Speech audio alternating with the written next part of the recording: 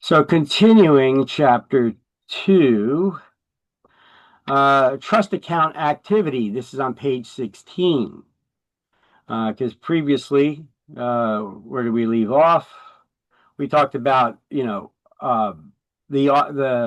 copies of the licenses hanging in the main office or the branch offices, or being available in a binder at the front desk for public inspection.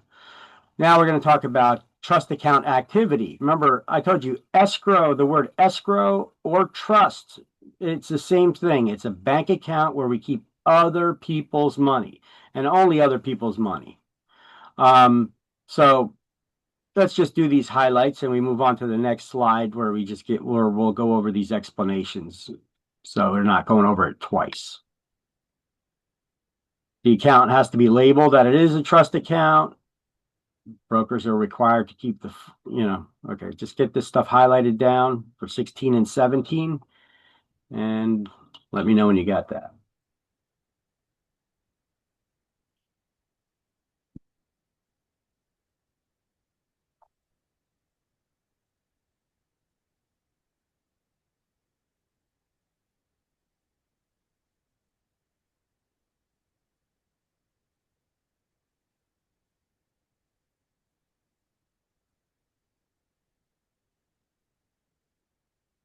I also made a note up top here. You should also copy that in your book next to the title. Brokers can't keep interest if it's an interest-bearing account. We can't make a secret profit on our clients' money.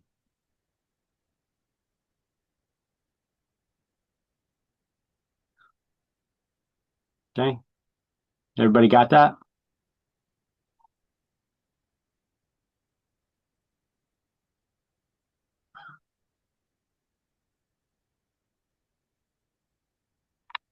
Yes, no, maybe so.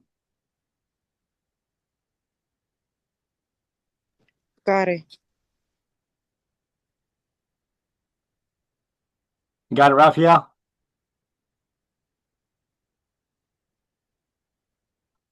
I can't hear you. You're not muted.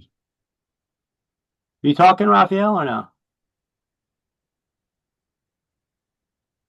Or is your volume just down? For some reason, I can't hear you.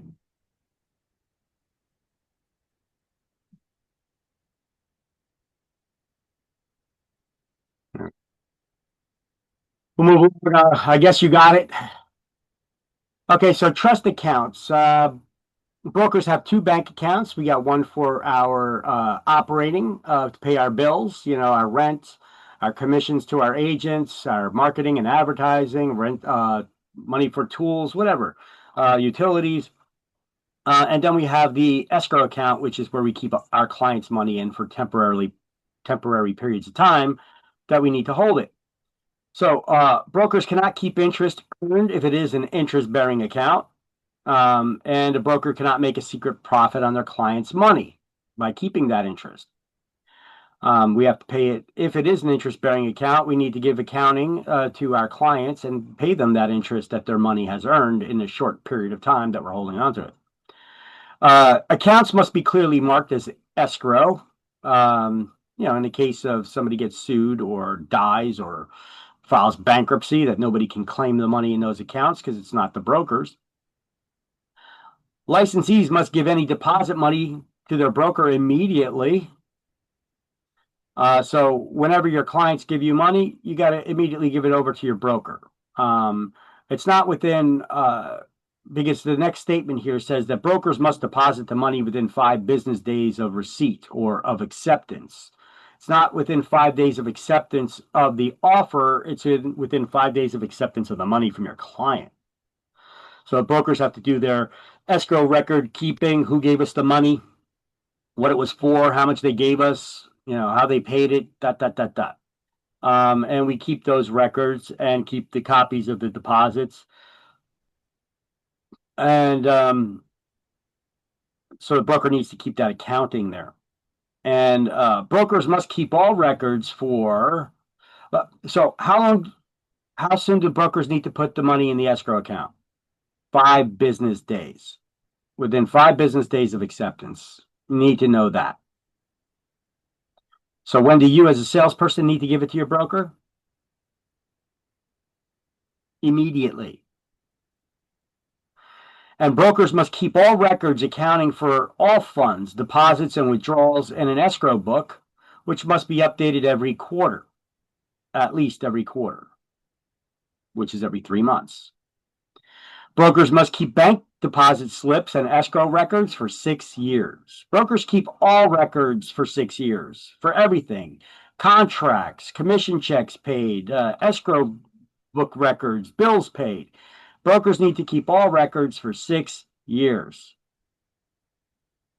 Now we're going to get into it. There's an exception for only two things, and that's offers that were made that were not accepted, and expired listings that never had offers accepted on them. Those they need to keep for 6 months. But everything else, all records, brokers need to keep the original documents, not scanned copies of them, but the original paperwork for 6 years. It's a lot of paperwork. Commingling is prohibited. That's mixing the broker's funds in the escrow account with their client's money. Okay, they can't do that. Although they're allowed to keep a small nominal amount in the escrow account to cover the funds needed when there's fees that are charged by the banks to have the escrow account. Funds already in the escrow account that become the broker's commission, they have to be removed within 5 business days. So everything with the escrow account, 5 days in, 5 days out with the money, right? So when would that money that's already in the escrow account become the broker's? Well, maybe we got a listing and it's for a rental property, right? And then we advertise, we market, and we find a renter. The renter doesn't just move in. They don't just give you the rent and the security deposit and then move in. We got to have city inspections done. We have to have the fruition date of the lease when it's to start. And on that day, we give the tenant the keys and then the landlord the money. We give him that first month's rent and the security deposit. But the landlord could say, hey, you know what? You're charging me, let's just say, 1 month commission. So of the rent as commission. Why don't you just give me the month and a half security deposit? You keep the first month's rent as your commission since you already have the money, so I don't have to be cutting checks back out. You cutting a check to me, then I got to cut a check back out to you. It's easier this way. So if that happens, the broker just needs to make a note in the escrow books of who gave him the authorization to keep that money and what that money is for. And then the broker needs to remove it because it's sitting in the escrow account already. They got to remove it from that escrow account over to their operating account within 5 business days. Otherwise, that could be considered commingling. Okay? So as you guys can see, there's a couple questions that could come out of escrow account record keeping on your exams, right? You know, when do you got to turn over the money to your brokers? Immediately. How soon do they got to put it in the escrow account? 5 days. How long do brokers need to keep all deposit slips, withdrawals, canceled checks? 6 years. All right. All right. So you must provide accounting for advanced fees that are given by our clients that are in excess of $25 or more. For example, if they give us money to help with marketing costs. Now, a typical homeowner is not going to do that, but sometimes we could deal with builders and developers, and they may have a budget set aside for marketing the properties, and they want us to do some of that. So they share with us some of the money. They want us to take over some of those tasks.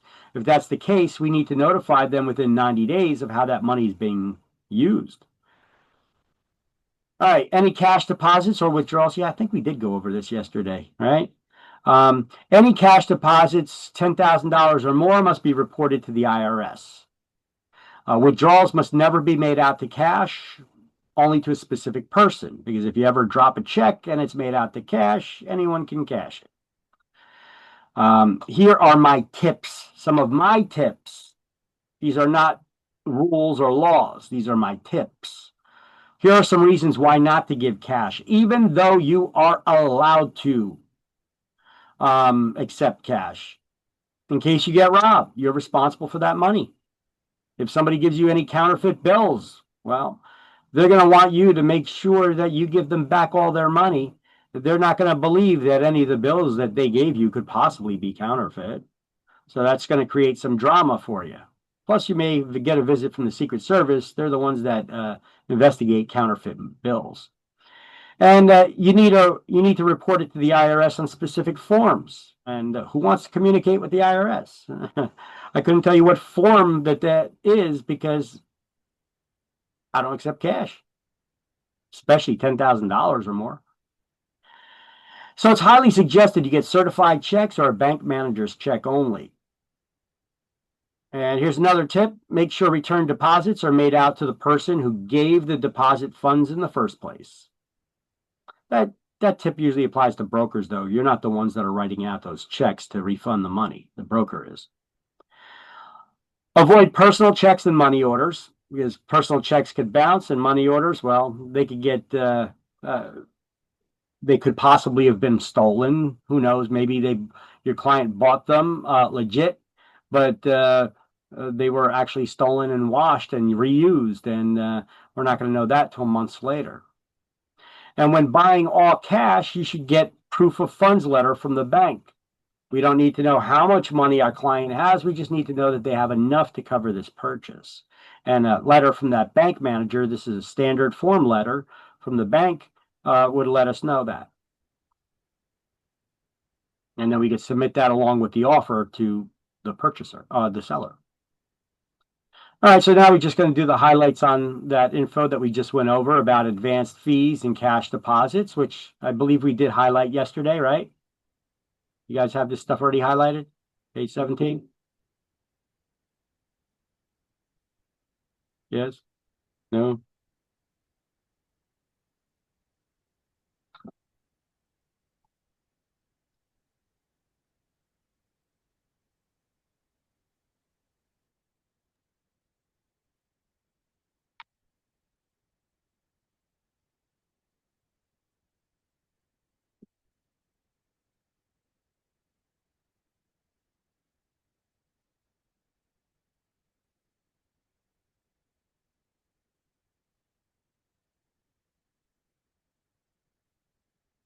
Everyone got it yet?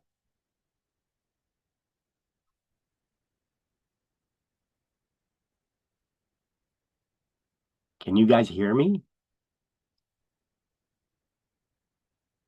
Yeah. All right. So when it comes to record keeping, let's do these notes here. Page 17, page 18, and then on the next slide, we'll start going over them. I have better slides for that. So this is just for getting the highlights in your book. This is just for you. If you're not doing the highlights, I could just skip all the highlighted stuff and we could just go to the next page. I don't know how you guys are doing your notes or if you're taking the highlights at all. You got to communicate with me. Let me know if you are or not.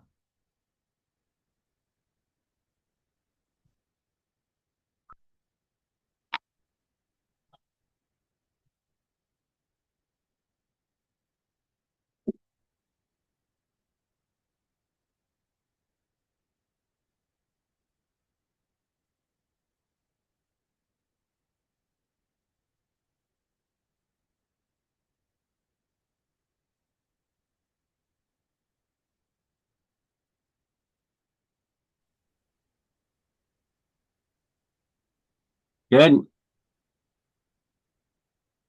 So brokers must keep all records for 6 years. I'm just going to keep flowing here because you guys are not answering me. So I'm going to just keep flowing. If you didn't get something, you let me know and I'll stop. Okay.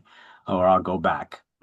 Brokers must keep all records for 6 years. It doesn't matter if it's bank statements, contracts, listing agreements, bills, purchase receipts, commission that are paid to agents, or even expired listings that had offers on them that ended up falling through. But they had an offer on it once, well, then they need to keep it for 6 years. But if we have unaccepted offers to purchase or lease or expired listings that never had offers accepted on them, those we only need to keep for 6 months. You need to know record keeping for exams. How long do brokers need to keep all records for? Everything is 6 years except for expired listings and unaccepted offers, which they only need to keep for 6 months.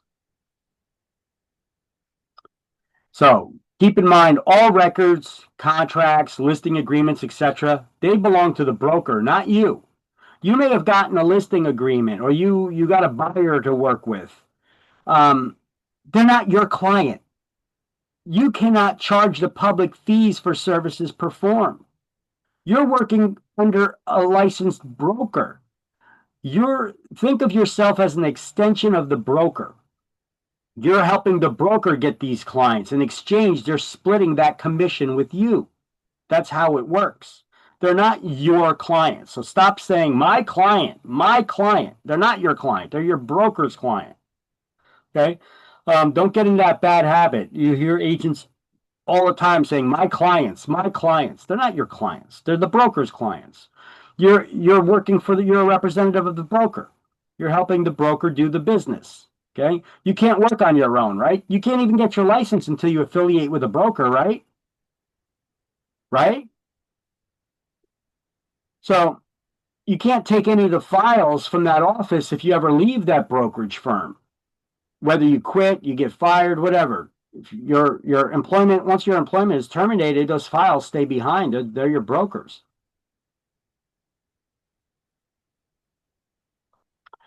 All right, here's some examples. Let me see. The person, this is a broker salesperson, Atlantic County, failed to supervise a salesperson under their employment. That salesperson failed to place into the escrow account the deposit money in the appropriate time, which is what? 5 days. So they got a $2,000 fine. And this is their salesperson that failed to do that. They got a $2,500 fine because they didn't deposit the buyer's deposit check into the escrow account within 5 days, as is required. This is not a suggestion. This is a must. You want to lose your license or get heavy fines? Screw around with other people's money. It's the quickest way to lose your license. Attorneys lose their licenses over this stuff too. You mess around with other people's money. You got to safeguard their money, right? And then here's another person failed to immediately turn over escrow monies received to her broker. So she agreed to complete 3 additional hours of CE that won't count towards their mandatory hours for license renewal and got a $1,500 fine.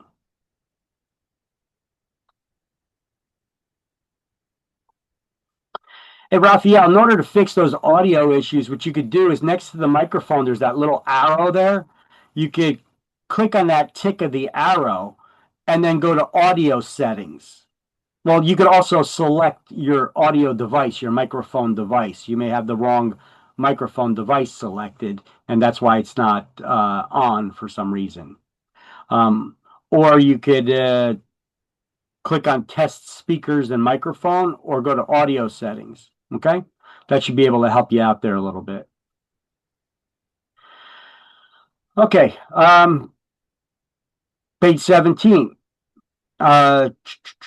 Real estate licensees are allowed to prepare standard residential real estate contracts as long as they include an attorney review clause that permits either party 3 business days from signing of the contract to terminate it for any reason or no reason at all, or to propose changes to the contract. So attorney review, you got 3 days to start it, but attorney review could be done in an hour. It can be done in 3 months. It's just that each side has 3 days to respond to the last day correspondence that they receive from the other side. Licensees can prepare sales contracts only for 1 to 4 family homes and single building lots. The reason being is anything else is considered commercial. So even though we're allowed to sell commercial real estate, we cannot prepare the contracts for commercial real estate. You guys got that? It's important to understand this. We could only prepare the sales contracts or rental contracts for residential 1 to 4 family homes and single buildable residential lots. If it's more than one lot, it's commercial. If it's more than four family, it's commercial. And we cannot prepare the contract. Only an attorney can write up those contracts. But we could kick off the process by preparing what's called a non-binding term sheet, or it's not legally binding. That's what I mean when I say non-binding. Term sheet, or which lays out all the terms that are to be entered into the contract that both the parties agreed to. But it's not legally binding as a contract itself. So those term sheets or letters of intent, which intent to lease or intent to purchase, that would lay out all the terms that the attorneys are going to add to the contract. That's how we could kick off the process on commercial and industrial properties and such. So, Sorry, you hear me? yep, I got you. Sorry. Okay, got So what was it? You had the wrong device selected or something? it. No, for some reason has a cable plugged to my computer. That's the reason I'm plugged. Oh, got disconnected, huh? Okay. Yeah. Mm. Okay, so let's see. Yeah, number one thing. I used to work in IT, and that was like one of the number one problems. Is the computer plugged in? Yeah. People often kick out the power plug from underneath their feet, underneath the desk. No, it was a speaker, some kind of speaker I have a plug, but it Uh, doesn't work. I just went And bad. I got you. yeah, Yeah. so yeah, it's a garbage. Okay. Okay, good. Well, at least we got the problem. Oh, Okay, preparing contracts for leases or anything else is an unlawful practice of law. So if you prepare a contract for sale or lease for a commercial property or a tract of land, which is more than one lot, you're practicing law without a license. So we don't do that. We could prepare the term sheet or the letters of intent, but we don't actually prepare the contracts. And listings must be entered into the MLS within 48 hours. Anytime we get a listing, what is a listing? It's when an owner hires us to market their property for sale or rent. We sign contracts with them. So they're hired us exclusively to market our agency exclusively to market their property for sale or rent, to find a buyer or renter. Okay. When we get that, we got to put it in the MLS within 48 hours. That's a computer system basically these days. And that's how we share our listing inventory with other agents from other brokerage firms and ours.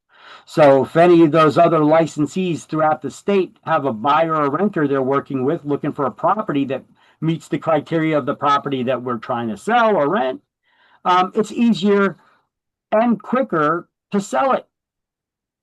So we could probably sell it quicker and at a higher price than were we not to cooperate with other brokers. Okay, so this is what we call broker cooperation, and we're required to do it by law. The only time that we do not put a listing in the MLS is when the owner implicitly tells us that they don't want us to. And then we got to get them to sign a cover our butt form called a waiver of broker cooperation agreement. Okay, because we're required by law to put those listings in the MLS within what time frame? 48 hours.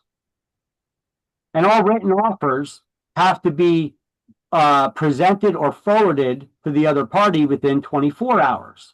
These two things you're going to get exam questions on. So I put this together. I wrote this in here so that they're together, so that it makes it easier for you guys to study. Listings must be entered into the MLS within 48 hours of us getting a listing, and all offers in writing, have to be forwarded to the other party or presented within 24 hours.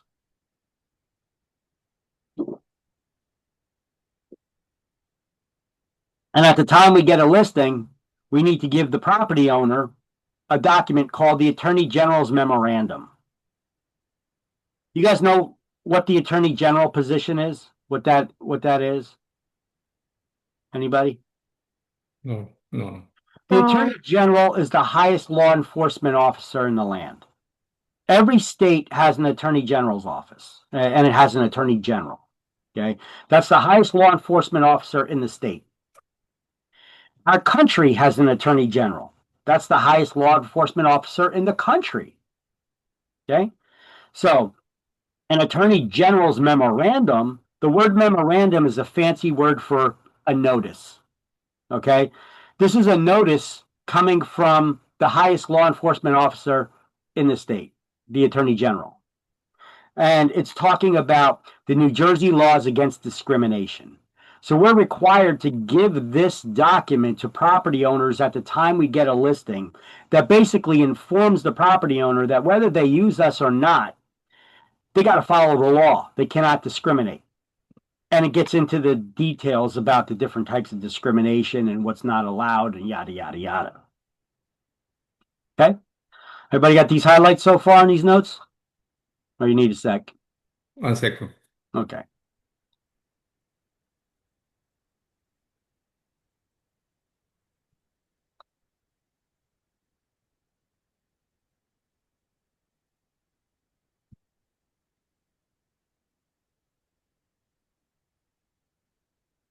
Okay. All right. You know what? I'm also going to throw out that morning poll here so you guys can answer that attendance poll. 1, 2, one more person.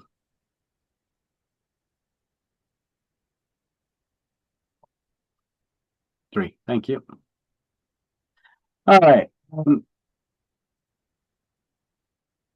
So listings have to be uploaded as well as any changes. Anytime there's a change made or updates to the listing, like a change in the price or the change of availability, or there's been an offer that's been accepted or the deal falls apart, that needs to be updated in the MLS within 48 hours of that change as well.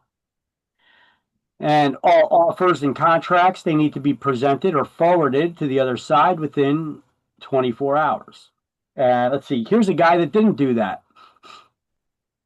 And he had to pay a $1,500 fine because of it.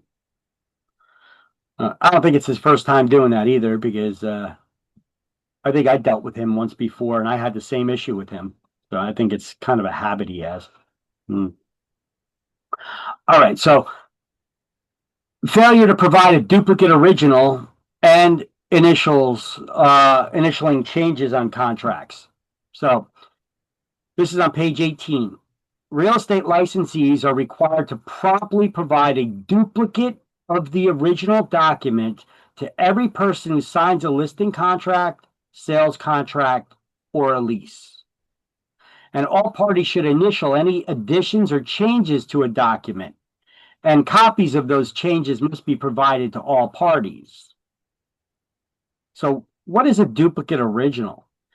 A duplicate original is multiple copies with original signatures. So it's multiple originals. They're not scanned copies. Okay. Now we are allowed to have digital contracts now, electronic contracts with electronic signatures. If that's the case, if that's how we have the contract prepared, then all you got to do is print another copy of that and it would be considered a duplicate original. But otherwise, when you're using a pen to sign a contract, the parties need to sign each contract, and we need to give a copy with original signatures, that duplicate original, to the parties that we're signing contracts with. So we usually have multiple copies or multiple originals. Anytime we have a client sign a contract, we usually have one for us, one for the buyer, one for the seller, and maybe one for the other agency. And sometimes the attorneys want duplicate originals too. And if that's the case, we're going to need 2 more. That's 6 copies of the same contract that the buyer or seller or landlord or tenant has to sign. Okay. Unless you're doing electronic signatures, which it makes it seem like it's easier because you just print out another copy, but setting up those electronic contracts can sometimes be a pain in the butt. All right, so anytime we make a change to a contract like this, let's just say that there's a contract that we negotiated and we had it typed up already saying it's $300,000 contract. But upon negotiations, the other side countered it with 310, and the buyer found it acceptable. So we crossed out the 300,000 and we wrote 310 there just on the fly. You can't just make changes and crossing out things out and changing them on a contract. You void the contract by doing that. Unless you have all parties' initial and date next to each and every change that is made on the contract. If you just make the change yourself and you didn't have the party sign next to that or initial next to each and every change, the contract is no good. It's void. Okay? You can't make changes to contracts. Everybody has to agree to the change. All right? And how do you prove everybody agreed to the change? You have them initial or sign next to each change. Does that make sense? Yes. All right, look, this guy failed to do that and he got $1,000 fine.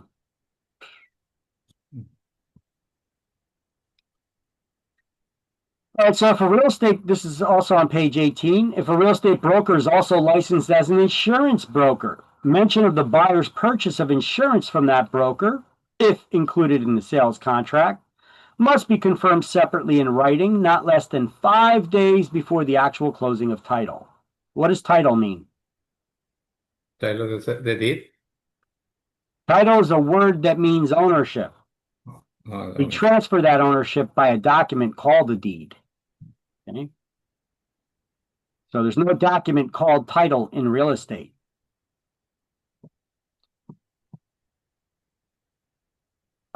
So look, sometimes we have these real estate companies. They're these one-stop shops. You could get real estate services, get your mortgage loan, get homeowners insurance, everything under one roof, right? And if that's the case, those places usually have custom sales contracts. And they may have like a checkbox that if you got that box checked, oh, you're going to get the homeowners insurance through us. So what this is talking about is it's easy just to pre-check one of those boxes, and then they sign the contract, and now they could be stuck with you. Okay, so this is why the Real Estate Commission says that if you have it included in the sales contract that they're going to be getting that insurance from your company, it also needs to be confirmed separately in writing in a document separate from the contract that they need to sign that says that they're aware that they don't need to get the insurance from you, but they're choosing to. Okay. So it's not something you could just slip under their nose. That's the reasoning behind it. Make sense? Yeah. Okay. No contract can contain anything indicating a prescribed fee schedule. Well, what is a prescribed fee schedule? I have an example of that up here. If you have a contract that instead of having a blank line for the commission, you have multiple choices like this: 6%, 7, 8, 9, 10%. Circle one or pick one. That's not negotiable. You're letting the person select from a prescribed fee schedule. You're prescribing limited options for them to select from. Okay, that's not allowed in New Jersey. Some states it may be, New Jersey it's not. In New Jersey, the commission has to be a blank line with a fixed dollar amount or a percentage of the sales price. It has to be a blank line that you fill in later. It can't be pre-typed in there. Otherwise, when did you negotiate? Right? In New Jersey, all commissions have to be negotiable. So the commission, that's the real estate commission, requires the following statement be included in all listing contracts or sales contracts if there was no listing contract on the property, because it could be a for sale by owner that we're dealing with. So we may not have had a listing. So in the contract itself, if there was for 1 to 4 family residences, okay? And it says that since we did not have a listing agreement with these property owners, those for sale by owners, that they're listed their property for sale on their own, we can bring a buyer in to show their property, and we just negotiate with the homeowner to pay us our commission. But because we did not have a listing agreement with them and go over all of those disclosures that we normally do, we have to write into the contract this paragraph. Now, you don't need to memorize this paragraph for exams, but you do need to be aware that there has to be a paragraph, something to this nature, added to these contracts that says, as the seller, as seller, you have the right to individually reach an agreement on any fee, commission, or other valuable consideration with any broker. No fee, commission, or other consideration has been fixed by any governmental authority or by any trade association or multiple listing service.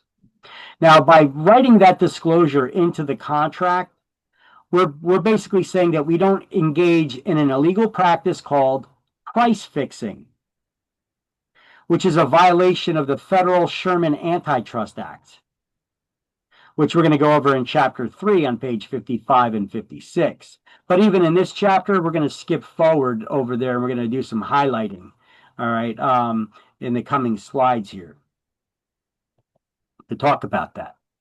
You will get questions on exams about price fixing. You need to know that term price fixing. Add that to your definition list, price fixing. And what law makes price fixing illegal? The Sherman Antitrust Act. Okay, so brokers have to keep original contracts, bank records, and receipts, all documents for 6 years, except for unaccepted offers and expired listings, which must only be kept for how long? 6 months.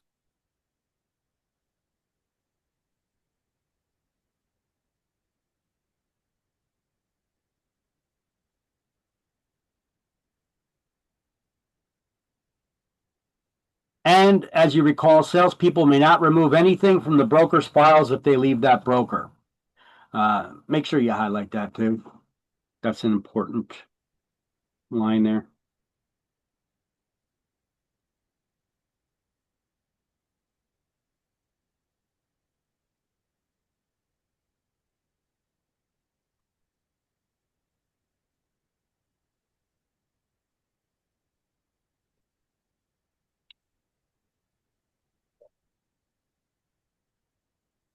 Okay, so everything that we put a highlighted box around here under other documents, this one statement, these 2 lines that I wrote at the top, that's a perfect definition for you to study for record keeping.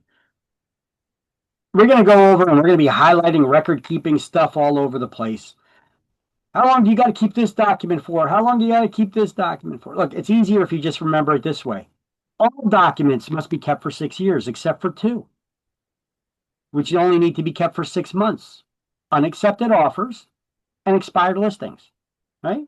Makes it a lot easier to remember instead of having to remember how long do you keep this document for? How long do you keep this document for? How long do you keep deposit receipts for? What, everything is 6 years except for 2 things: expired listings and unaccepted offers. You got to keep them for 6 months. All right. Here's another great slide. Good job, Victor. Here's a good slide right here that has many possible, probable exam questions based on these things, these notes. So you may want to get a screenshot of this. Let's just go through this list. Some of these things we've gone through, I believe. Some of them we have not yet, but the majority I think we did. Like a duplicate original is multiple original copies with wet signatures. Digitally signed contracts just print out another copy. It's considered an original. Licensees must immediately give a fully executed duplicate original to clients anytime we have them sign any kind of contract or disclosure. Commissions are negotiable between the client and the broker, and they must be expressed as a fixed dollar amount or a percentage of the sales price. No predefined prescribed fee schedules are allowed. All commissions must be negotiable in New Jersey. Agents must include a price fixing disclosure in for sale by owner contracts. Basically saying that we don't engage in illegal price fixing. It says coming on the next slides, but we also went over it on a previous slide. All commissions are negotiable. Allocation of markets is also prohibited. Allocation of markets is when you're talking with the competition about dividing up the market share. So let's see. You work for one brokerage, I work for another brokerage in town. We're the two major players in town. And I said we come to an agreement with each other. Hey, any listing over $350,000, it comes to my brokerage. Anything under 350, we're going to send it over to you if you agree to the same terms. That anybody who comes to you and they got a property over 350, you send them to us, and anything below 350, we send them to you. Okay? That's allocation of markets. Or it could be divided by geographic location. Anything on that side of Main Street is yours for listing, and anything on this side of Main Street would be ours for listing. Okay, that's what we call allocation of markets. That's illegal. Why is it illegal? Because where would the competition be? You're not competing, you're working with each other. They call that collusion. You would think that working with each other would not be a bad thing. It's not for us. However, for the public, how do you get prices to come down on an object? If you have a product that the public wants to buy, and they can only get it, they could get it through multiple stores. How are you going to get the public to buy it from you and not from me?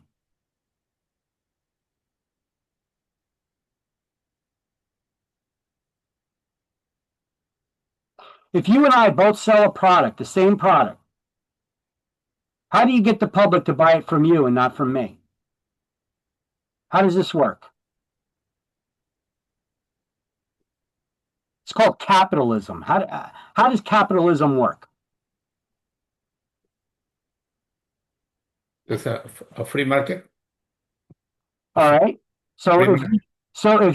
if you got a store and you sell a product, you're selling a TV, and I'm selling that same TV, and it's in demand in the public these days, that TV. How are you going to get them to buy it from you instead of from me? What are you going to do to try to get them to buy it from you?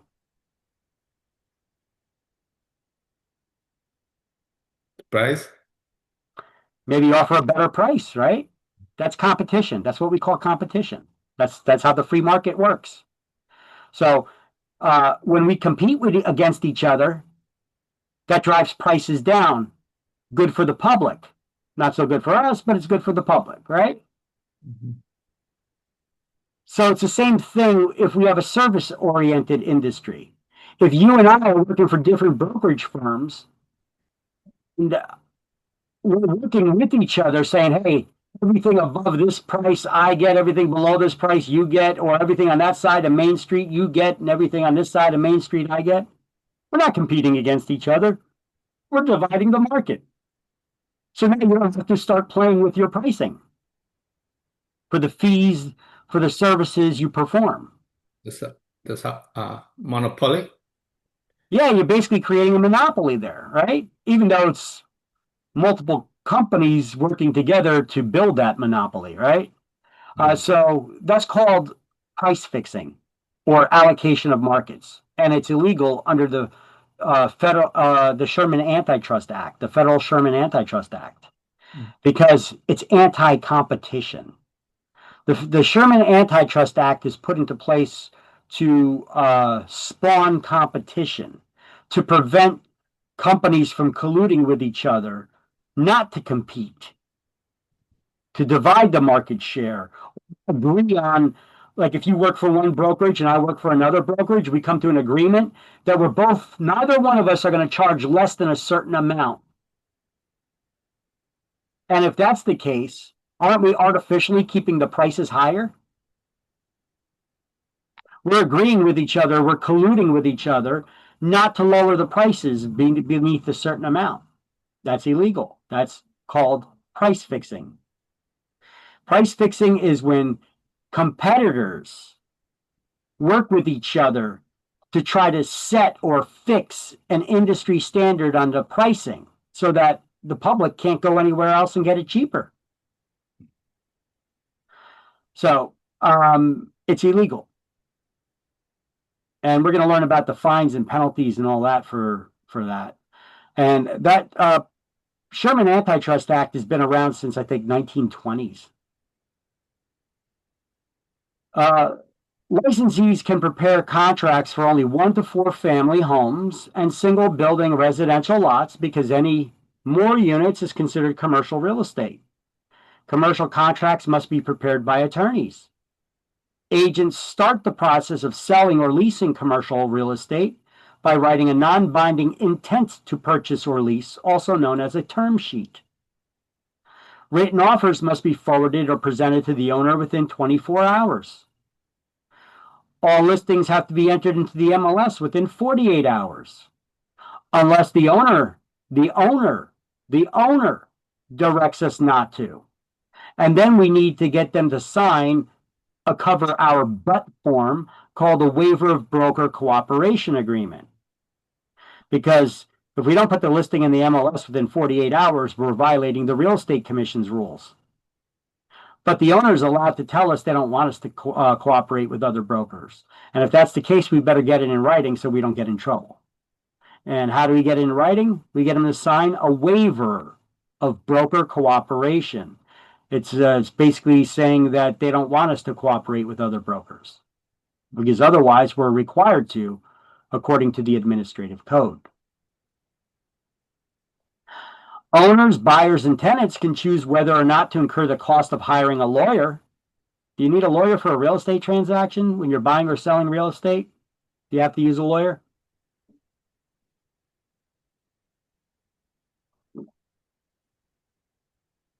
Answer is no, you don't. But you better not tell anybody that, because then the lawyers will get mad. So we have this Opinion 26 notice because this has happened in the past where agents are telling people you don't need a lawyer. I am a more active agent. I take a more active role in the negotiation process, and I could help you avoid the cost incurred by hiring a lawyer in a real estate transaction. Now, while that may be true, attorneys got ticked off at that, and they found out about it, and they went to their politician buddies, and they wrote up a law, and they said, "Hey, listen, politician, have you heard what the real estate agents are doing out there? They're depriving all of these home buyers and sellers of their rights to hire a lawyer by telling them that they don't need one. And they're putting them at risk when they do that. So I propose that you could propose a law. I've already conveniently wrote it up for you. I even made a disclosure form that all these agents will need to have their clients sign if they're not going to use a lawyer. And we're going to call it the Opinion 26 notice. So anytime a real estate agent, anytime we have a buyer, seller, landlord, or tenant that is not going to use a lawyer in their transaction, we need to get them to sign an Opinion 26 notice, which needs to be sitting as the cover page right on top of the contract itself. So it's the first thing they see before they even see the contract, advising them that they have a right to hire a lawyer. So instead of us telling people that you don't need a lawyer, I play a more active role in the transaction. I could do the negotiations and do all the stuff that would avoid the cost of hiring a lawyer unless a problem pops up, unless we have an issue. Well, lawyers didn't like that, so they proposed this law to politicians. Some politician took the bait. They proposed it into law. All the other ones agreed to it. They signed it into law, and they passed it, and it's now law in New Jersey. So anytime that we don't use a lawyer in we got a client that's not going to use a lawyer in a real estate transaction, we got to have the Opinion 26 notice sitting there as the cover page of that contract that tells people that they have the right to hire a lawyer. and it informs them of their risks if they don't. It's like a big fear-mongering document to hire a lawyer. Okay. You guys will see what I'm talking about when we actually read this document. But that's essentially what it is. So you better not tell people they don't need a lawyer in a real estate transaction. You got to tell them that they have the right to hire one if they're not going to use one. And by not using one, they run certain risks. Okay, so owners, buyers, and tenants can choose whether or not to incur the cost of hiring a lawyer. It's not required, but if you don't, they must have the Opinion 26 notice advising them of their right to hire a lawyer as the cover page of any contract that we prepare. And what kind of properties can we prepare contracts for?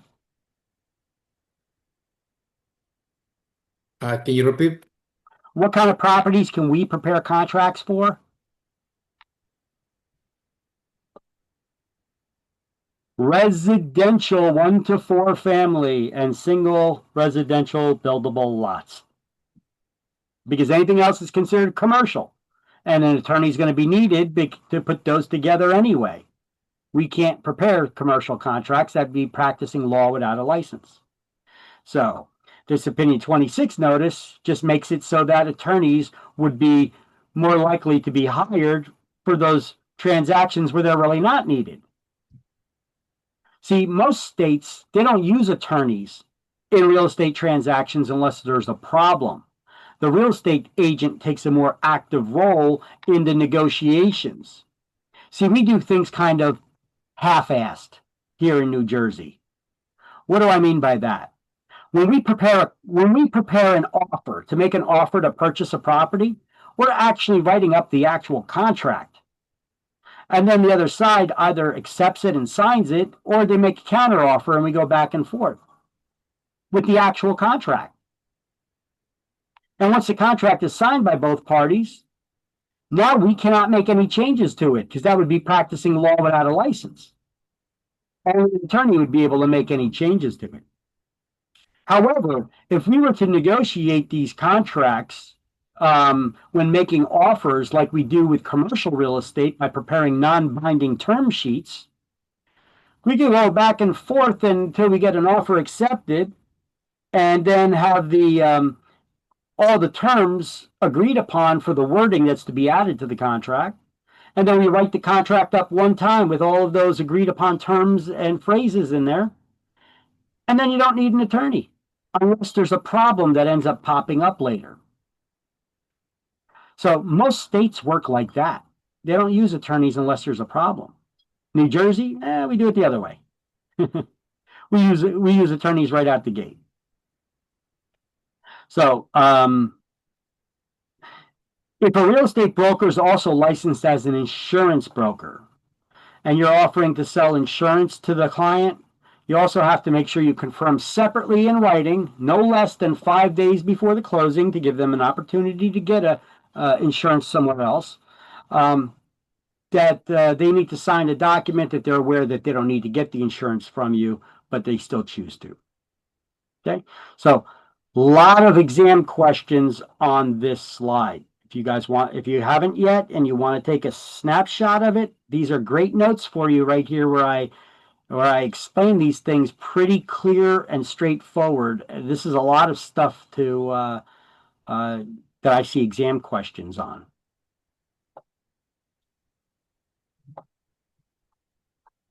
All right. Got it. So here we go. This is the same things that we already went over these things on that previous slide. That previous slide went over a lot of stuff. I compressed a lot of information into one slide for you for your notes. So you're welcome. Now, here's something else. Now, well, this is the Opinion 26 notice again. We just went over that. And licensees can prepare sales contracts or residential leases for 1 to 4 family homes and single residential lots. Anything else is considered commercial real estate, and those contracts need to be prepared by attorneys. Now, here's a little something different. Brokerage business relationships, the CIS form. CIS is short for the Consumer Information Statement. So what is that? Any licensee involved in the sale of residential real estate containing 1 to 4 dwelling units, or the sale of a vacant one-family lot or residential lease transaction for more than 125 days, is required to supply information on brokerage business relationships to buyers and sellers or landlords and tenants in accordance to 11.5. What is 11:5? It's the New Jersey Administrative Code. Those are the rules and regulations of the Real Estate Commission. In addition to disclosing the nature of the licensee's relationship to all parties in the transaction, both verbally and in brokerage agreements, offers, contracts, or leases, the licensee has to provide a copy of this consumer information statement, which basically is a disclosure of agency relationships. It explains how we intend to work with you as of now.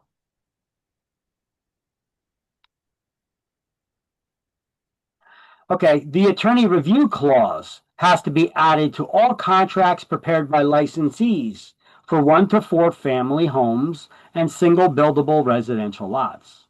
Okay, this is the section. I took this as a screenshot from our actual sales contract talking about the attorney review clause. This is how it works, and I wrote in my own little notes in here. So, how does attorney review work? Well, let's read it here. The buyer and seller may choose to have an attorney study this contract. If an attorney is consulted, the attorney must complete his or her review of the contract within 3-day period, 3 business days. This contract will be legally binding at the end of this 3-day period unless an attorney for the buyer or seller reviews and disapproves of the contract. Counting a time, you count 3 business days from the date of delivery of the signed contract to the buyer and the seller. You don't count Saturdays, Sundays, or legal holidays. Buyer and seller can agree in writing to extend that 3-day period or pause it until the happening of a certain event. So they could extend the review period. They could pause it until the happening of a certain event. For instance, if a sale must first be approved by a judge or a lender, with a short sale as an example.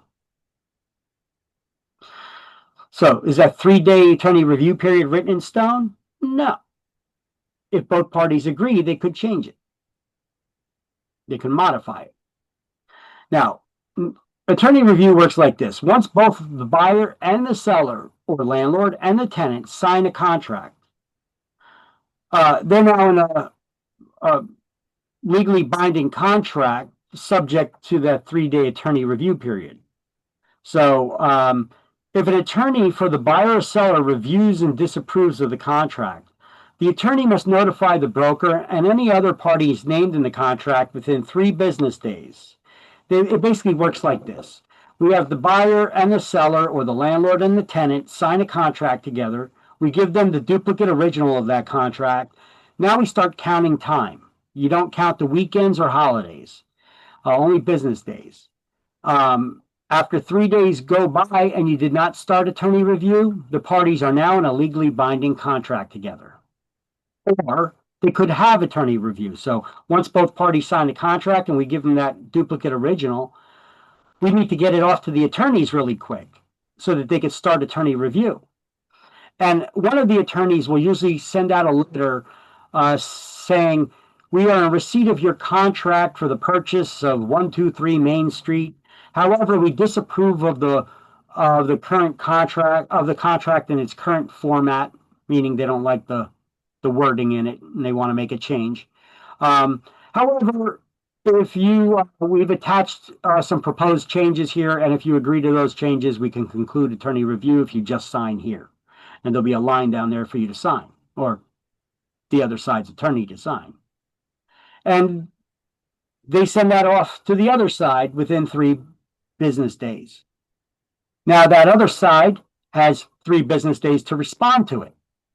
They can either sign it, and now you're out of attorney review and in a legally binding contract, or they could send another notice of disapproval back to the other side and say, we're in receipt of your proposed attorney review amendment.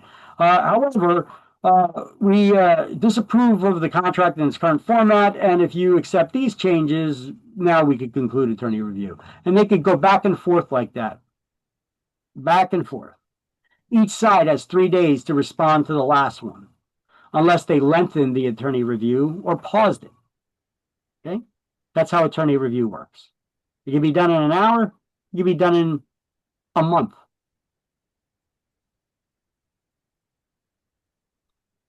Here's the opinion 26 notice I was telling you about. What is the opinion 26 notice? Well, I wrote up here in red. Opinion 26 notice doesn't have the words opinion 26 on it anymore. It just says notice at the top of the page. So the opinion 26 notice must be the cover page of any contract prepared by real estate licensees for the sale or lease, informing people that they have a right to hire an attorney. Now, this is, I told you guys, remember, it was like a big fear-mongering document to make sure that you hire an attorney, because they didn't want real estate agents telling people, oh, you don't need an attorney. So don't trust me. Let's read the document. See what this is, the actual document that we have to give to people. It has to be sitting as the cover page of any contract we prepare. And it says to buyers and sellers, which also includes landlords and tenants. Okay, because any contract prepared by real estate licensees, that includes leases. It says, read this notice before you sign the contract. The law requires the real estate broker to give you the following information before you sign this contract. It requires us to tell you that you must read it all before you sign. And the purpose is to help you in the purchase or sale or lease of the property. Okay, so number one over here. What is this number one explaining? It's a disclosure of agency relationships, explaining who your agency is representing in this transaction and how. We have this disclosure. It's basically just a checkbox on all contracts, all disclosures, everything that we ever do, except for the lead paint addendum. I think that's the only thing that doesn't have this statement on it.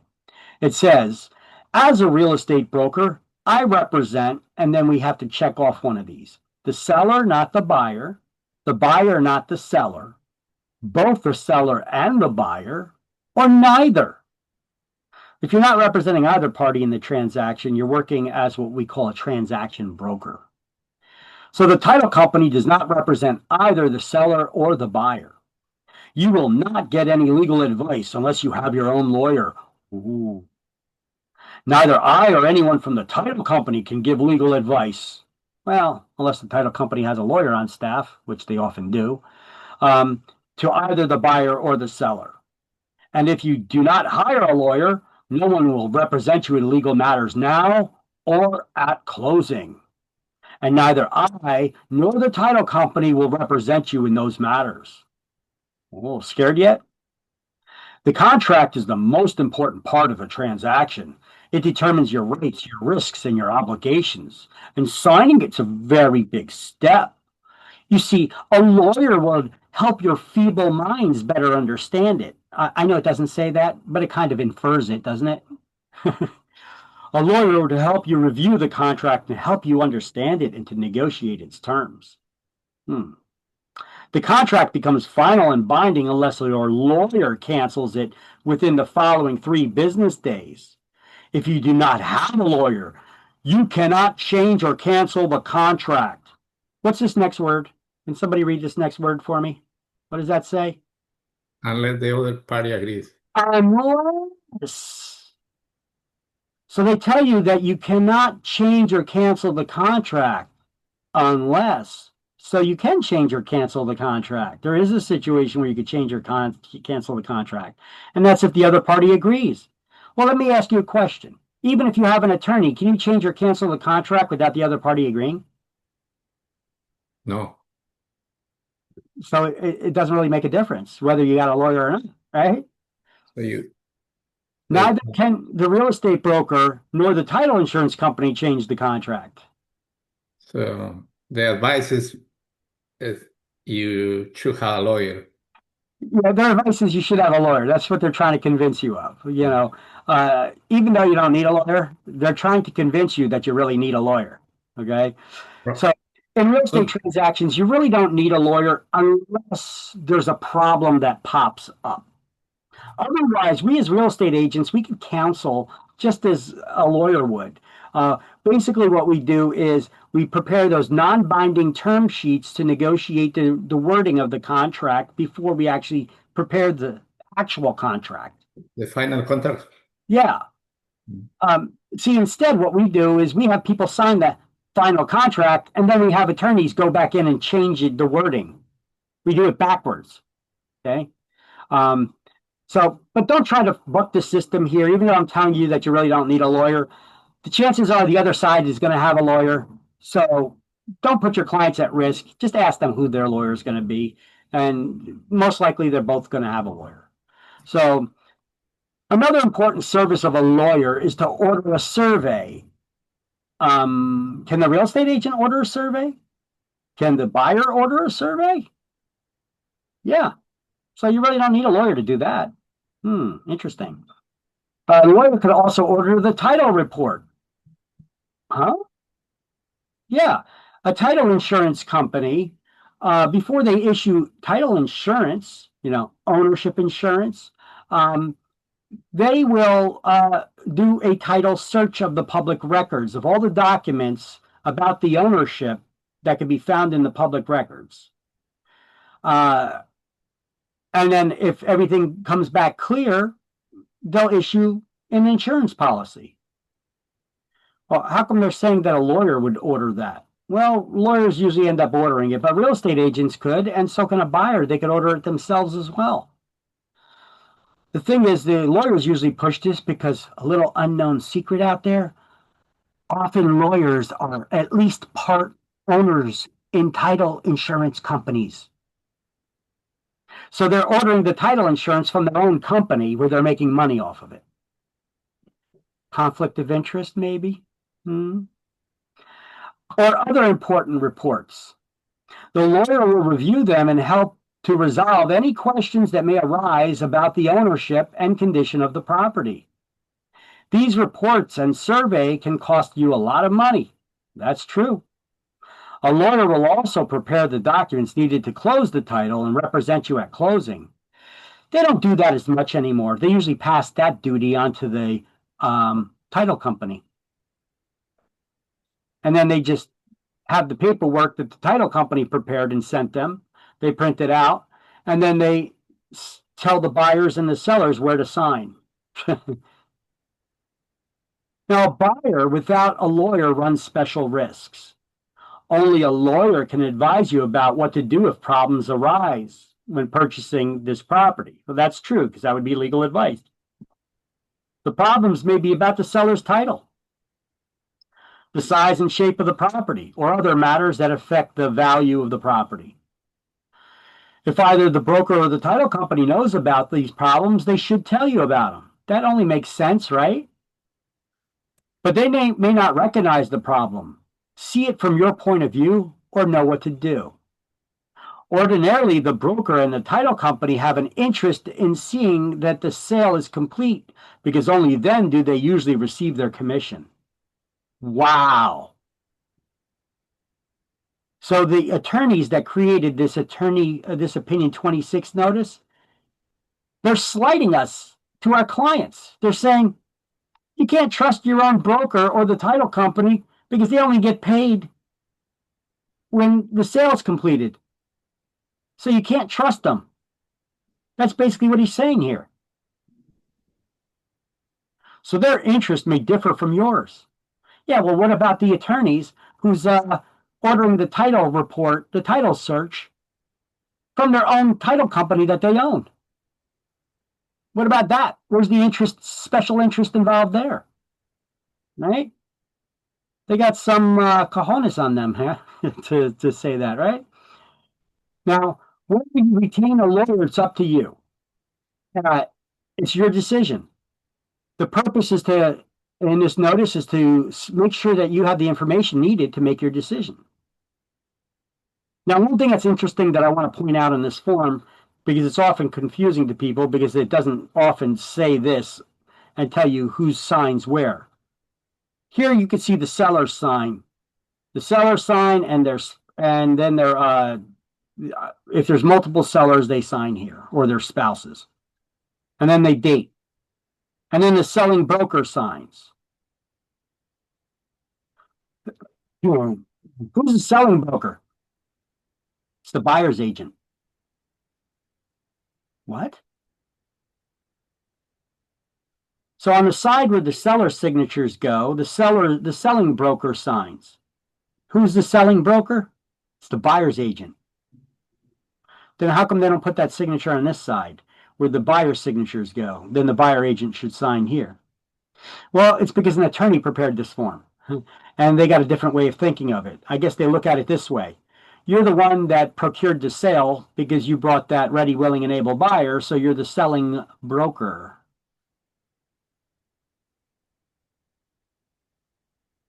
It's a little confusing, isn't it? This is the only document that words it this way. And it's in a document that was prepared by an attorney. So where it says selling broker, it's not going to say on or under the line on these actual forms here. You guys got to remember that if you're working as the buyer's agent, you're the one that signs here on this line. Okay. So that was the opinion 26 notice. Big fear-mongering document to get you to hire a lawyer. So you need to know what that is. What is the document that must be the cover page of any contract prepared by licensees? What is that called? Page 26? Opinion 26 notice. And what is the purpose of the opinion 26 notice? To advise you have the right to hire a lawyer. Boom, perfect. That's the way that you should study it. That's the way you should remember it. That's all you need to know. All right. Now, I spoke about price fixing, disclosures for sale by owners, and we were talking about price fixing and allocation of markets before. And so when preparing sales contracts for sale by owner properties that never had a listing agreement or disclosures provided, we must inform the owner that we do not engage in an illegal practice called price fixing, meaning our commissions are not set by any governmental authority, trade association, or MLS. Engaging in illegal practices called price fixing or allocation of markets. They waste about 3 pages in the book explaining this.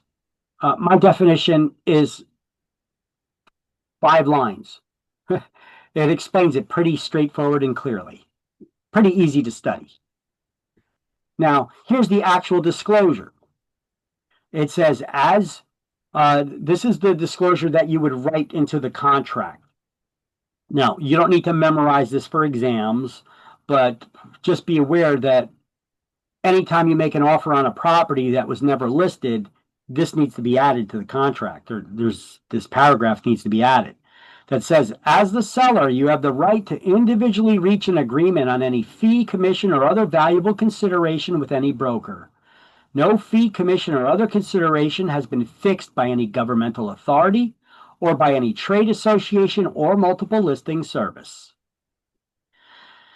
So price fixing is an agreement between competing firms to establish an industry standard on commission rates they charge to the public. It's prohibited by both federal and state laws. The Sherman Antitrust Act, that's the federal law, which can be found on page 55, prohibits price fixing and allocation of markets, dividing up the market share, whether it's by geography or if it's by price with the competition. When you collude with the competition, you work with the competition. It's prohibited by the Real Estate Commission as well. So violating the Sherman Antitrust Act is considered a misdemeanor crime, punishable by a maximum $1 million and up to 10 years in prison for you as an individual. That's a hell of a misdemeanor, huh? Geez, there's a lot of rapists and murderers that you'd be lucky if they get that. $1 million fine and 10 years in prison. And penalties can be higher for corporations and trade groups who could be fined upwards of $100 million or more. By the way, let me throw another bit of information into the mix here. Did you guys know that the Sherman Antitrust Act is not only for real estate, it's across all industries. All industries. This applies to all industries. You guys ever watch a program on TV? I've seen it on the a Fox Business channel. They have a series. I've seen it on the History Channel and the Discovery Channel. It goes. The series goes by several names. Titans of Industry and The Men Who Made America. You guys ever see those programs? It's talking about like those super rich, powerful people that built the railroads and the electricity and the oil industry, the steel industry, and all of those industries. You guys ever see those documentary reenactments, that series? On About TV? the Rockefeller, Yeah, they talk about like the Rockefellers and all them. Yeah, yeah. You ever see those? I see one time, yeah, I Yeah, they're see pretty it. good. They're a pretty good series. They're addictive too. You get to watching if you're into history. Yeah, They're pretty interesting to see how these a lot of these families are still rich to this day. They're filthy, stinking rich. The types of riches that you could never even imagine. I Um, see. I see one that the guy, the Ford, the owner of the Ford cars. uh-huh. It's a good series to. Yeah, how he started the assembly line Understand. idea. Yeah, to be more productive. But if you go on and you start off at the beginning where they started lending and all that, um, and they're talking about they went from lamp oil to light your house, right? Then they went to oil, turning it to gasoline and diesel, and they could use this to fuel trains, cars, trucks, heat your home, light your home, right? Uh, the it was called Standard Oil. There was one company called Standard Oil.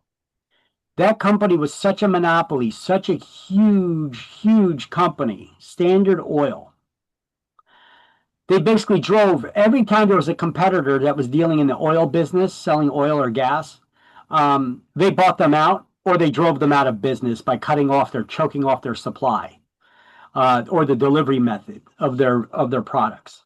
Um, by partnering with those who are offering the trains, and such. So Standard Oil became so big, it was a monopoly.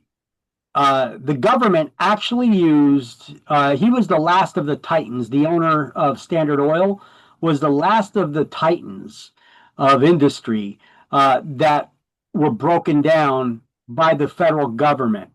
They actually broke Standard Oil into 32 different oil companies. That's how large they were. So today, you see all these other different oil companies out there. Um, Many of them were part of Standard Oil. They just broke into different things. So, just having one type of, a gas company, and now it's 32 different oil companies. They did that using the Sherman Antitrust Act. Now, we can look in recent history.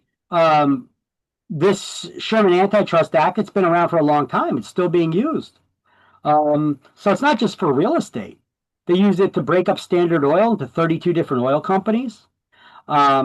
They also used it to go after um, the broiler chicken suppliers. Did you guys hear about that? The big broiler chicken conspiracy?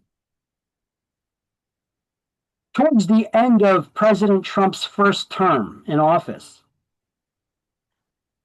his attorney general discovered that all the major, well, not all, but a lot of the major chicken producers in the United States were artificially working with each other to fix the prices of their broiler chicken products that they sell to Costco, to KFC, and all those other chains and outlets, um, to keep them artificially at a higher rate.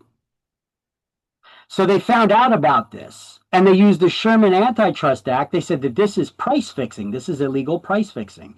So they used that to start to go after them. But this was at the end of Trump's presidency. So you guys remember what happened at the end of Trump's presidency once Biden became the president? He really allocated all the federal law enforcement and other agencies to start going after January 6th attendees, you know. So they pretty much dropped this investigation, and nobody else was prosecuted.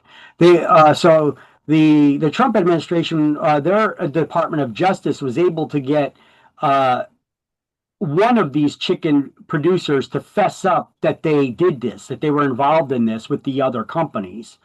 And they paid a 104 or 107, somewhere around that range, $1 million fine that they agreed to pay. So they pled guilty, and they paid like 104 or 107 $1 million fine. And then after that, Biden, he dropped he dropped all the pursuing of that against all the other manufacturers like Purdue Chicken and all the other ones that were involved in it, that basically said, screw you, we're not admitting to anything. You got to prove us. You got to prove us guilty. And they knew that wasn't going to happen because they saw the direction that Biden was going with the law enforcement, just to go after January 6th, reallocate all law enforcement to go after January 6th people that attended those protests or whatever it was. And so nobody else ever got found guilty. Now, I think we're already past the statute of limitations, or pretty close to it, on going after that. Is Trump going to do that? I don't know if that's even in their mind to go back to those investigations right now. But there's only I think it's a 6-year statute of limitations for those lawsuits to file charges against those criminal things.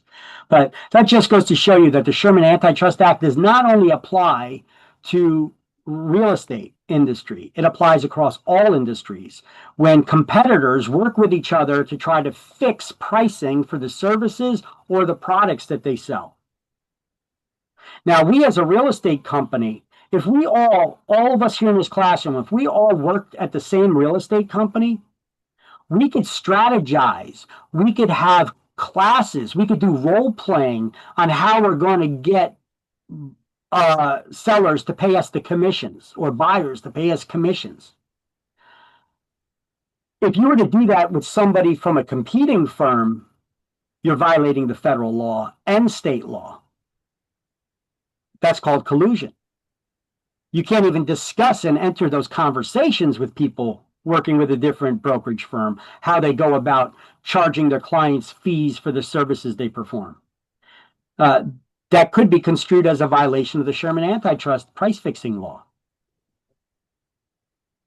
But within the same brokerage firm, you could do role playing on it. You could have classes training on how to go about charging people, you know? Okay, so let's skip forward for a second. Go to page 55. This is in chapter 3, and we're going to do these highlights. Next to where it says antitrust laws, the title, write Sherman Antitrust Act next to that on page 55.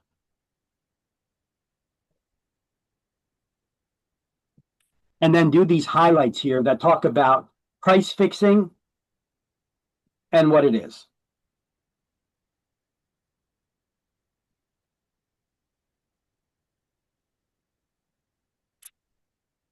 Allocation. I'm sorry? Allocation, the customer market. Yeah, you're highlighting. It says antitrust laws is the title. You're going to write Sherman Antitrust Act next to that. Mm-hmm. And then you're going to go down and you're going to highlight. Oh, look at that. Sherman Antitrust Act was not around since 1920s. I was wrong. It's been around since 1890. Illegal price fixing occurs when brokers conspire to set prices for the services they perform rather than letting those prices be established through competition in the open market. And real estate licensees must disassociate themselves immediately from the slightest discussion of commission rates with a member of a competing firm. So that's the advice that they give you on how to avoid getting involved in these price fixing. You know, you could get a question on exam that, for instance, would ask, real estate agent A goes out to lunch with their good friend, real estate agent B, who's from a different real estate brokerage. And real estate agent A starts asking real estate agent B about how they get the fees for the work that they perform, how they go about negotiating that with their clients. And they start discussing the fees that they charge the public for the services they perform. What should real estate agent B do? Call the cops? Report them to their broker? Report them to the real estate commission? Or walk away?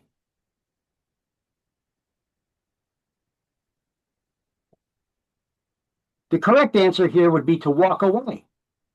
If you separate yourself from that situation, there's not a problem, right?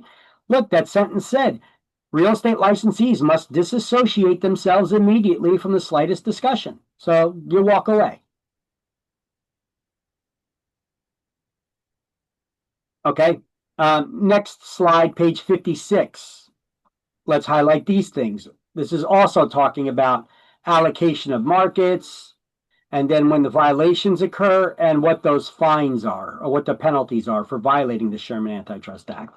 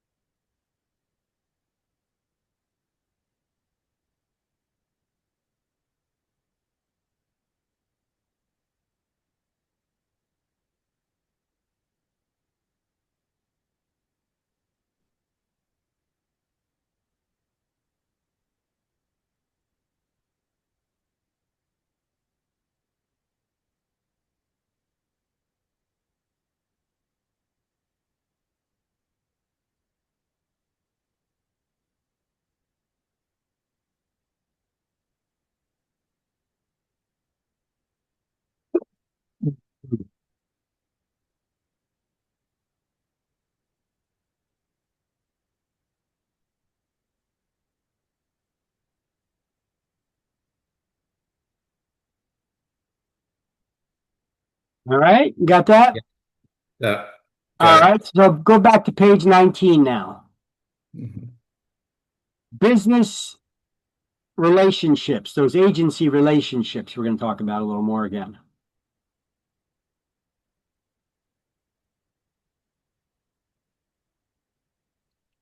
And so we're going to make some notes here on page 19. We're going to put a bracket around where it says broker and buyer as the principal, broker as disclosed dual agent, and broker as transaction broker. We're going to write these notes that I have handwritten in here.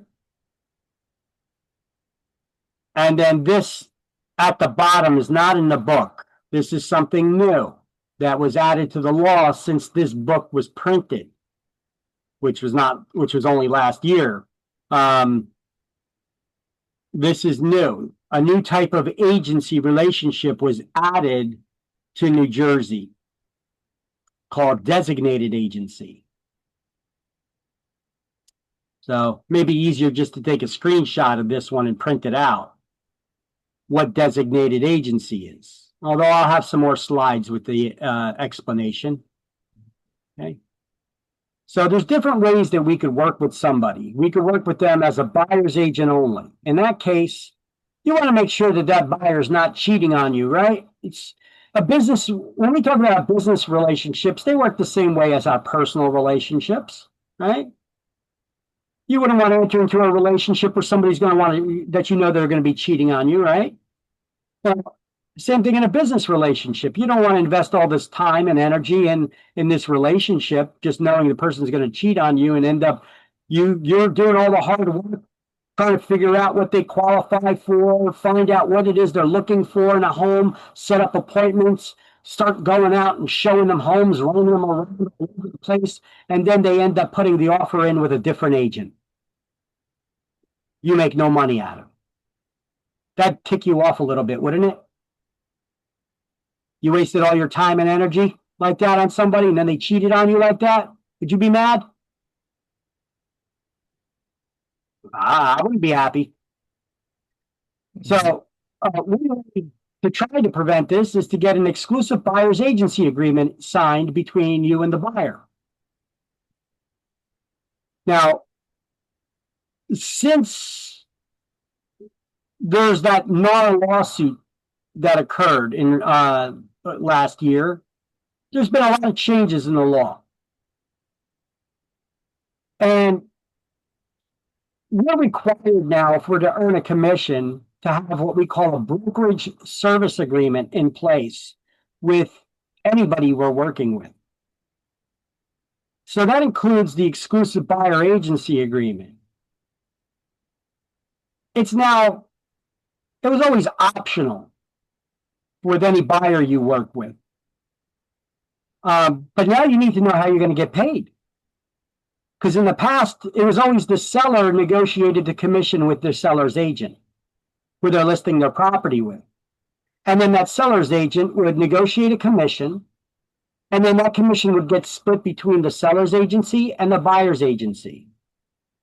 So there's two sides of the commission there, the seller's side and the buyer's side. So the seller's agent would share that commission by splitting it if an outside brokerage firm brought in the buyer. But that whole lawsuit was predicated on you had somebody who just wanted to start a class action lawsuit and make some money. And a seller said, hey, I agreed to pay you a commission. I didn't agree that you could pay and share that commission with another agency. I don't want to pay for their side of the, I don't want to pay for the buyer's commission. Now, it would make sense that it does work this way for several reasons. When a seller's pay the commission and that gets split between the buyer's side and the seller's side, we're offering the commission. We're controlling how much commission is being offered to the other side. The buyer, when they make an offer on the property, they need to have as much money because they're financing that commission that's being paid because it's built into the sale price. But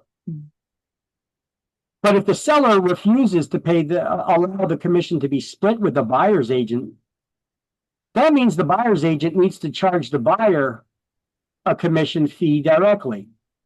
So the buyer needs to come in with a down payment when purchasing a property. They need to have enough money for the down payment towards the purchase price. They need to have the money for the closing costs and all associated costs with that closing, as well as the real estate agent's commission. That could be a lot of additional money that could make it a lot more expensive for buyers to get into home ownership. I guess one could say it's discriminatory. You're holding people back, poorer people who don't have large amounts of cash laying around, from being able to purchase real estate. You're widening the wealth gap, I guess you could say, by having this requirement in place. Even though most people will start blaming the politicians. Oh, when this guy was president, let's say Trump, when Trump was president, the wealth gap widened now. Most people were able to buy homes and own homes. Had nothing to do with him. Has to deal with just not a lawsuit and some greedy person that wanted to do a class action lawsuit. And then a bunch of laws were changed now in a lot of states like New Jersey, that now that we need to get into these buyer brokerage agreements. Who's going to pay? Are they allowing the split of the commission or not? If not, then the buyer's going to need to come up with a whole boatload more money in order to purchase a real estate. And at the cost of real estate today, it's crazy.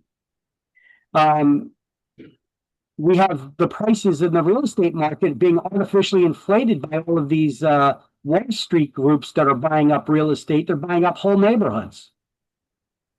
You guys know what causes the price of homes to go up? I mean, there's a lot of factors that could play into it, but when an appraiser determines the value of your home, what did they do to consider the value of your property?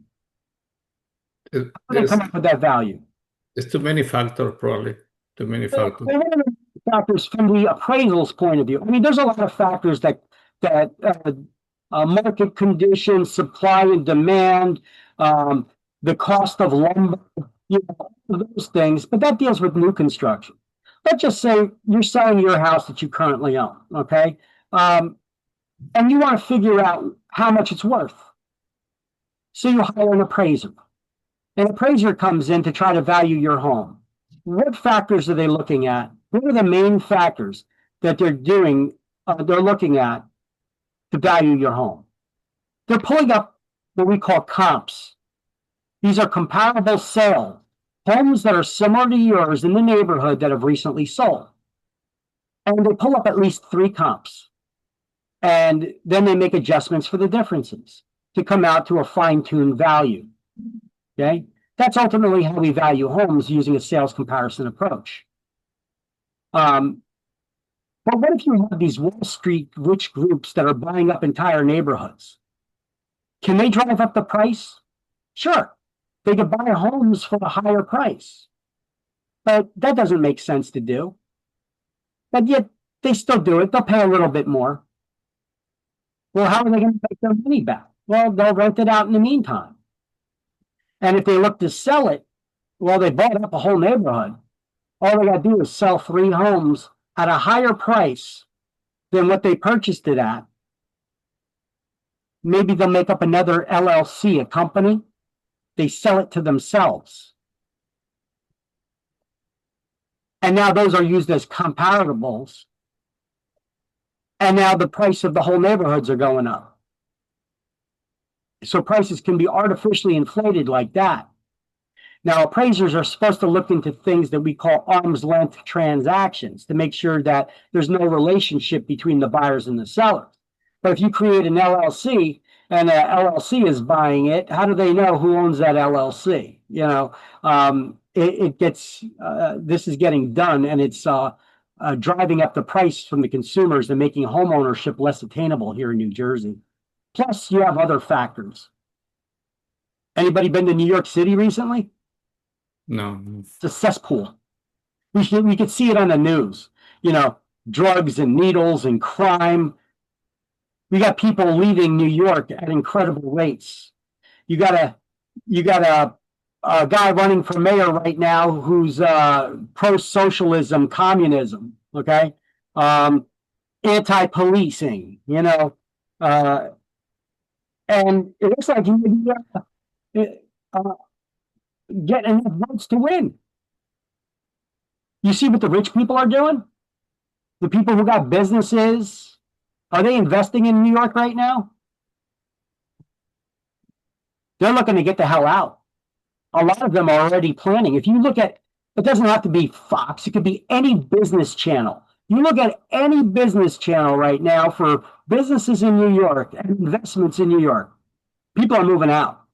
They're looking to not invest more money in businesses there, but to actually relocate them to other places in the country, like the red states, like in Florida, Texas, that are more friendly for businesses, that are safer for their families to walk the streets. Now, some of them don't move that far, so they're still moving to other blue states that are not as expensive, like New Jersey. New York and New Jersey has some of the highest taxes, but by comparison to the property values that they got in New York, it's a lot less expensive. So you're getting a lot of people fleeing New York coming to New Jersey. Once again, now they're paying these overinflated prices for real estate here in New Jersey. It's still cheaper than what they're paying in New York for rent, for what they're paying on a mortgage now to own real estate here. So all of these factors are playing a role. So does politics play a role in your home ownership prices? Yeah, the local politics can. Like it or not. I don't care if you're Republican, Democrat, Independent, it doesn't matter. if you don't open your eyes and use common sense to see that political decisions play a major role, safety, taxes, all of these things play a role in the values of real estate. And it's happening all around us. Now, I seen on the news this morning. This is why I was a little late this morning. I was trying to get the full story, but I had to break away once I looked at the time to come to class this morning. On the business channels, they were talking about how President Trump has a plan on making real estate more affordable throughout this country because the prices have just been skyrocketing and they've been artificially doing so. So they're talking about how that he's putting together a plan. This is his next major product is to try to make real estate more affordable for people. And one of the things is working on those interest rates. That's one of the main things first.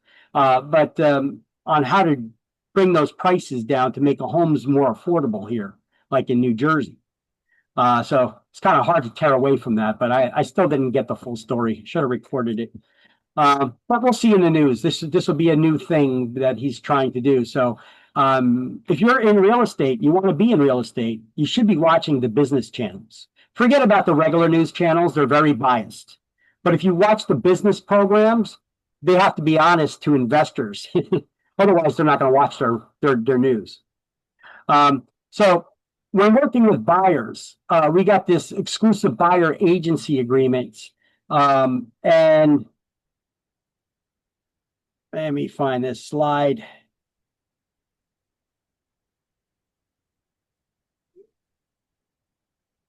We got these exclusive buyers agency agreements now that we have to do. We will also refer to them as the BSA, brokerage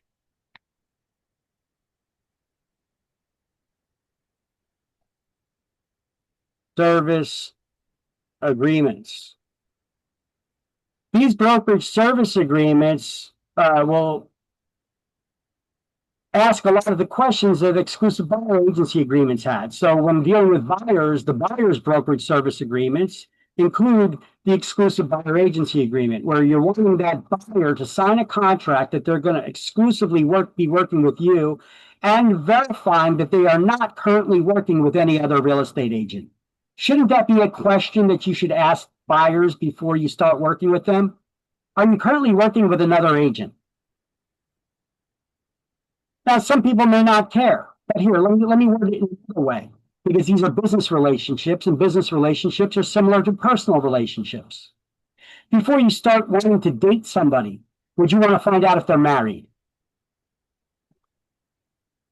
Would that be an important question to ask? Are you married? It's the same. Now, you could choose to go on a date with them still or not. It's your decision where you want to go. Same thing with this business relationship. Do you want to enter into a business relationship with somebody who tells you that they're dating another agent or that they got another agent showing them properties? Or do you want to not get involved in that complicated situation? That's up to you to do. Okay. But that's the way I liken it, so that it's easier for us to understand. So we need to enter in these exclusive buyer agency brokerage service agreements when working with buyers. We're going to actually go over some. I'll explain what they are, but I'm not going to get into detail of going over them because that could take hours. Instead, I'm posting a video. In a previous class, I went over these explanations. I'm going to break it down into individual videos that I'm going to be putting on our YouTube page and our Facebook page. If you have not been there yet, go to facebook.com/Career Path Academy. And you'll see a lot of the videos that I'll be posting from our YouTube, as I'll also be cross-posting them there on our Facebook page about the different, how the brokerage service agreements work now, how these new documents work. Okay, by going over the actual documents that we use.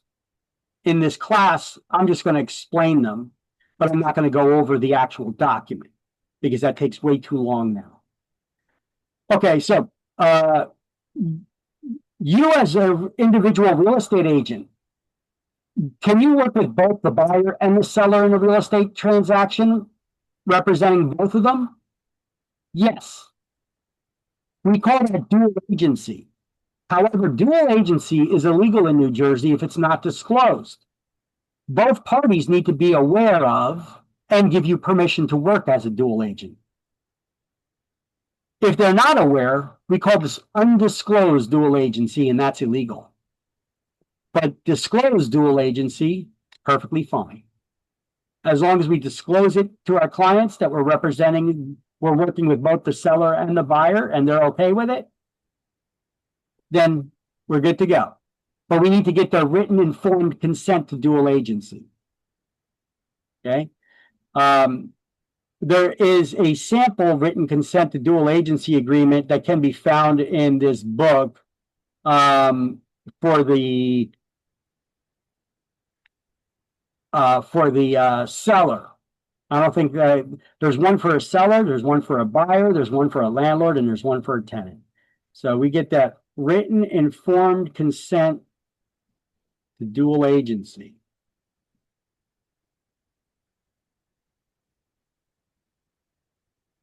And then we have a transaction broker. You can work as a transaction broker as well. There's nothing in the law that says that you have to work as in the capacity of an agent. You can work as a buyer's agent only, a seller's agent only, or a disclosed dual agent. There's that new type of agency that's designated agency as well. So let me explain this. Buyer's agent only represents the buyer. Seller's agent only represents the seller. Disclosed dual agent works with both the seller and the buyer. Now let me explain how disclosed dual agency works. You as an agent can be representing, you got a listing, so you're representing the seller. Now you get a buyer that contacts you and they want to buy the property that you have listed. If you help them out and you're working with both of them, you're a disclosed dual agent. Right? But dual agency does not need to be you personally working with both the seller and the buyer. You could have the listing, and I also work at your office. And I got a buyer that's interested in purchasing your property that you're listing. You never met the buyer. That's my client that I'm working with, right? However, you and I work under the same brokerage roof. We work under the same broker. Actually, both of those clients are the broker's clients, right? We're just representatives of that broker. So even though you're only working with the seller and I'm working with the buyer, our company is representing them both. That's dual agency. You guys understand that? Dual agency does not need to be you personally working with the seller and the buyer. It could be you're working with the seller and another agent from the same brokerage is working with the buyer. That's still dual agency. You follow? Yeah. Can you give an example of how it works the dual agent? Yeah. Well, the typical way that most people understand it is where you have a listing, right? So a seller hired you to market their home, to sell their home. Mhm. You with me so far? Yes. So you're representing the seller. And now a buyer calls you because they saw your advertisement for your listing. And so they want to buy the property. You show them the property. They want to put an offer in. You prepare the contract. And now you're working with both the seller and the buyer. You're a dual agent. Okay? Yeah. So if it's the property and the lease, and I had to contact to the advertise where the seller posted. So that's the seller agent. So if I call him and he's going to You show are me, the seller's agent. In this example, you are the seller's agent. Yeah, let me give you an example. I'm a seller. uh-huh, I meet with you. You're my agent. I hire you to market my property for sale. We call this a uh-huh. listing. You have a listing now. Mhm. So I'm a seller. I just hired you to be my agent to try to sell my property. So you have that listing. You market my property through your company to try to find a buyer for me, for my home. Now, you do find a buyer contacts you, and they want you to put the offer in. You show them the property, and now they want you to put the offer in. You put the contract together. It's accepted. Now you're representing both the seller and the buyer because you got the listing and you're working with the buyer to sell the same home. That's dual agency. Now, as long as you got the seller's permission and the buyer's permission to work as a dual agent, that's fine. There's nothing wrong with that. As long as you got their permission in writing. Okay. And we do that on a document we call a written informed consent to dual agency. Okay. Okay. Mhm. But that's not the only way that we could be dual agents. Let's go with the same scenario. Okay. I'm a seller. I hired you to market my property. I gave you my listing. We signed contracts, listing agreements. I hired you to market my property for sale. Okay. A buyer contacts another agent in your office, not you, but another agent. So another agent in your office, your company, is working with a buyer. And the buyer wants to see your listing. And they put an offer in on the property. It's still dual agency. Even though you're not personally representing the seller and the buyer, you're only working with the seller. The other agent's working with the buyer. But both you and the other agent work for this under the same roof, at the same brokerage, working for the same broker. So the broker is the brokerage, the company is representing both the seller and the buyer. That's still dual agency. Because it's the same company that's representing both parties in the transaction. You got it? You got it. Okay. So there's more than one way you can work as a dual agent. The first way is the best because you'll get double the commission. You get the seller side and the buyer side, right? The other, you only get the seller side of the commission, but another agent is getting the buyer side. But either way, the real estate company you work for is representing both the seller and the buyer because both of you are agents of the same broker. So it's still dual agency. Now, there's a new type of agency in New Jersey called designated agency, which could give you the same kind of scenario where you have a listing and another then and wants to see the property. But the seller doesn't want you working as a dual agent. So they're going to do this. The broker assigns you or designates you to exclusively represent the seller. And then the broker is going to assign another agent in the office to work with the buyer to exclusively work with the buyer as a buyer's agent. Within this, but you're both within the same company. So once again, the broker is a dual agent.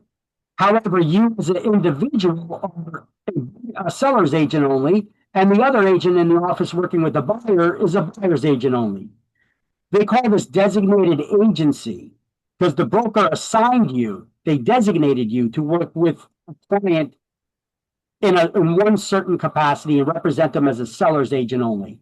And the buyer agent to work exclusively with the buyer as a buyer's agent. So you have all the same legal and fiduciary legal obligations to represent your client as a seller's agent or a buyer's agent. And the broker is a dual agent. Okay? So this one's a little bit more complicated, but it's not really. If you don't overthink it, it is pretty simple. So here's my definition. I have it written down here.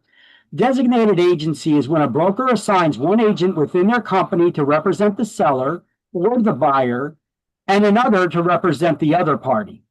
As long as they don't share privileged information entrusted to them by their clients, designated agency is allowed. The designated agency must be in writing. It's different from dual agency, where one agent represents both the seller and the buyer in the same transaction, or where they could represent both. I should probably correct that wording there. Where one agent could represent both the seller and the buyer in the same transaction.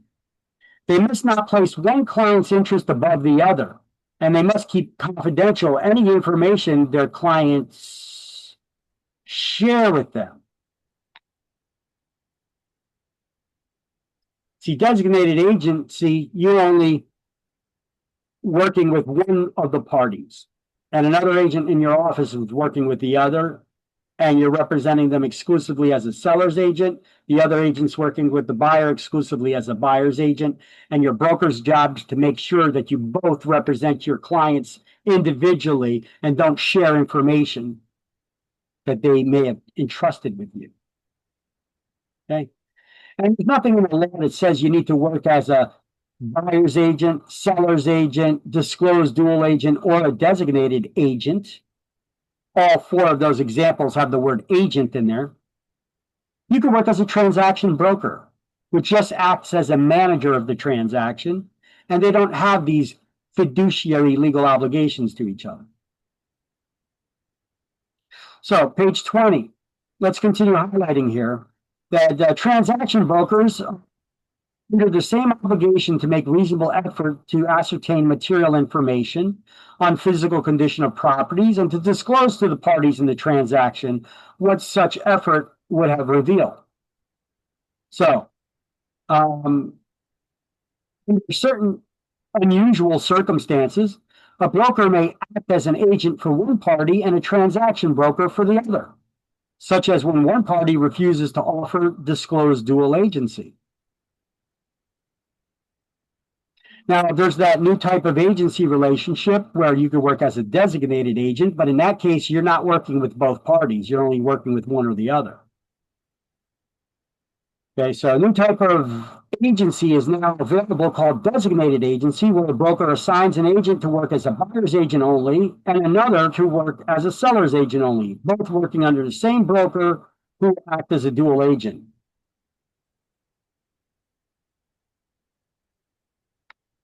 But in this case, one agent does not work with both the seller and buyer.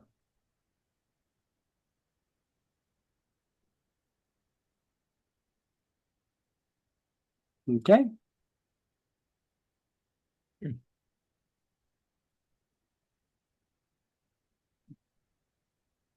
You guys got that highlight on page 20, or you still need to get it? No, we got it. So the CIS form is the first document we give to anyone we intend to do business with. By the way, excellent slide once again, Victor. Great notes you're taking for your students here. This is a good page to study. It completely explains the CIS form in an easy to understand way. So the CIS, Consumer Information Statement, it's a disclosure of business relationships describing how your agency intends to work with or represent someone in a real estate transaction.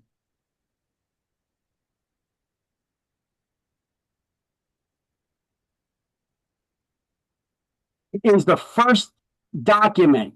It's the first thing, the first document given to anyone you intend to do business with, required according to the administrative code, before any discussion of the motivation or financial situation is initiated. So when do you give this to anybody? First thing. Who do you give it to? Anyone you intend to do business with. It's only required for residential transactions. It has to be given to owners, buyers, and tenants. It is not required for commercial transactions or short-term rentals less than 125 days. Now, if you customize this form and print it on legal size paper, make sure that you do not make the font size any smaller than 12 points. The law requires it to be a minimum 12-point font size.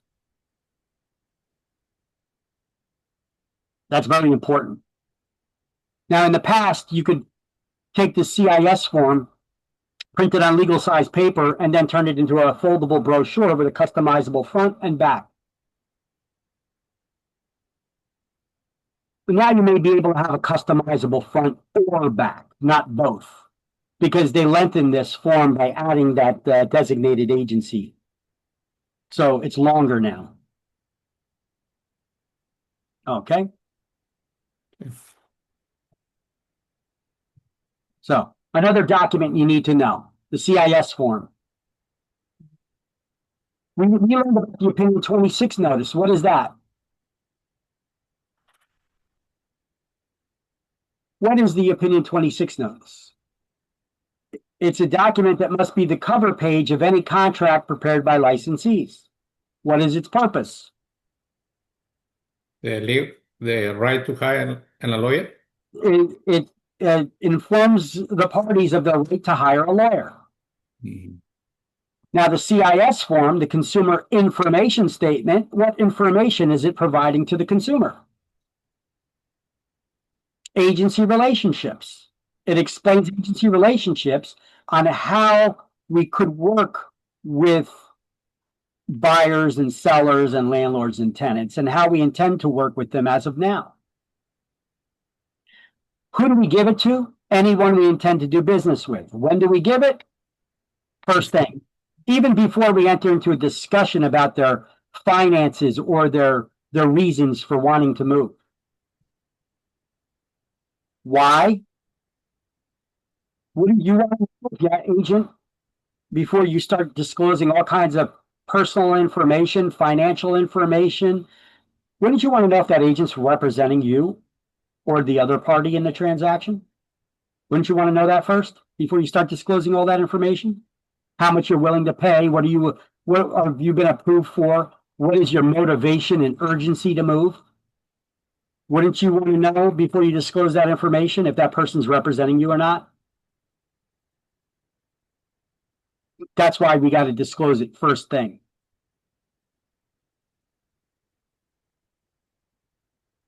So I have some links here directly to the latest version of the CIS form in the shared Google Drive. And what is this? And also for Mid-Jersey Association of Realtors. Let me see. Where does that take us? Okay, that takes us here. That link takes us here. Where we could see and download the latest New Jersey Consumer Information Statement. We could also read about the New Jersey law against discrimination, see about New Jersey listing agreements. There's a bunch of different kinds of forms that we could get here. So from the state, right? Huh? The state, the New Jersey. This is from the Mid-Jersey Association of Realtors. They conveniently put that here for us to be able to get access to. That's from the member. Well, you could have access to it right now. I just clicked on it. I didn't sign in or anything. So let's see. If I click on this, it just takes us in there. You could see the latest Consumer Information Statement. That also talks about designated agency. This one they managed to format nicely, so it goes on to 2 pages instead of 3. Look at that. Beautiful. There's a lot to know about when you buy a property. So yes, there is. That's why there's a lot packed into this. I told you nothing here is rocket science, but it's a lot of information to learn. Right? I was honest with you. I was upfront, right? But this is why I give you all these resources and I record this so that you can listen to it again if you want. And I make all these forms and links available. They're available in the class links Word document and notes document, as well as the slideshows. So here, let me try to copy these links and share it with you. Let me go back to the slideshow. I'm just going to copy right from your CIS form and other forms. Let me try to copy that from the slideshow here and share that with you in the chat window. Boom.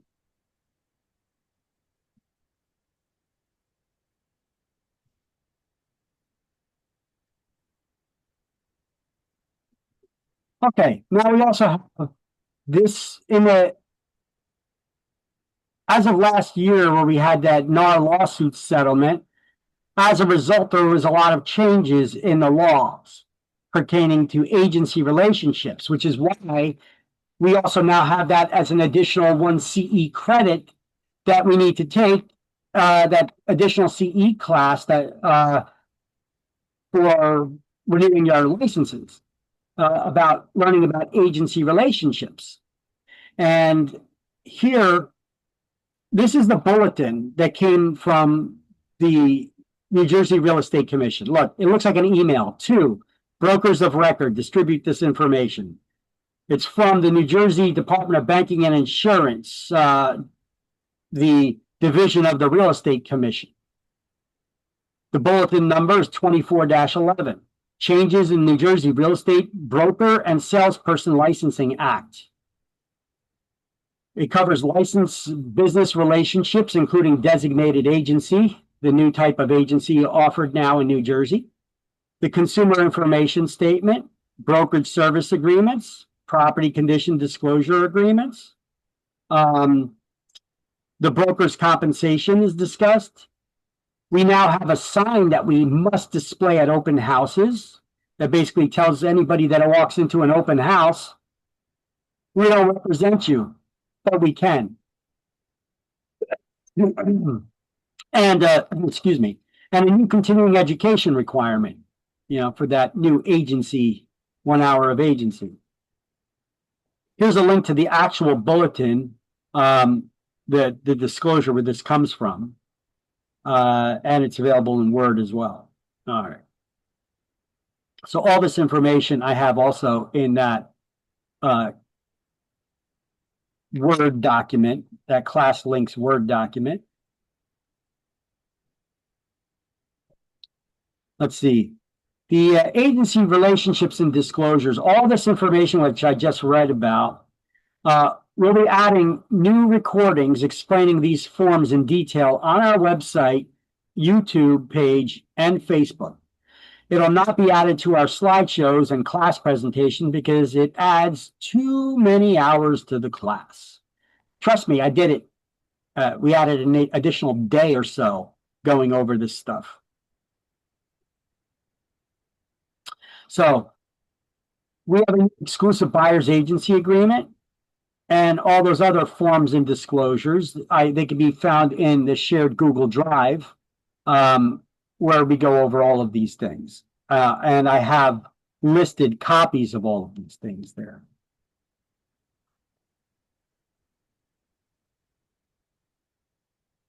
And I'll share them with you in the chat window as well. The direct links to them. So we already went over this one. There's new CE continuing education requirements. We went over this in the last chapter. I got this slide in this chapter as well. We have to complete 12 hours of continuing education in order to renew our licenses. Classes need to be approved by the New Jersey Real Estate Commission. And we need to complete these 12 hours of CE at least 2 months before the license renewal. So by April 30th of the odd numbered years. If you do not complete these classes on time, you'll have to pay an additional $200 processing fee and still need to complete these classes before you can renew your license. CE classes can be taken either in person or online remotely, or at your own pace. They can be live or at your own pace. CE credits are required to change the license type back from a referral agent to a salesperson or vice versa. Well, when you change it from a referral agent back to a salesperson, you got to take all core topics. No electives. They have to all be core topics. But how many hours? It depends on how long your license was hanging in referral. And there's a guide here that shows you the breakdown of that. So I could share that with you as well right now. Don't need to know it for exam or anything, but I'll share that in the chat window. Mhm. Now, here's the breakdown of the CE classes in order to renew your license. You got to take 6 hours in core topics, 6 credits or hours in core topics. 2 credits have to be in ethics classes. 1 hour or credit in fair housing and anti-discriminatory stuff. 1 credit in agency law, the types of agency, and 2 credits in any other core topic. The additional 6 credits can be in any approved class. They could either be ethics, agency, fair housing, or electives. And you can track your CE credits on that PSI website link that I gave you guys yesterday as well. Yeah, I'll share that link with you again, the CE tracking system.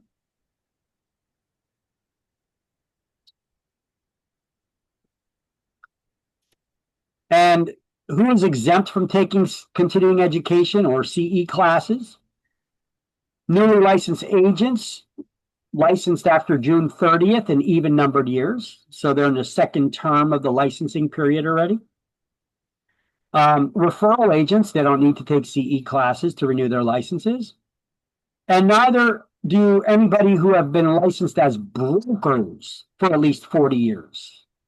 Any time that they were licensed as salespersons doesn't count, only how long they've been licensed as brokers.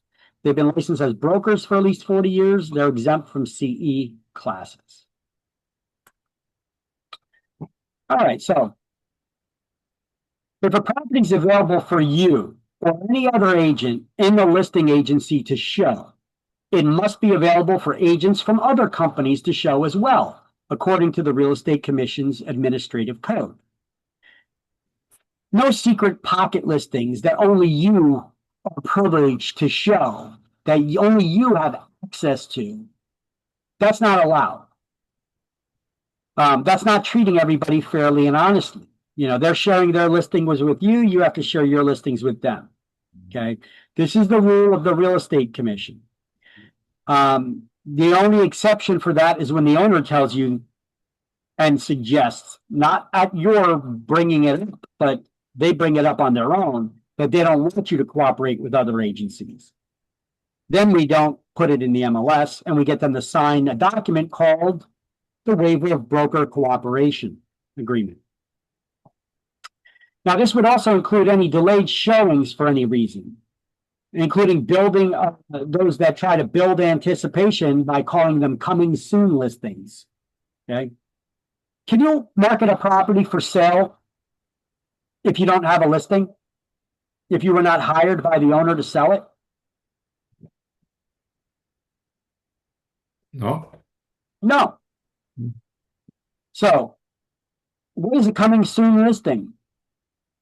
It is a listing that you do have. You better have a listing contract signed by that seller. So the contract can be only with the broker, right? The broker, not with the seller, right?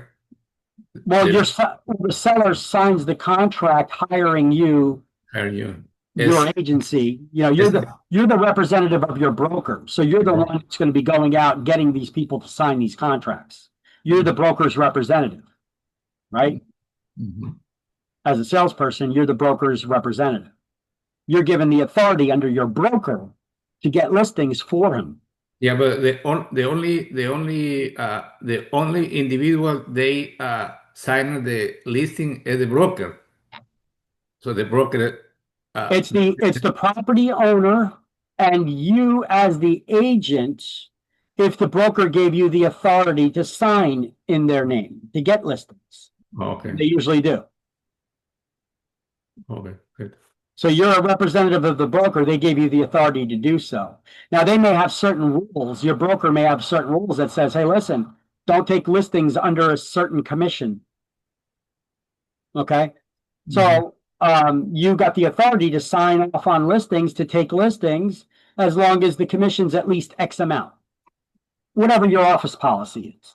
Okay. Now, if the owner doesn't list it just yet because they got some work they want to first finish on the house, and you got the listing signed anyway, you could try to build anticipation with that listing coming soon. It will be available soon for the public to see by having the owner sign a delayed showing form. Uh, we call it a coming soon listing. That's with all the HGTV stuff, all the fix this, fix flip that TV shows. Um, they come up with the wording here, the coming soon, but it's nothing more than a delayed showing, which we always have. We just never call them coming soon listings before. That's just a new marketing thing that they do because we got that from all these different programs on TV for real estate, right? Um, Now, the listing office should not be able to show the property either. If it's not available for the public to see or other agencies to see, it's not available for you to show to your own clients. You're not allowed to have privileged secret pocket listings that only you can show when it's not available for anybody else to show. That would be illegal. Okay. So even though it's your listing, you cannot show it if it's not available for others to show either. That's not fair. Right. Remember, we got to treat each other fairly and honestly as well. So the coming soon listing is nothing more than a delayed showing. And here's a link to the form from the Garden State MLS, courtesy of the Garden State MLS, for the coming soon listings. I got it right here on the next slide. This is what it looks like. Coming soon listing to be completed for all coming soon or delayed showing listings. You list the listing office name here, who the agent's name is, that would be you, the address of the listing, and the first showing date that it'll be available. And then this is for you to understand and read. The seller and listing broker agree that there will be no showings of the property. What are they addressing that to? The seller and the listing broker agree that there will be no showings of the property to prospective purchasers nor real estate agents, previews or office caravans prior to the first showing date. This prohibition against showing previews or office caravans applies to the listing broker, all agents in the listing broker's office, and all other brokers and agents affiliated with the listing company, as well as brokers and agents from offices not affiliated with the listing company. They're really spelling it out here. There are no exceptions to this prohibition against showings before the first showing date. The seller can revise the first showing date at any time, providing the listing broker's office with a written request specifying a new first showing date. So it's basically you fill out another version of this form and just change the date on here. So upon receipt of such request, the listing broker must immediately update those changes in the MLS. How soon? 24 hours? No, 40, 48 hours. 48 hours. Correct. So the initial prohibited showing period and any extensions of the prohibited showing period may not extend 10 days. So the delayed showing cannot be longer than a 10-day delay. Now, if they need more time, they could fill out another one of these forms and delay it again for another 10 days. It's only 10 days. Yeah, so each extension of the prohibited showing period requires submission of a new executed coming soon listing form. So when the homeowner want to sell the property, they need to contact to the broker or has to contact to the seller, the seller, salesperson. Wait, repeat that again? Okay, so if I'm the owner of this house, right? And So I you're the want to, seller. You're the yeah, owner, you're the seller. Okay. yeah, I want to sell. Yeah. So uh, to which individual I need to make an agreement with the broker or with the sell person? Well, you're making that agreement with the brokerage firm. With the broker, right? The brokerage firm, the Oh, company, the the, brokerage. the brokerage firm. Okay. And the broker runs the firm. They're the head honcho, the big cheese, the boss, right? The only one can do They're agreement the is only one that can charge the public fees for services performed. the only one. However, when that broker hired you to be one of their representatives to help them do their business, they pass along that authority to you as well to charge the public Mhm. in their name, The name but under the name of the company, the un- brokerage. under the umbrella. You're under the umbrella, correct. So don't think of yourself as an individual. Think of yourself as the broker's big toe, right? Oh, yeah.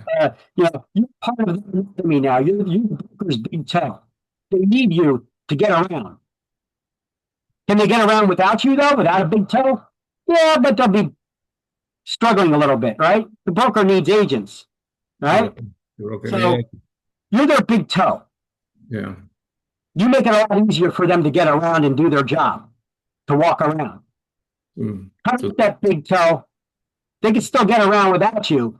It's just a lot harder to. Can yeah. that big toe get around anywhere and do anything on its own if it's not connected to the broker?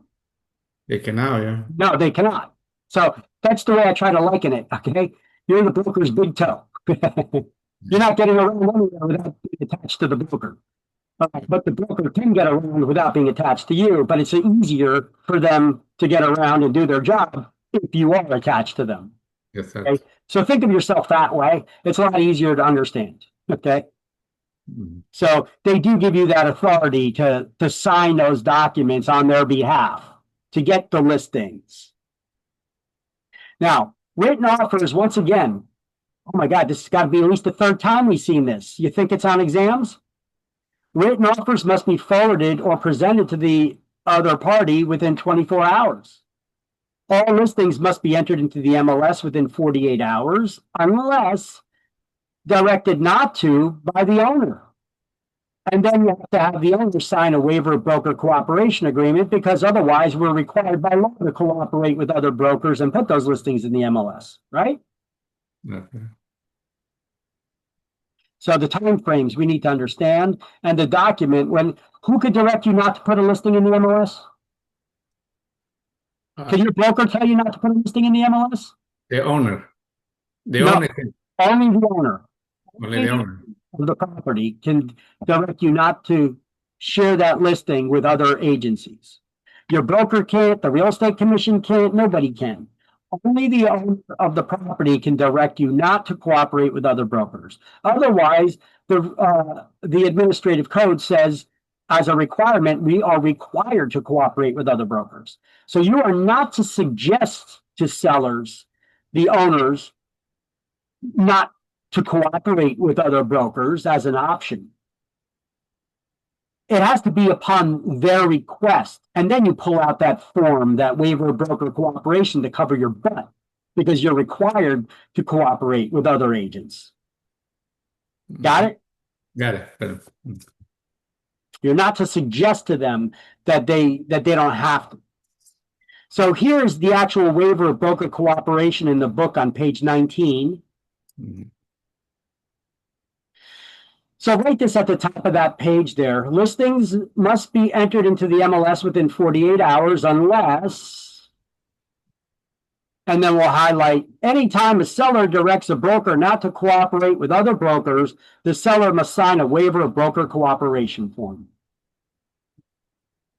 And then there's your notes. We got to put listings in the MLS within 48 hours unless the seller directs a broker not to cooperate with other brokers. And then the seller must sign a waiver of broker cooperation form.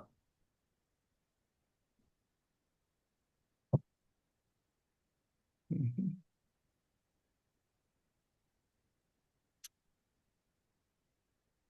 Okay. Okay, good. And then this is the actual form down here. Mhm. Now, the form I like to use an older form, an older version of this. It has all the same wording on it.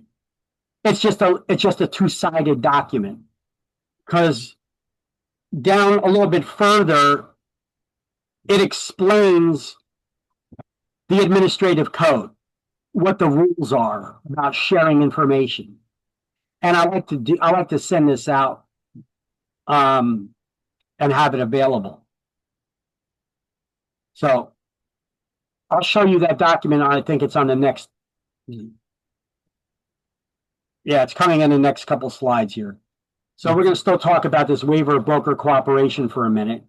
And then when we're done with this, it's already lunchtime. So we'll break off for lunch right now. And here, let me pause the recording.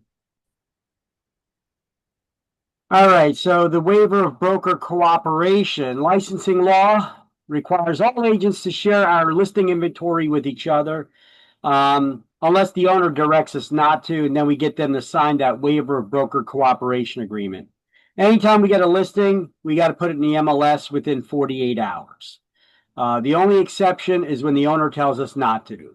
And then we have to cover our butts and have them sign that contract called the waiver of broker cooperation. So that's what the waiver of cooperation agreement is. It must be signed by the owner at the time that you get the listing.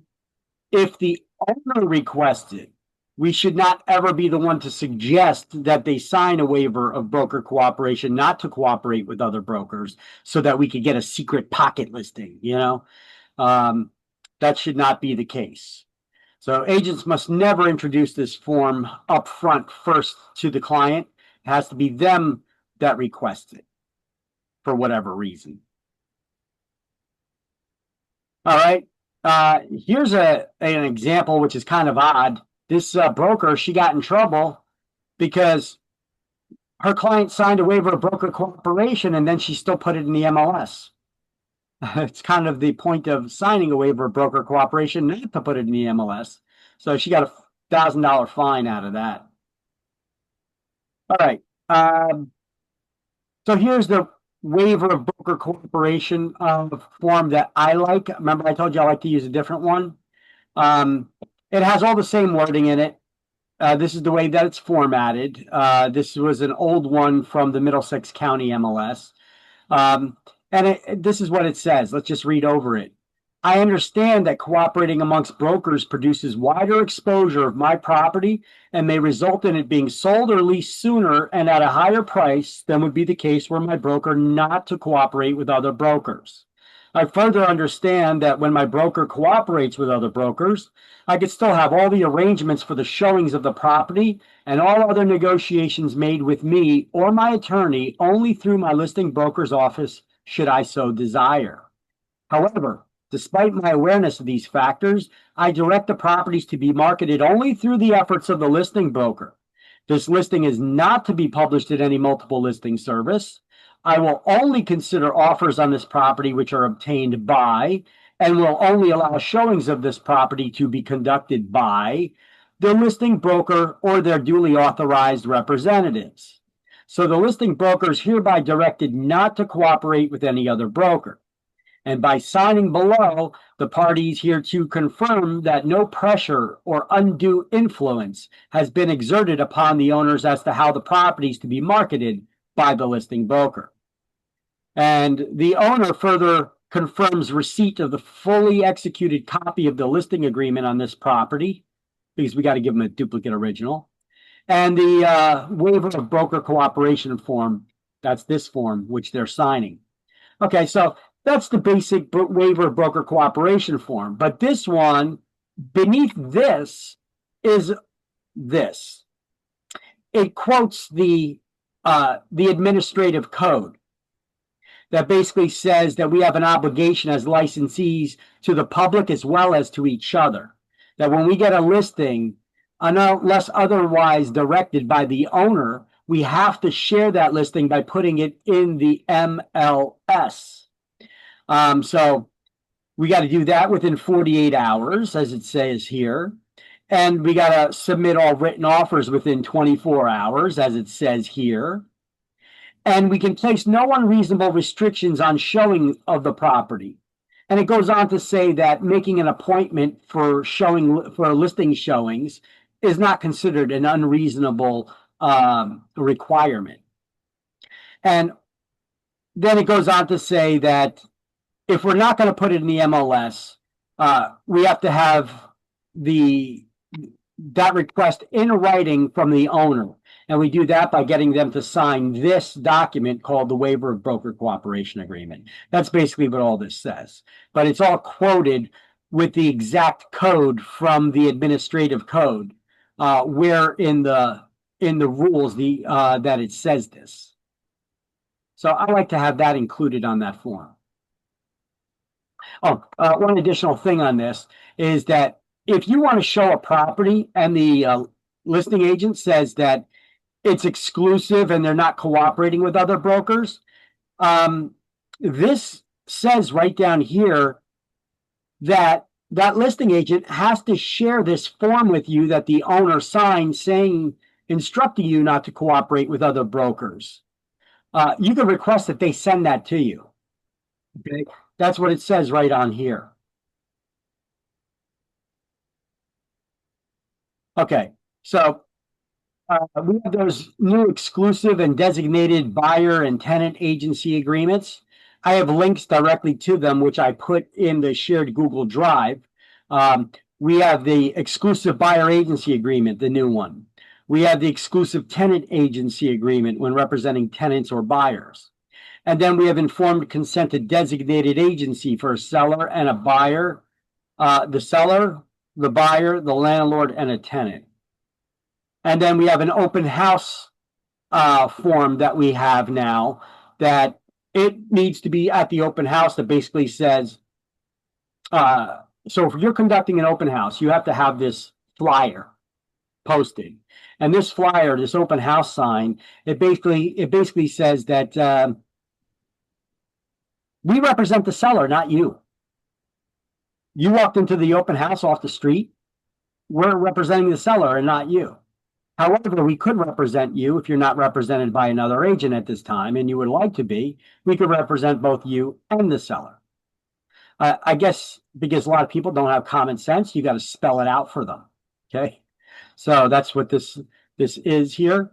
You know, click on it and you can take a look at see this branded version from the courtesy of All Jersey MLS, and that's basically what it says. You know, the seller. Let me see. This advises you that the agent who's conducting this open house represents the seller and is required by law to promote the interest of the seller. Any information you give this agent is not considered confidential and under New Jersey law and could be disclosed to the seller of this property. You as the buyer are entitled to have someone represent you as a buyer's agent if you're interested in this property. The duties of a buyer's agent include helping you evaluate the property, prepare an offer on the property, and negotiate in your best interest. If you as a buyer are already exclusively represented by a buyer's agent, you're required to disclose this representation on the sign-in sheet at the open house. And if you as a buyer are not already exclusively represented by a buyer's agent, please advise the open house agent is not precluded from being a disclosed dual agent or a designated agent and can enter into a relationship with you as explained earlier in the CIS, the Consumer Information Statement, which you also need to have at the open house. Because who do you give the CIS form to? The Consumer Information Statement. You give it to anyone you intend to do business with. And when do you give it? First thing, before you even start talking to them. So you should have it at open houses too then, right? So you got to have at open houses this sign, which should be displayed somewhere, as well as the CIS form, and maybe have some of those property flyer information flyers and your business cards. And you have to have a sign-in sheet because we need to keep a record of everybody that came into that open house. And let me give you a tip. You want to learn how to be a better agent than many agents that are already out there? At least you can look that way until you make it.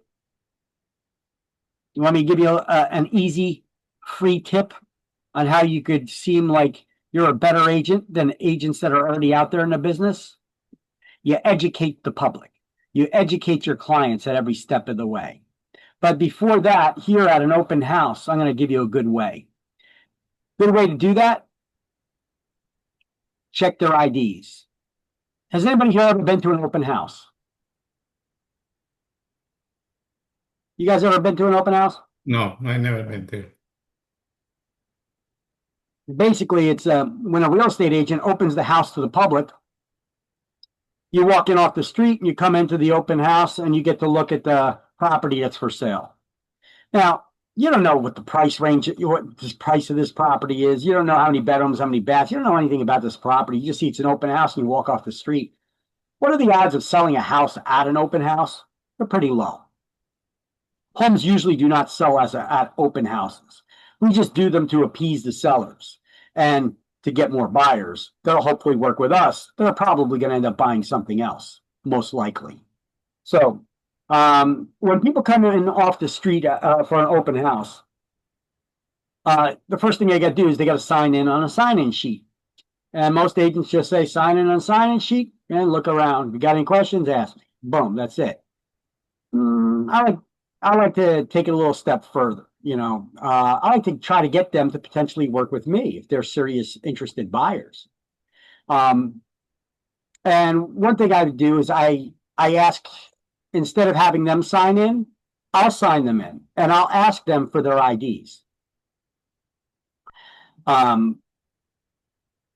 you think the public would have a little pushback on that, since it's not a normal thing that real estate agents do, is check people's IDs at an open house?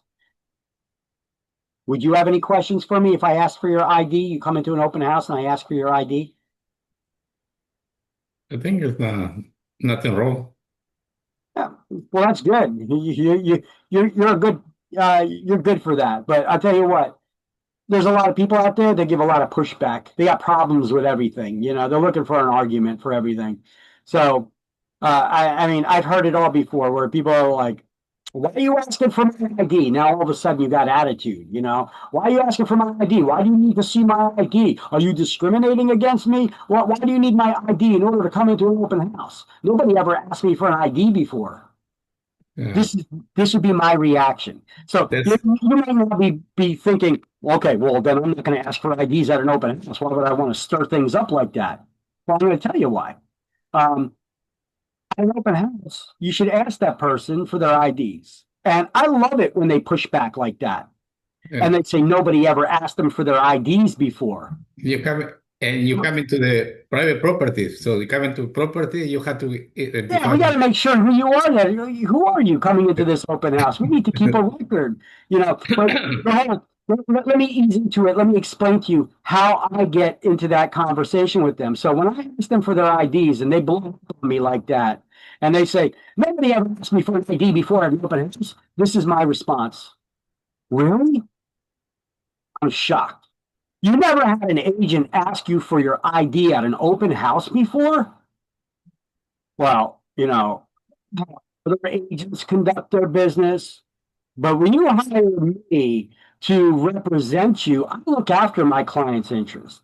And the seller hired our company to open this house up to the public. I mean, what are we going to do? Just let anybody run through that open house and not know who they are? Something could get stolen, something can go missing.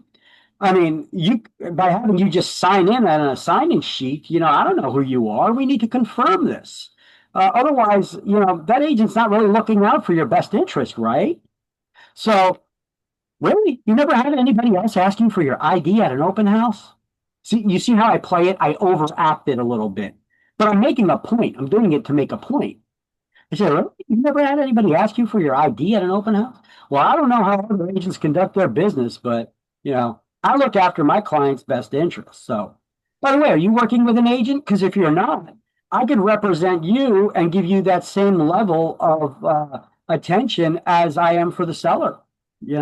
I look out for my client's best interest, and obviously I'm doing things that other agents aren't. So, I mean, it's a simple thing to do. I wouldn't understand why other agents wouldn't be doing it. See, right off the bat, it cost me $0 to do this. But do I seem like I'm actually bringing up a legitimate concern, a legitimate gripe about asking for IDs? And for the reason that I'm doing it is to look out for my client's best interest. We can't just let anybody in off the street. We got to confirm who they are. What if something goes missing? What if they steal something, jewelry or medication or whatever it is, from this house? So I got to look out for my client's best interest. So I'll then have them. I'll then sign them in. I'll look at their ID. I'll sign them in, and then I'll ask them for their phone number and email and all that, so I could write it down, so that we could contact you. I'm not going to pester you, but just to get some feedback from the seller, I may contact you once, okay? Just so that we could give some feedback to the seller, but I'm not going to harass you or anything. But by the way, if you're not working with an agent and you would like an agent to represent you, I also offer buyer rebates. So if you're interested, I would actually share a portion of my commission with you at the closing. We give rebates back to buyers who work with us. So if you're not working with an agent, is any other agent offering you that? I'd like to be your exclusive agent to work with you, showing you properties available on the market, and I may share my commission with you. Yeah.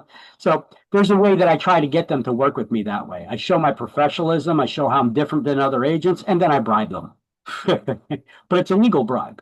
We're allowed to offer rebates to buyers. Okay. So that's that open house sign. These are all these agreements.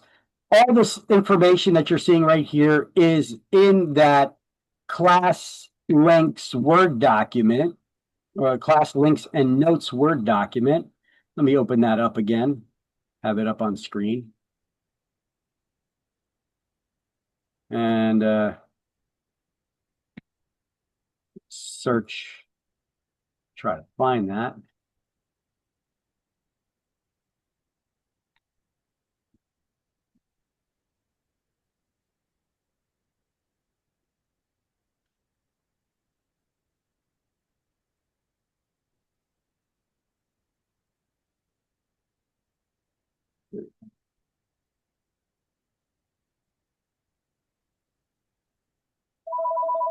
So as you can see in that new notes and class link document,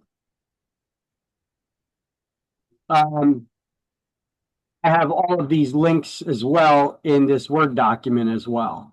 Everything, all these notes, waiver of broker cooperation, all these notes, everything we've gone over so far, I also have them here in this notes document. So here are some of the common forms and disclosures we go over. This is going to be on the next slide. So let's get back to the slide so that you can see.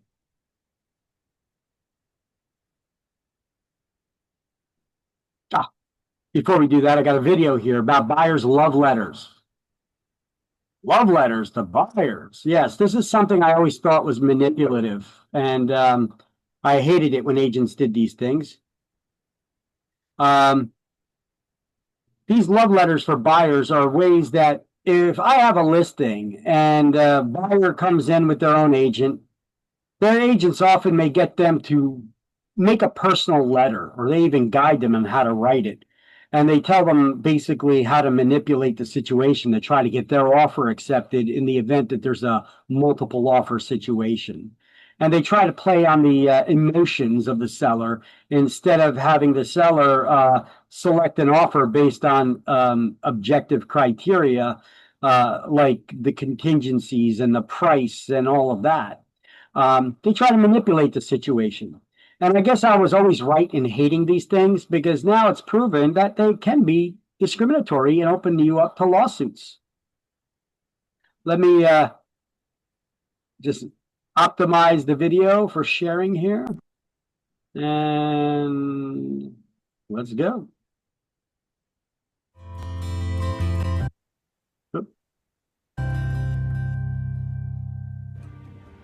Hi, I'm Charlie Lee, Senior Counsel and Director of Legal Affairs at NAR. As buyers compete in a hot real estate market, they are searching for ways to stand out from the crowd. One method being used is to send a love letter to entice the seller into choosing their offer. While a love letter may seem innocent, they can raise fair housing concerns and risk exposing both the real estate broker and their clients to legal risks. The Fair Housing Act makes discrimination illegal in the sale or rental of housing and prohibits making housing otherwise unavailable because of race, color, national origin, religion, sex, disability, or familial status. Many states and local governments have their own fair housing laws, which can include additional protected categories. The use of a love letter often presents fair housing issues because they often contain personal information about the buyer, such as their race and culture or traditions, as a way of appealing to the seller's emotions. Some buyers even go as far as sending sophisticated packages that include photographs and videos. For example, a buyer might send a letter with a photo of their family around a Christmas tree. As a result, the buyer has revealed their religion, which is a prohibited basis for a seller to base their decision to reject an offer. While it may not be the buyer's intent for the seller to use this information to discriminate, that is essentially the position that a love letter can place the seller. When considering that the information cannot be easily forgotten or unseen, a love letter may ironically cause the seller to be fearful of selecting the buyer's offer because of potential discrimination issues. Therefore, real estate professionals should advise their clients about the risk of love letters and, at a minimum, stress the importance of avoiding including any information in the letter that could be used to legally discriminate. But of course, even a photograph of the buyers could lead a seller to give preference to a buyer or reject them based on race or other background. Fair housing is a high priority throughout the country, and states are closely monitoring the practice of love letters. In fact, just recently, Oregon enacted a law to take effect on January 1, 2022 that bans the use of buyer love letters. Here are some best practices to consider when it comes to love letters. At the outset of the relationship, speak to your client about the risks of buyer love letters and the potential fair housing issues they raise. Remind your seller client that an offer should be assessed based only on objective criteria such as price and timing. If your seller client insists they want to receive buyer love letters, advise them to consult legal counsel and to document their decision-making process in selecting an offer. Avoid helping buyer clients to draft or deliver love letters. Be sure to warn them against revealing any personal information that could raise fair housing issues. Counsel them to focus on the characteristics of the home or other objective information. Lastly, help your buyer clients find other ways to differentiate themselves to win the property. Beyond offering more money, the buyer may consider offering more flexibility with the closing date, additional earnest money, or waiving other contingencies that may appeal to the seller. Thank you for watching this episode of Window to the Law.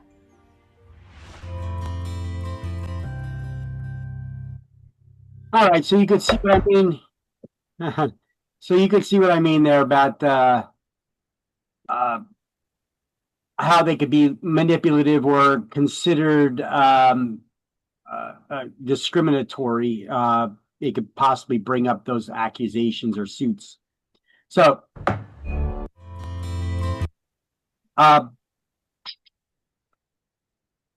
regulation of documents, agents.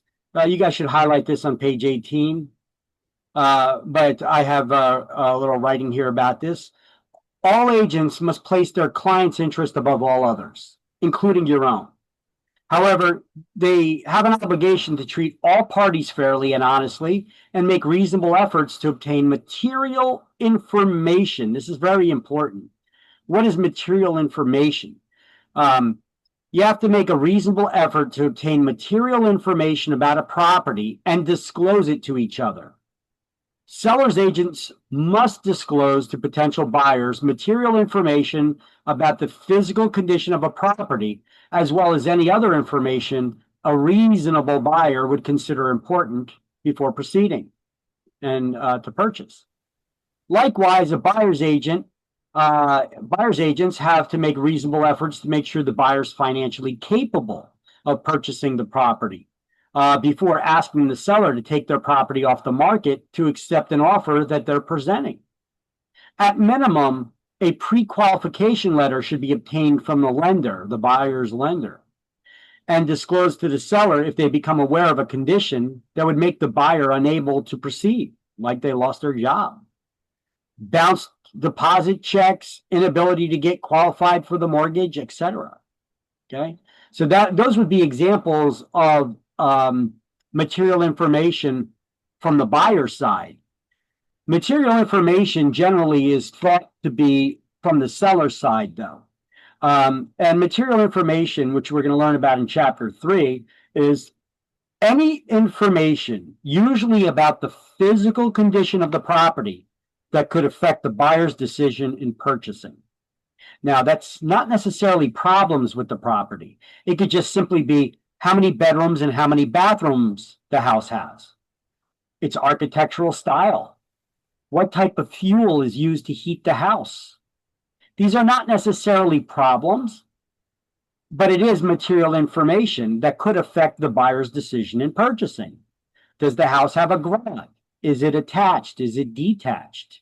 What kind of air conditioning or heating systems are there? You know, all of these things can play a role in affecting the buyer's decision to purchase, right? So therefore, it's material information.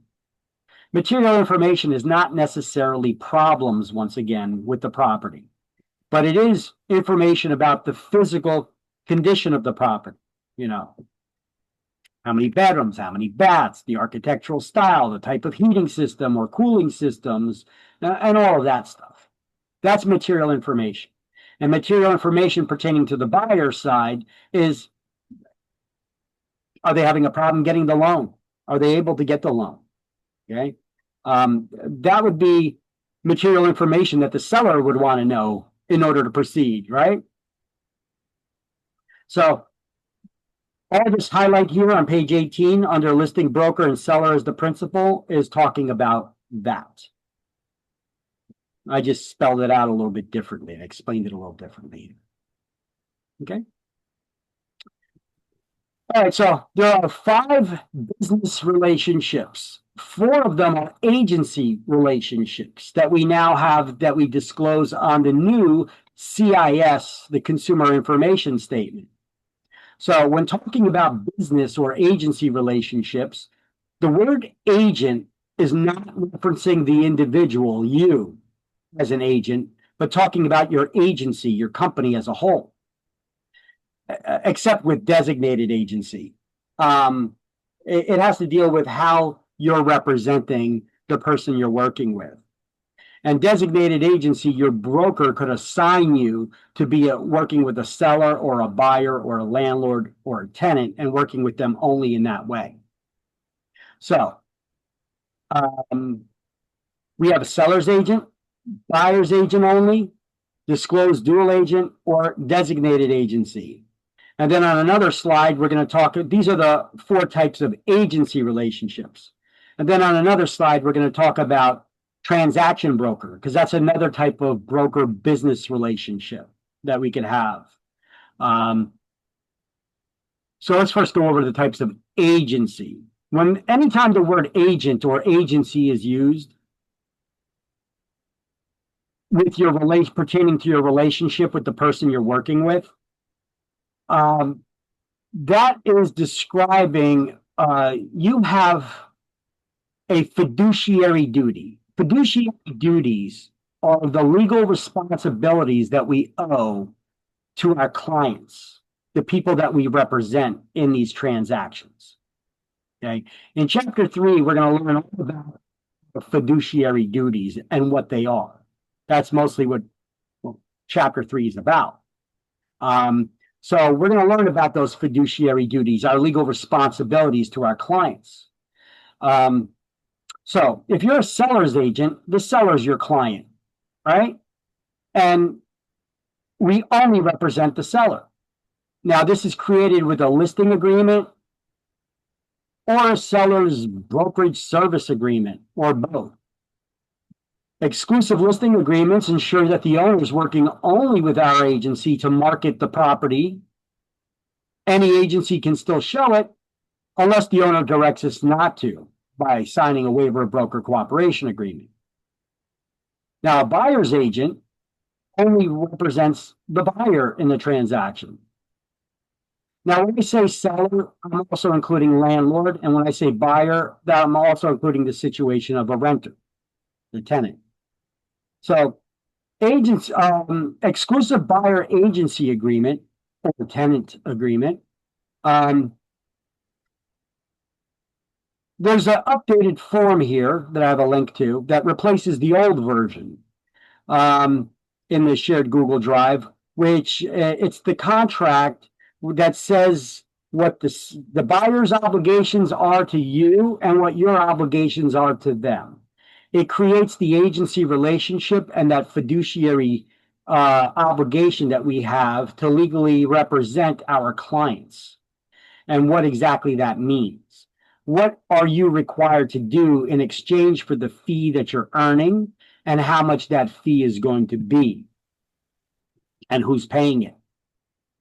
So we have an updated version of that form here. I'm not going to get into the forms because that could take a while. So once again, all this stuff here is in that Word document here. We get that exclusive buyers.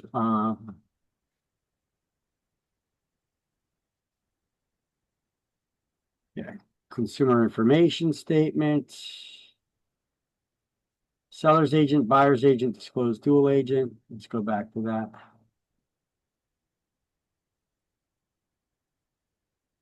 We're in the same spot.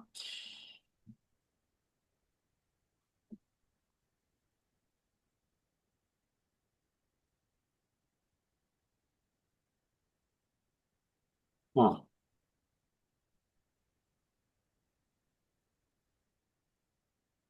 four versions. Okay, so I'm going to add that here. So these are some of the common forms that we're going over now, but it's also the types of agency. I'm going to have to add that in here. Right in here. What is that? Seller's agent, buyer's agent. It's the same stuff. Okay, now disclosed dual agent, you're representing or your agency is representing both parties in the transaction. It must be with the knowledge of all parties in the transaction, and they have to give you permission to work as a disclosed dual agent. And you get that by having them sign an informed consent to dual agency agreement. And when you're representing both parties in the transaction, you cannot place one party's interest above the others. You can't place one party's interest above the others. You have to be neutral in those situations. You know, if you're representing both parties in the transaction, for instance, and the seller told you they're willing to accept a lower price, you can't go disclosing that to the buyer. Or if the buyer's willing to pay more, you can't go disclosing that to the seller unless they gave you that permission to. So undisclosed dual agency is illegal, but disclosed dual agency is not. And then we have designated agency once again. There's four types, there's four forms for that. One for a buyer, one for the seller, one for the landlord, one for the tenant. This is a new agency type that requires informed consent where the broker assigns two agents within their firm, one to work with the buyer exclusively and another to represent the seller exclusively. And it is not considered dual agency for the assigned agents, but the broker would be considered a dual agent only, overseeing the others who will owe the fiduciary duties of a buyer or seller's agent would normally be expected. Okay, so these are the 5 types of buyer, seller, landlord, tenant types of agency and agreements.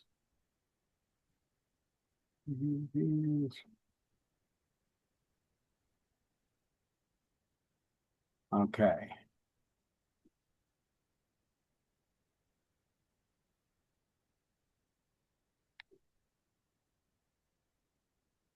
I just need to add that in here. We just copied the information from this slide over to that Word document. Thought it was in there.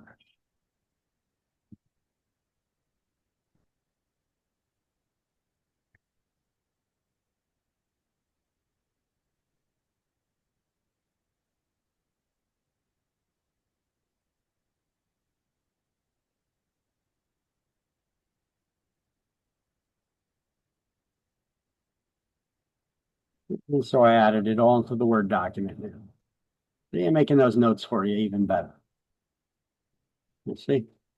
Just added all that. 5 business relationships.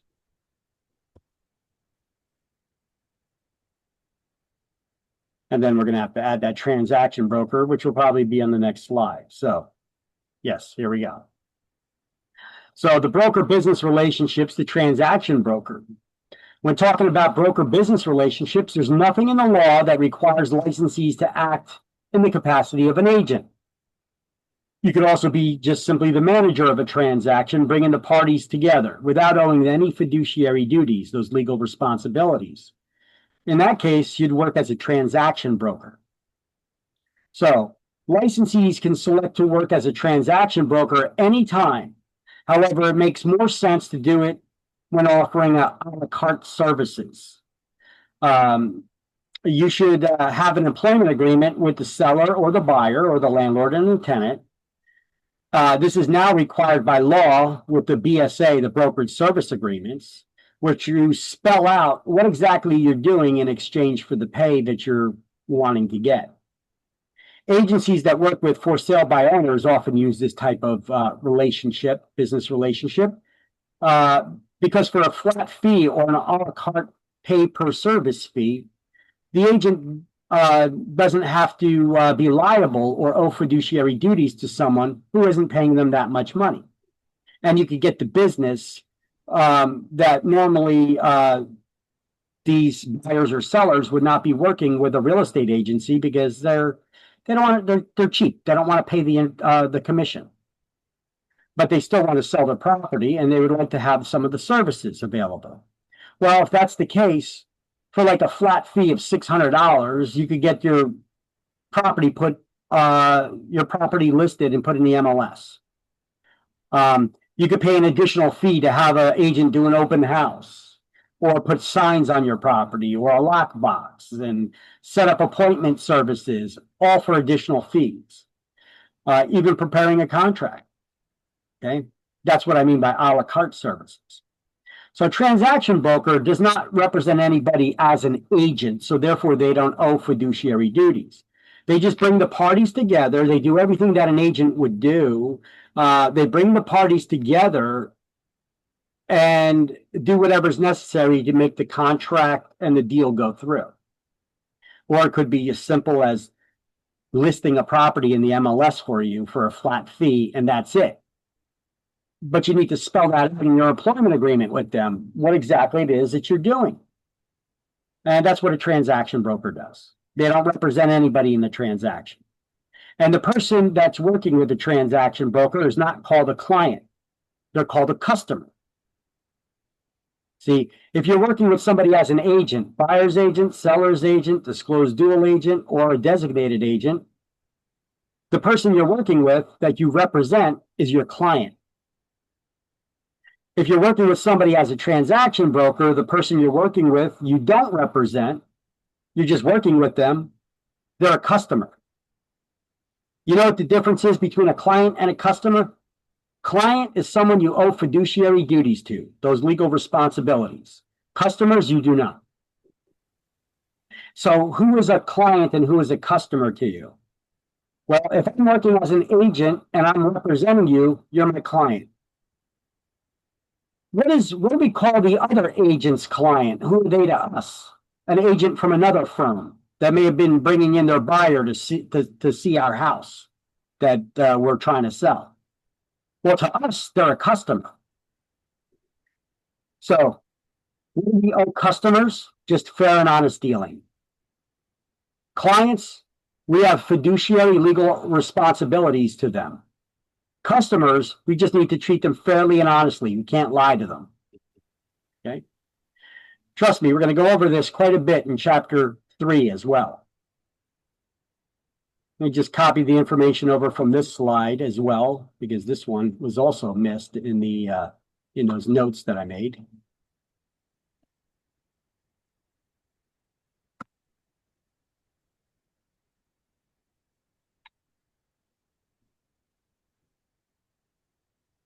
Thought I copied them over, and I probably did. I just put them in the wrong place. Let's see.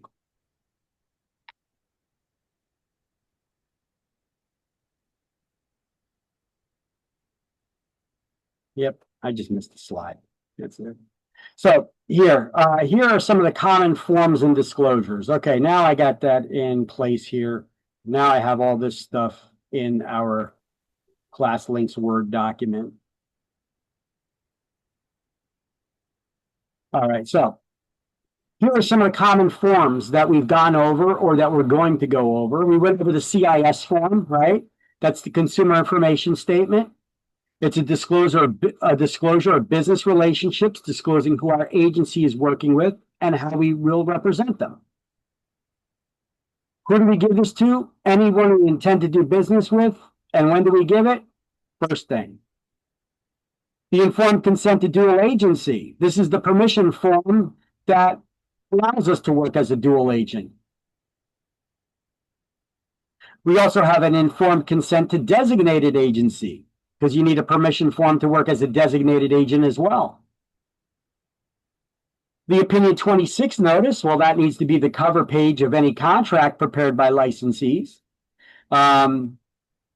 It's only required for residential properties, not commercial transactions. And it's only required for, it's not required for commercial transactions or short-term leases. The Attorney General's memorandum is a document we give to anyone we, at the owner at the time we get a listing. It informs them about the federal as well as the New Jersey laws against discrimination, and that they have to follow them whether they hire us or not. It also discusses this thing called the FCHA. This is new. It's called the Fair Chance in Housing Act. Remember I told you guys the other day, I said that New Jersey actually, we passed laws here to make a criminals protected classes. Well, that's, you could see right there in that Fair Chance in Housing Act, how they do that. So that's on the new version of the Attorney General's memorandum. They added this FCHA, that's a New Jersey law, the Fair Chance in Housing Act. And then we have the lead hazard addendum. Any property built prior to 1978, we need to have the owner fill out the disclosure disclosing any knowledge that they have about lead paint on the property. And then we need to give that to the buyer, the disclosure already filled out by the seller, as well as a booklet, a lead hazard pamphlet that explains to them the dangers of lead, and give them a 10-day opportunity to conduct an inspection for lead paint or waive that opportunity. So these are some more of the common forms that we give to people. Okay.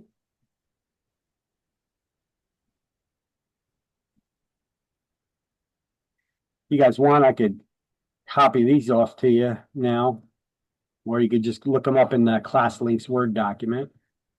But here, I'll give them to you. That's part of today's lesson anyway. So here's some of the common disclosures. Oop, that's too long.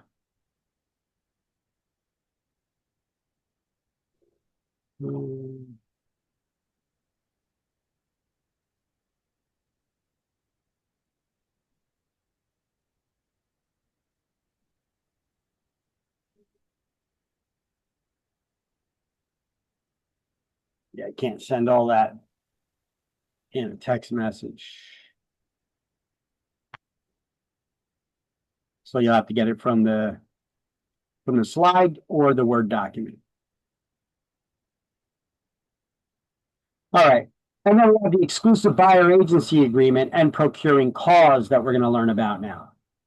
So, with the recent changes in the law that require us to enter into brokerage service agreements with anybody we intend to work with, that says what we're going to be doing in exchange for the fees we're earning, as well as what those fees are and who's going to pay them. And if we're going to allow those, if the seller is going to allow us to split that fee with the other party. That's a requirement now. In the past, such agreements were encouraged, but they weren't a requirement when working with buyers. But we have that exclusive buyer agency agreement that's now been combined with the brokerage service agreement. It helps establish our agency relationship. We owe buyers and clients fiduciary responsibilities. And it helps establish evidence in the event there's a dispute between the two agents from the different agencies about who's representing the client. And whoever can prove that they are the one that did the most work leading up to the sale, and they're the one, therefore, that's owed the commission, they're called a procuring cause. So, by starting by having some sort of a written contract in place with the person that we're working with, it provides evidence to protect the buyer's agent against claims of discrimination by steering a client, limiting the properties shown based on commission, which may be lower than the amount the agent's willing to work for, but was discussed and disclosed not to show these properties and not based on any discriminatory factors. Not much of an issue anymore with the recent passage of the requirement for the brokerage service agreement, which establishes your commission fees and who will be paying them. See, in the past, a lot of agents, they would just look at the commission. They'd be like, oh, no, that's all they're paying. I'm not showing them that property. What about this one? Oh, yeah, they're showing a decent commission. They're sharing a decent commission here. I'll show them that one. So agents were doing something they were not supposed to be doing. Their eyes were going to the commission, and then they were not showing properties to buyers that met the criteria in the price range they're looking for, in the areas they're looking for, because of the commission. And so they're filtering out properties by putting their own interest above their clients, which you're not supposed to do. So that's a big no-no right there. But then if their client found out that they weren't showing them these properties, and all these properties, if they could prove that, well, they're all from a certain area, geographic region, they could paint the picture easy enough that you were not showing them properties in that area and you were steering them away from that area. Well, that's a violation of federal law. It's called steering. So that's a violation of the Federal Fair Housing Act of 1968. So you're either guilty of discrimination, and then the agent's going to be like, no, I wasn't discriminating. I was just putting my own interest above you by looking at the commission and filtering out those properties. Either way, it's not good. You know, you did something you weren't supposed to do. But now with the advent of these buyer brokerage service agreements, it makes it less of a concern. But nonetheless, you still will probably have questions about this on exams.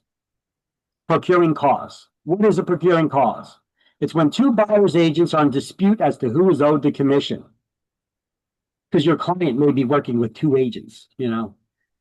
You showed them the property, then they go put the offer in with the other agent. Who's owed the commission? Well, if at that point you find out about it and you file a complaint, you probably did the most work leading up to that sale to be the procuring cause, so therefore you're the procuring cause and are owed the commission. But the longer it takes for you to file the complaint or even find out about it, if you ever do, by the time you find out about it later, the more work that the other agent does in the transaction, the more they become the procuring cause and the one owed the commission. So that's why I say the one who can prove they did the most work leading up to the sale, difficult to prove, would be the one who's owed the commission because they procured the sale. Now, who do we file these procuring cause complaints with? The complaint is filed with the local Realtors Association, not the Real Estate Commission. Let's add that in. not the real estate commission.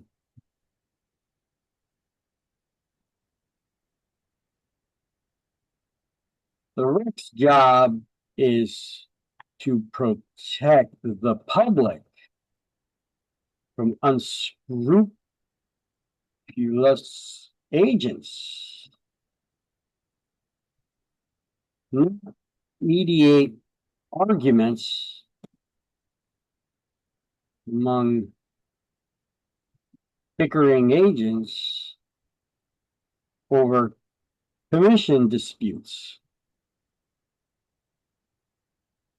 Mhm.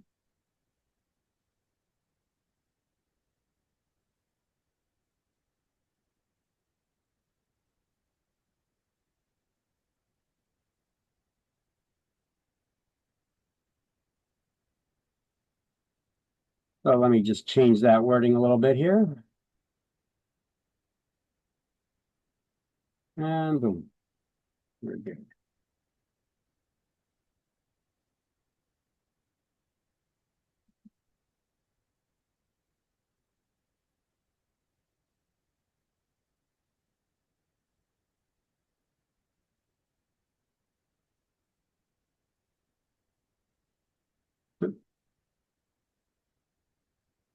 So you need to know, for exams, who is the procuring cause?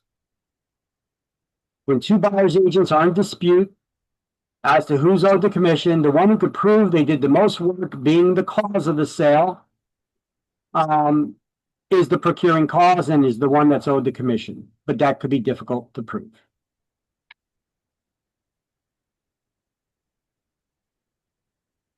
Okay.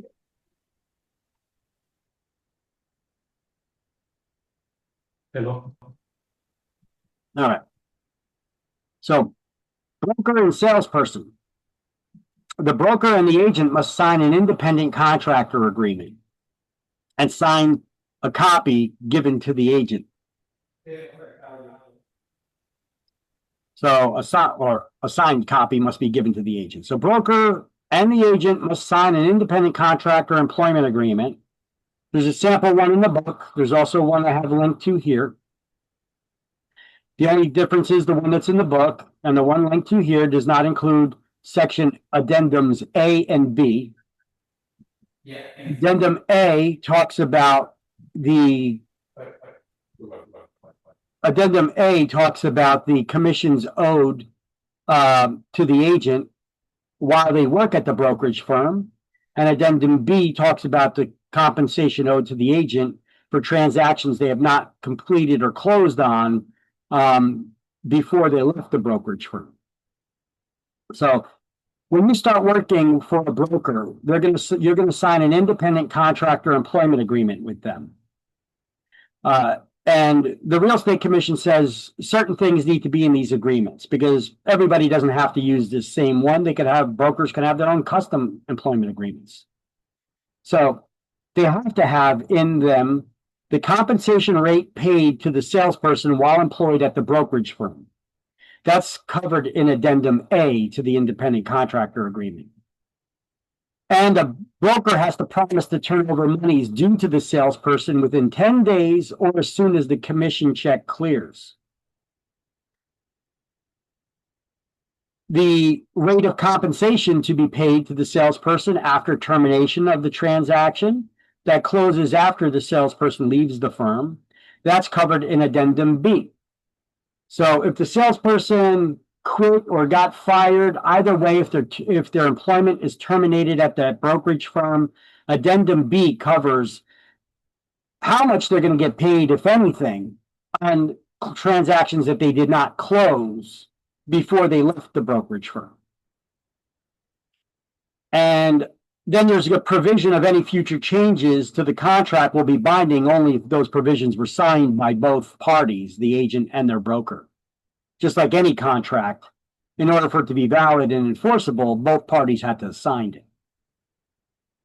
And the broker must provide an agent with a written account of all monies due to the salesperson for transactions pending after the termination within 30 days of termination. So basically, you your employment is terminated, whether you quit or got fired, whatever. Your broker has to give you within 30 days a list of all outstanding transactions that you were working on that you could possibly stem to make money on, and how much money you would still get on them if those transactions still do close. Because remember, you cannot work on them anymore, because those are the broker's transactions you were helping them work on. You left the brokerage firm, quit, got fired, whatever. The broker has to assign another one of their agents to finish those transactions. Now, if that was you that they assigned to finish the transaction, would you do it for free? Probably not. So you're going to have to get paid a portion of that commission. So that agent who left is not going to get paid their full commission. So the broker has to give a breakdown of how much they will get paid on those transactions yet. Okay. So let's highlight that stuff here now on page 20.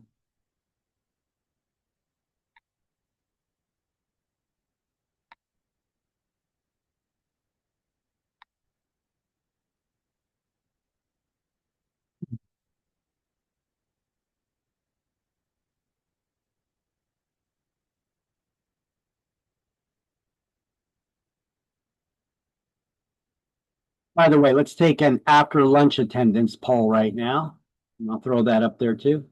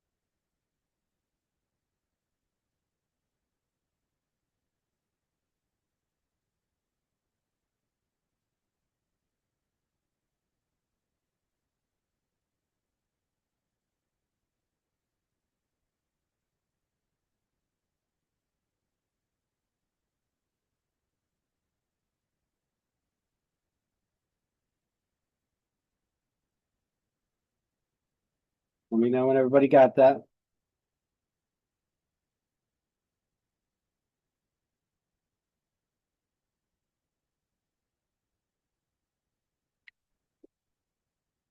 Everybody have that? Get that off the screen.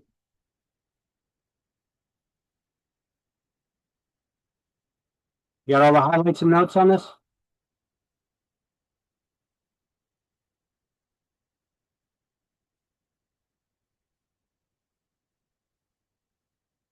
Are you guys frozen? Yeah. Oh, Yeah. okay. Okay. All right. So, advertising. This is a big section in this chapter. See if we can get through it all. Okay, so the New Jersey Real Estate Commission regulates advertisements offering to sell, buy, exchange, auction, or rent real property. These rules are intended to let the public know exactly with whom they're dealing with. All advertisements must comply with state and federal regulations, no matter what form of media is being used, whether it's print ads for magazines, newspapers, or mailings, television, radio, social media, internet websites or MLSs, or billboards. So all ads must state, this is on page 20. Okay, so this is starting on page 20. Let me also add that page number to the previous slide because I noticed it's not here.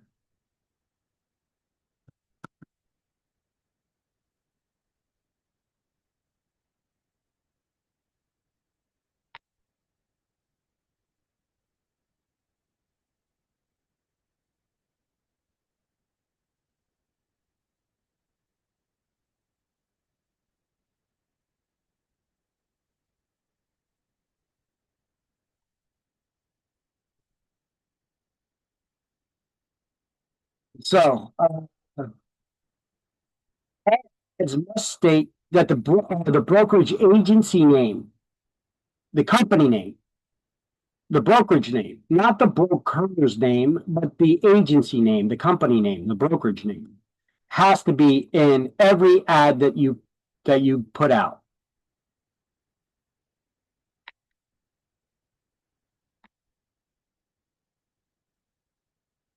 The term realtor, realtist, real estate broker, or real estate agency, or the realtor's logo. Here's an example of what the realtor's logo looks like. You see them here? There's a black one and the blue R in the reverse box here.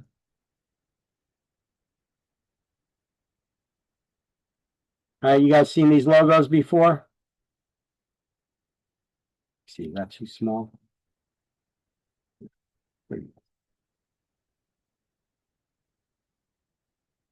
They also have one available in red. The red one is for commercial real estate. But you guys see these the reverse R here in the colored boxes, the black box or the blue box. This is the realtor logo. So you got to have either one of these terms or that realtor logo in all of your advertisements as well. Of course, if you're a member of the Realtors Association. So the term realtor, realtist, real estate broker, real estate agency, or the realtor's logo has to be in your advertisements. Now, what is a realtist? Well, a realtist is a member of NAREB, NAREB, the National Association of Real Estate Brokers. This is an African American Association of Realtors. Yeah, I know. Now we can't just be realtors. Now we got to also segregate ourselves by our differences here. But whatever. We have African American Association of Realtors. We have what just happened? We have an African American Association of Realtors. We have the Hispanic Association of Realtors. We have the Asian Association of Realtors. We have Women's Council. There are different additional associations of realtors you could join if you wish to. Of course, for an additional fee.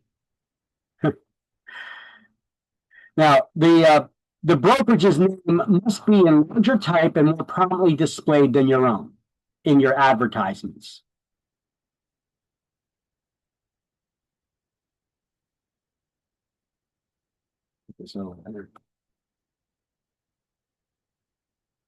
Licensee's name has to appear exactly as it is on their real estate license, with the exception of any middle name or initial, which need not be used. So the licensee's name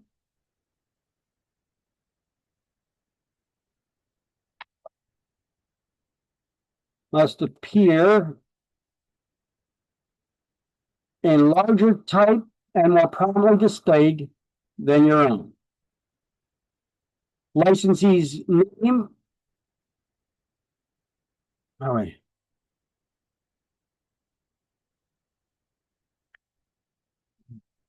Okay, but licensee's name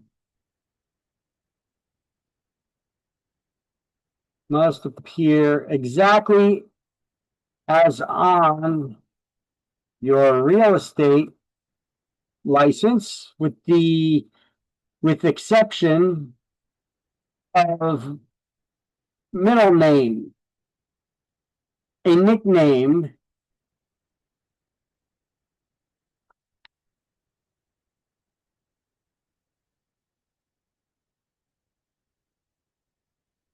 A nickname may be used in addition to your real first and last names. Salesperson's website or web page must have a link back to the brokerage's site and include a brokerage's phone number. Phone numbers in ads must state what they are. For example, cell phone, fax, office, etc. You can't just have a phone number in your ads. You have to have written next to it what that number is. You must never use the term home office. Can anybody tell me why?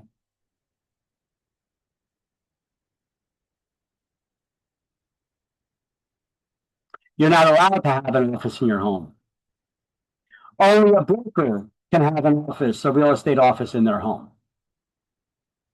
Okay. Now you could have your own administrative office in your house that you could have set up to do your business and such, but you're not going to be meeting clients there. Okay. You're not allowed to. And the next slide here has a little business card guide that shows you how to set up your business cards. Okay. Take a look right here. So you could have your company logo and your brokerage name in larger type and more prominently displayed than yours. You could have your big cheesy picture up there.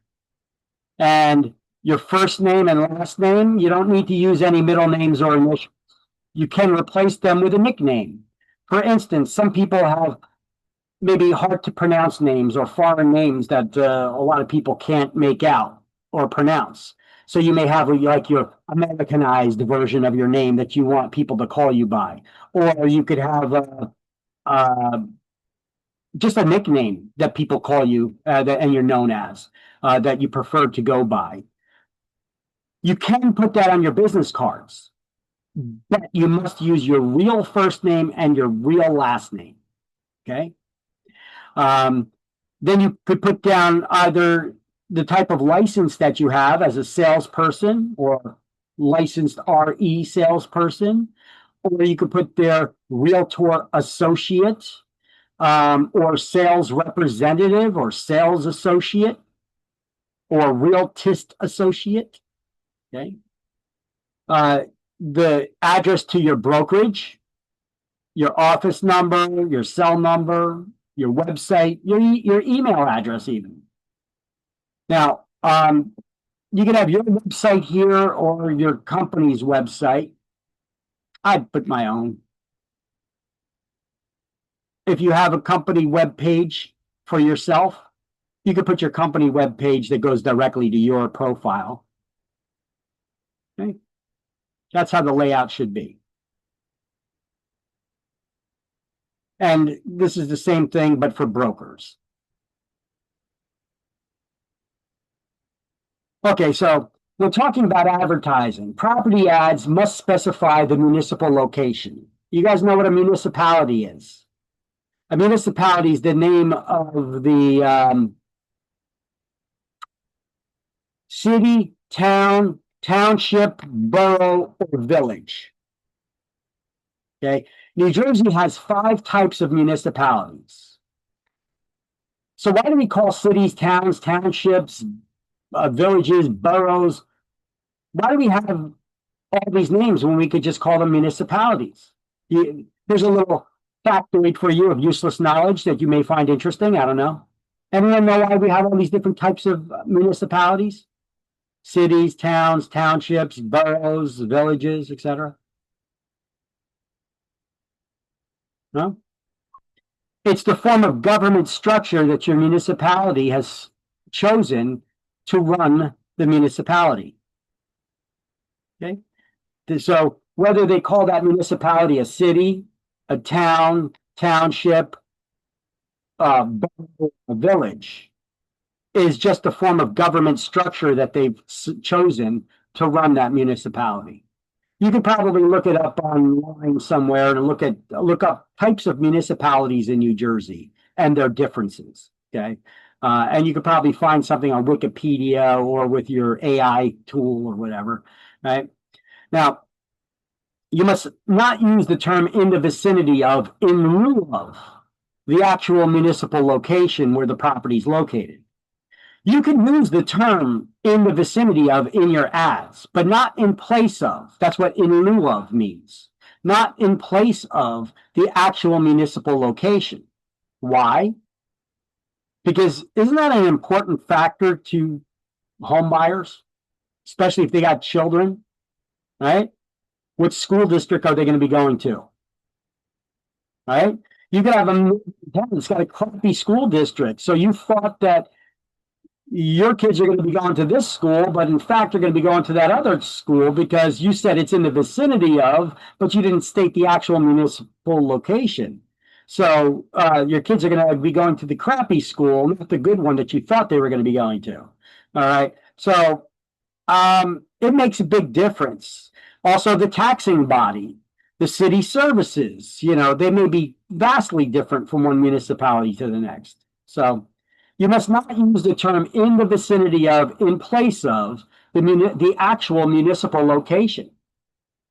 It can be used in addition to, but not in place of. The municipal location doesn't need to be included if the property is under a heading of the municipality, like on magazines, newspapers, or web pages, where the heading could say Edison. So therefore, all the property ads under it are in Edison. You don't need to repeat in each individual property ad Edison, Edison, Edison, Edison, because it's under the heading of Edison. You guys follow?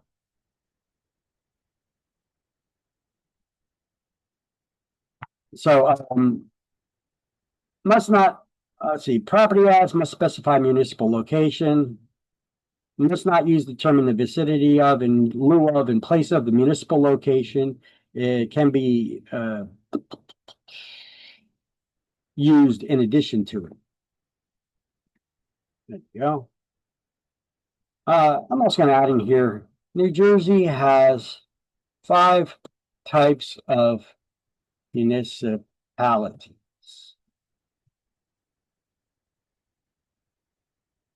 Cities, towns, townships, boroughs,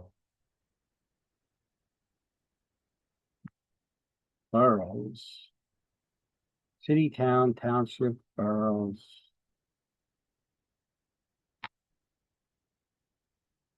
villages, and that's it. City, town, township, boroughs, and villages. Yeah, that's 5. Right.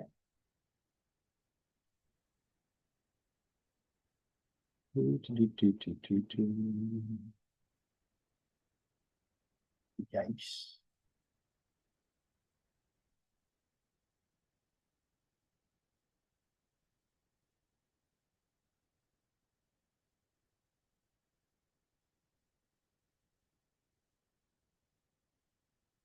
All right.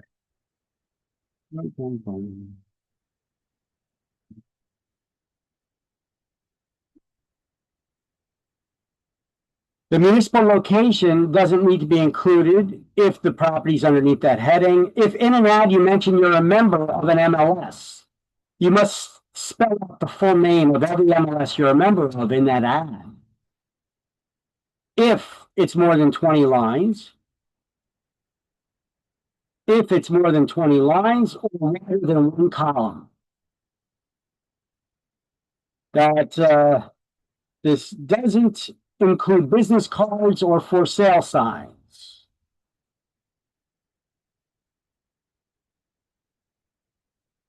Ads that refer to home warranties must state if the warranty is mandatory, if inspection is required, who's responsible for paying the fees, etc. Here's a basic rule of thumb to go by. Full disclosure is required if you ever offer anything extra that could have the consumer scratching their head, wanting more answers, having more questions.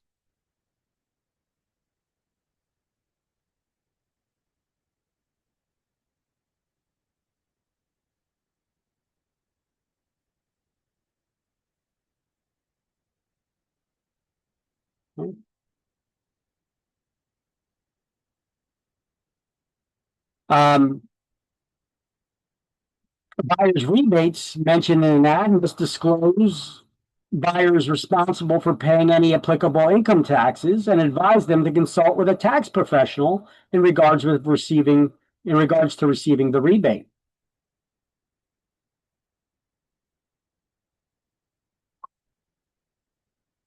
Oh,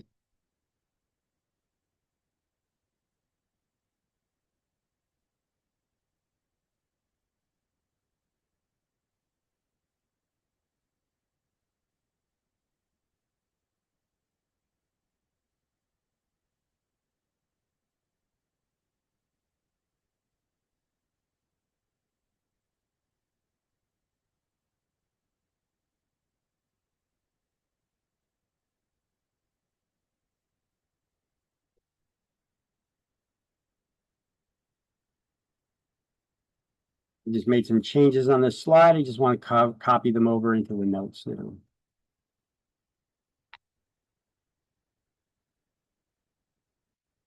Giving a rebate.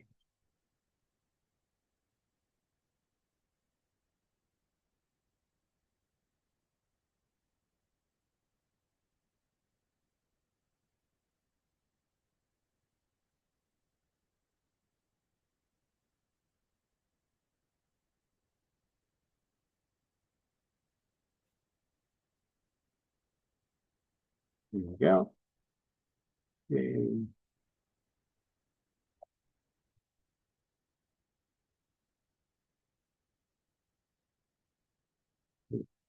Over this. Let's see.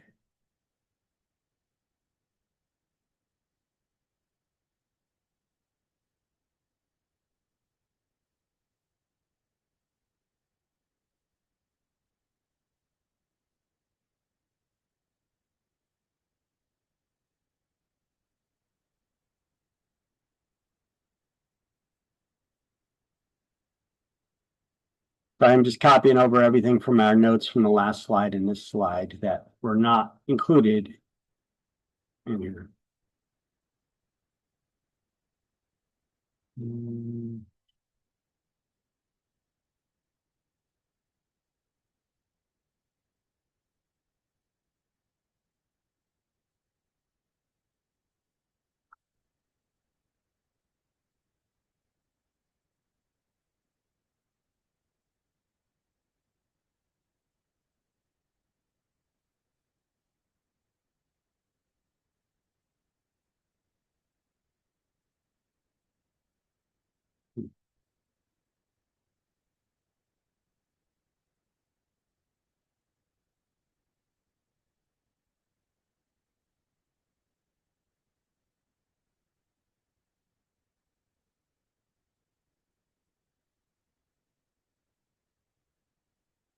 Look at that.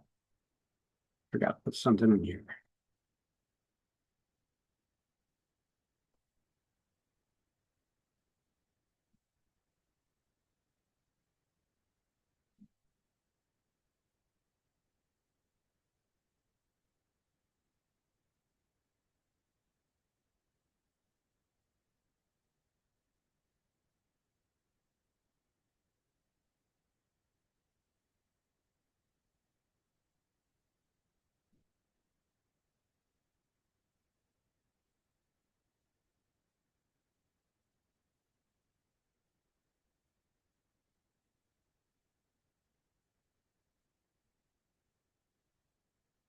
Give me 1 second.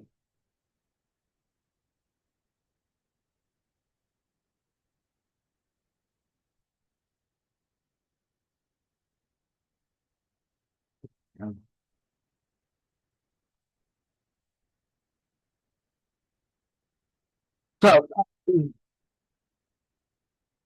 let's now highlight these notes here in the book that cover the things that we just went over on page 20.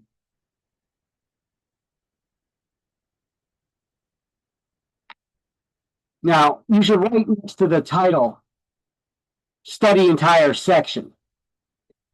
I'm not having you highlight every line, but there's more stuff on the exam than just what we're highlighting here. So you should study this entire section on advertising rules because there's a lot of exam questions that come from it.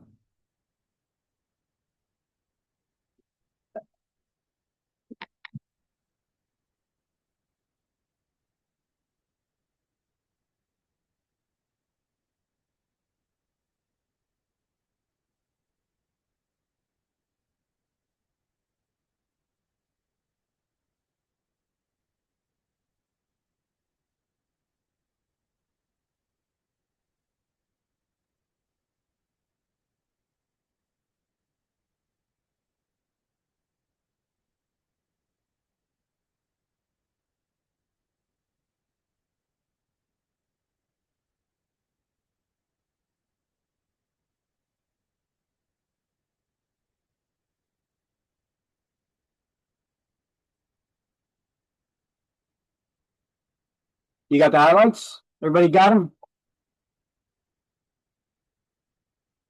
Raphael, you got them? You got to unmute yourself there. Yeah. Okay. Got it. I muted you when you were on the phone call. I just don't want to, when you took that break and you stepped away, I just didn't want to get any recordings of anybody talking, on our private conversations here. Okay, so next one, page 21. Let's continue highlighting this about your advertising has to specify the municipal location, and you're not supposed to use in the phrases like in the vicinity of, in place of the municipal location. And that if you talk about membership in an MLS, you have to state the full name of each MLS you're a member of. You can't just put a generic MLS logo up there and say, hey, we're a member of an MLS. Which one? We got a bunch of them here in New Jersey.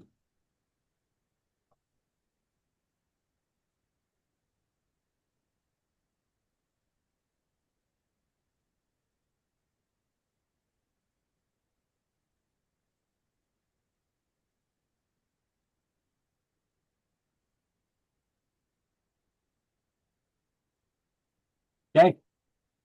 Yeah. All right, so here's a bunch of those MLSs that I just said that we had in New Jersey. So I can't just say we got a bunch of MLSs without going off and telling you all the MLSs we got now, can I? That's my OCD one. All right, so here, I'm just kidding. I don't have OCD, but maybe. I don't know. Who knows? We'll see. New Jersey MLS is multiple listing services.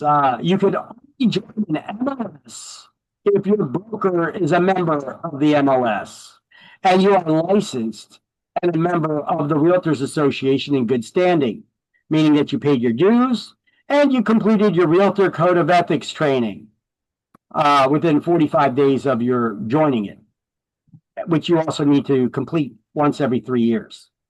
At least that's the rule for now. It used to be quadriennial, once every 4 years. Then they changed it to every 2 years. Then they changed it every 1 year. Then they changed it back to 3 years. So they're all over the place. They don't know how often they want to give you this training. Either way, you'll be a member of 3 associations of realtors. You'll be a member of a local association, whichever one your broker's a member of. You'll be a member of New Jersey Realtors. That's the state association, which also gives you access with your dues to the digital contract form systems and all kinds of other resources. There's an app on your cell phone here. I'll tell you, you could even download it now. You're just not going to be able to use it until you have a login with membership. It's called RPR, Realtor RPR, Real Property Resource. That's what it's called. And then you'll be a member of the National Association of Realtors, NAR. So they'll bill you once locally for all 3, and you'll pay for the dues for all 3 that you'll be a member of. Now, each MLS has their own membership fees. Every MLS in New Jersey will have a listing of all 21 counties, as you can see on this map, and all 564 municipalities that New Jersey has. But the majority, the majority of the real estate agents in a particular area are using, that'll be the primary MLS for that area. So if you get a listing in a town technically, you could put that listing in any of the MLSs, but it may not make sense to put it in some of them. Just the one locally that most of the real estate agents are using in that area. Otherwise, interested buyers or renters will never see it. So it's a way to comply with the law by putting it into any MLS. It's a way to comply with the law, but you won't be serving your clients properly if you put it in an MLS. That's not the common MLS that most agents are using in that area. You understand? So what determines what's the primary MLS for an area is the MLS that the majority of agents are using in that area. Okay, so I got a little breakdown for you here of what the primary MLSs are for particular areas. Now, these MLSs are primarily residential. However, you can enter commercial listings, land, and businesses for sale in them as well. However, they're not primary commercial MLSs. There's a list of other commercial MLSs if you're going to be working in commercial real estate that I'll give you on the next slide. Now, the GSMLS, that's the Garden State MLS. They cover a large area in New Jersey. They cover Union, Essex, Morris, Somerset, Hunterdon, Warren, and Sussex counties as the primary MLS. All Jersey MLS, formerly Central Jersey MLS, formerly Middlesex County MLS. They recently changed their name a couple times. They went from Middlesex County MLS to Central Jersey MLS to try to get a larger market share. And then they said, hey, why are we just going Central? Why don't we just call it All Jersey? So they changed the name again to All Jersey MLS. So their primary area, though, is Middlesex County. Now, they recently merged with Monmouth Ocean Regional MLS, or MOMS MLS. Now it's called MORE MLS. They now merged with the Southern Ocean MLS and the Cape May County MLS. So Monmouth County MLS covers all of Monmouth County. The Ocean County MLS covers the northern part of Ocean County. And then there's a Southern Ocean County MLS that covers the southern part of Ocean County. Well, some of these have now merged their services together somehow. So if you join the Monmouth Ocean Regional MLS, you now get access to Monmouth, Ocean, and Cape May, all in one. Now, the All Jersey MLS, they're also merging with some of these other ones, but it's coming. It's not solidified yet. So we have the MLS, that's the Hudson County MLS.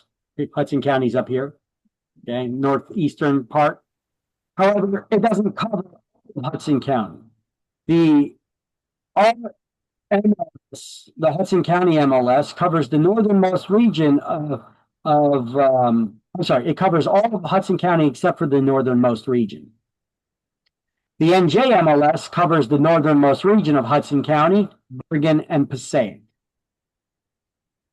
Bright MLS, this was formerly called Trend MLS. I guess they were bought out or they changed their name. They're now called Bright MLS. They cover the southwestern part of the state. So everything from Mercer County straight, if you draw a line straight down through Atlantic and then make a left through Cumberland. So Mercer, Burlington, Atlantic, Camden, Gloucester, Salem, and Cumberland counties are covered under Bright MLS. They also cover Pennsylvania, Maryland, and something else. So you can see listings in those states. You just can't put them there because you're not licensed in those states, right? And then we have, lastly, the Cape May County MLS, which, like I said, they merged with the Monmouth Ocean Regional MLS, but they still operate independently on their own, which you could join on your own as well. Okay, so those are all the different MLSs. Now, I have a list here. I got a link here to a page that shows you all the different MLSs through the New Jersey Realtors website. You can see All Jersey, Bright, Cape May County, New Jersey MLS, Moore MLS, Garden State MLS, Realty Multiple MLS Systems, and South Jersey Shore Regional MLS. Okay? So I just broke it down a little bit better, explaining to you what areas they cover on my slide. Here's the contact information for all of them. So I got those links with all this information included on this slide for you. It's very informative. Let me just make sure that our Class Links Word document also includes all of that. So while you guys look at this slide, I'll go there. I'm not going to change the slide here for you.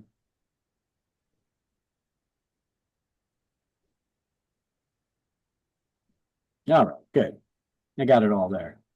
So as you can see here now in the Class Links and Notes Word document, I put all that information from this slide. I also included it here with the explanation of the areas that are covered by each of the MLSs. Okay. And you got the links to those resources.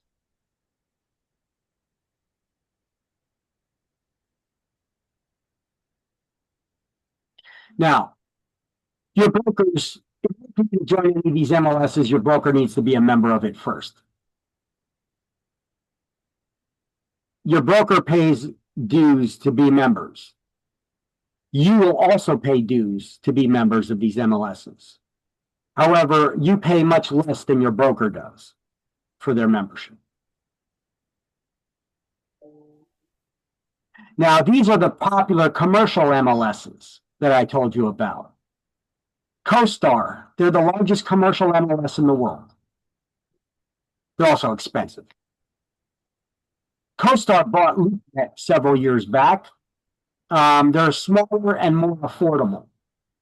So if you wanted to just start breaking into the commercial real estate arena. Then we have the CIMLS. This is the only one that requires you to be a realtor in good standing. Commercial MLSs, you generally don't even need to have a real estate license to become a member of them. You just got to be willing to shell out the dough. You know, you got property owners that pay for their own membership in these sometimes when they don't want to deal with real estate agents. So it's kind of competitive to work in commercial real estate, especially when the public property owners can get access to these same tools, right?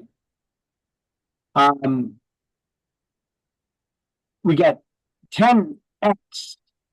This is a LoopNet Auctions, formerly auction.com.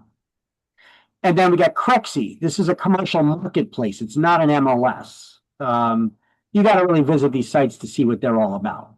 Now, no license is required for access to the commercial MLSs, except for CIMLS, which requires you to be a realtor, a licensed agent, and a realtor in good standing. Anyone can pay for membership, which is often expensive for membership, to access all the information and tools they provide. So commercial MLSs are pay for data. You're paying for information model. Whereas the residential MLSs on the previous slide, you're paying for access. These are the types of searches that you could perform on the commercial MLS. You could do radius searches where you draw out, or you say, I want to search, you put in the search criteria, but you say, I want to search everywhere within a half mile, a mile, 3 miles, 5 miles, or whatever the distance is away around this particular location, okay?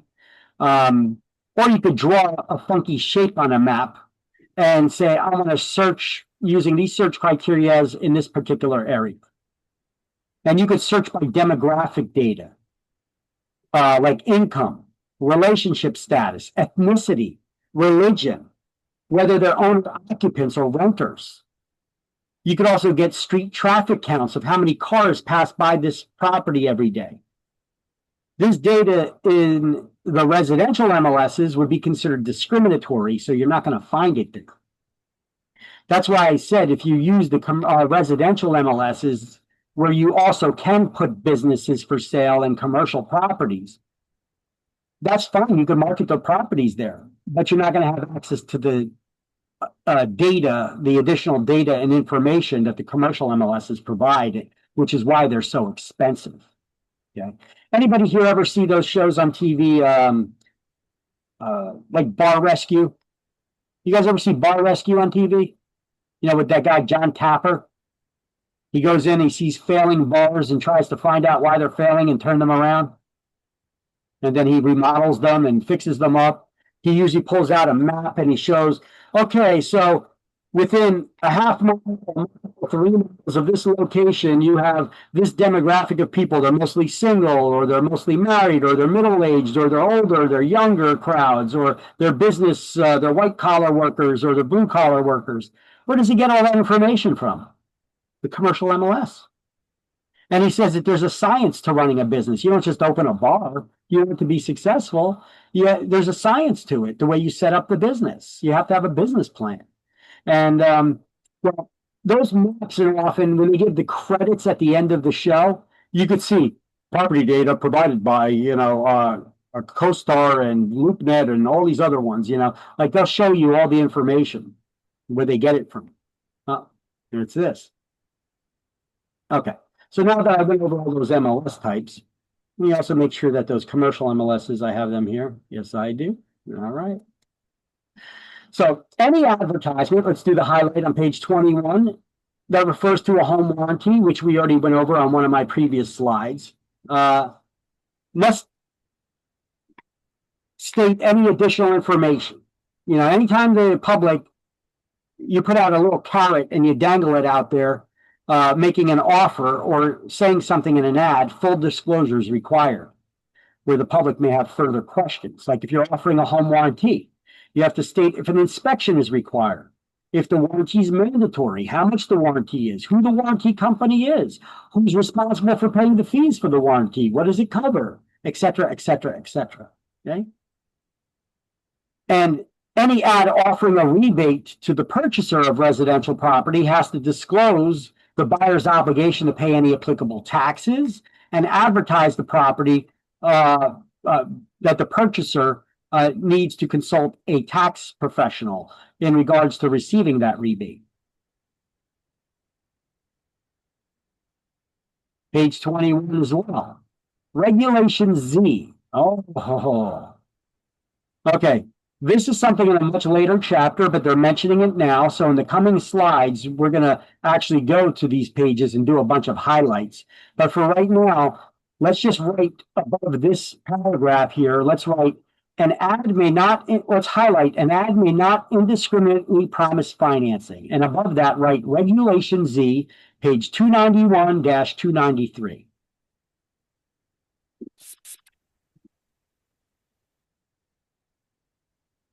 You need to know for exams what Regulation Z is by name, even though you may get questions on exam that don't mention it by name.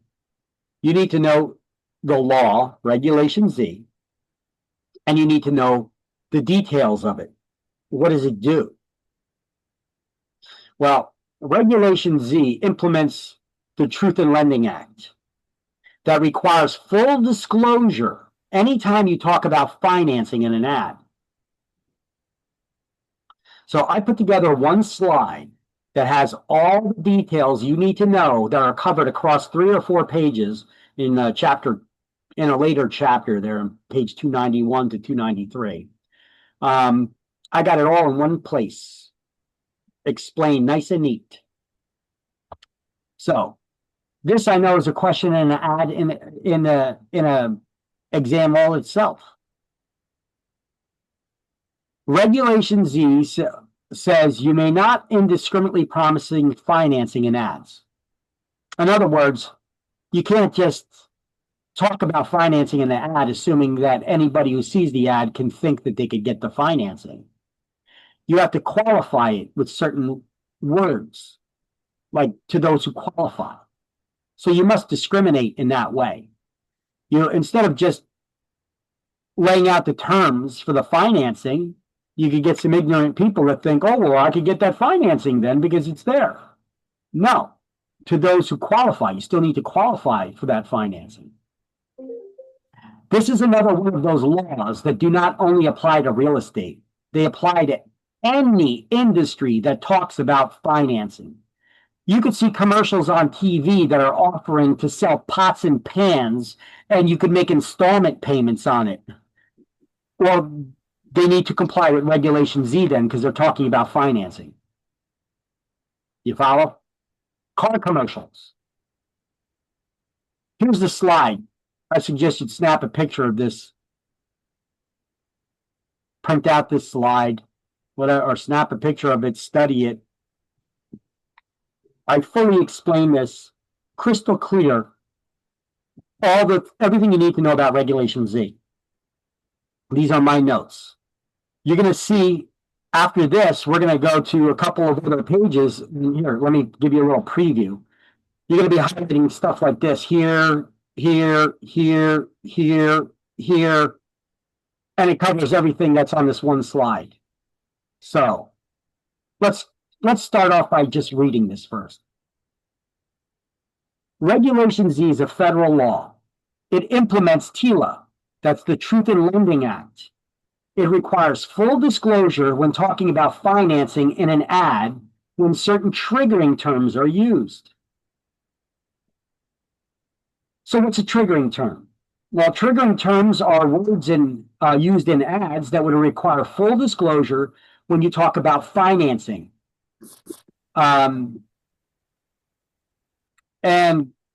So these are a full disclosure of financing terms and qualifying statements to avoid indiscriminately promising financing to everyone who sees this ad. So if a certain triggering term, these are the triggering terms, are used in an ad, full disclosure is required. If you mention an interest rate, a payment amount, a down payment amount, or the term, the number of payments, full disclosure is required, because now you're talking about financing. For real estate, there's no reason that a real estate agent should be talking about this stuff. However, I see real estate agents do it all the time. I recently had a conversation with a real estate agent on social media. She was putting together beautiful ads, and I could tell she's going to be a great agent. She put together beautiful, presentable ads out there. And she says, oh, you could get into this house with a down payment as little as this and monthly payments as little as this. Or an interest rate as like this. She's talking about financing. So, I sent her a private message because in her commercial advertisements, these videos she's posting online, they look great. She's showing these beautiful houses. She looks like a celebrity, agent. And, I sent her a message and I said, just to give you a heads up, all of your ads that you're posting out there are not in compliance with Regulation Z. She was like, what's that? This is a perfect example of real estate agents forgetting the basics that you're taught to get your license. And then they get out there and they start doing this stuff. So I had to explain to her what Regulation Z was. So what is full disclosure? Full disclosure would require adding a qualifying statement. Otherwise, you're indiscriminately offering financing to everyone who sees the ad. Therefore, you must discriminate by stating one of these statements in the ad. You have to add to those who qualify or to a qualified buyer. One of those phrases must be added to the ad to show that you're not indiscriminately promising financing to everyone who sees it. Then you also need to disclose the APR, which is different than the interest rate. That's the annual percentage rate. It includes, what is the annual percentage rate? It's a complicated formula to figure out. It's the interest rate plus factoring in all one-time non-recurring fees associated with getting that financing, like an appraisal or an inspection fee or an application fee. These are all costs associated with getting the financing. And if you were to factor them into the interest rate over the life and then break it down to the annual, that's how they figure out the APR. That's why if you ever look, the advertised interest rates and then the APR, it's always different. The APR is always a little bit higher. It's a smidgen higher than the interest rate because it factors in all those one-time non-reoccurring fees.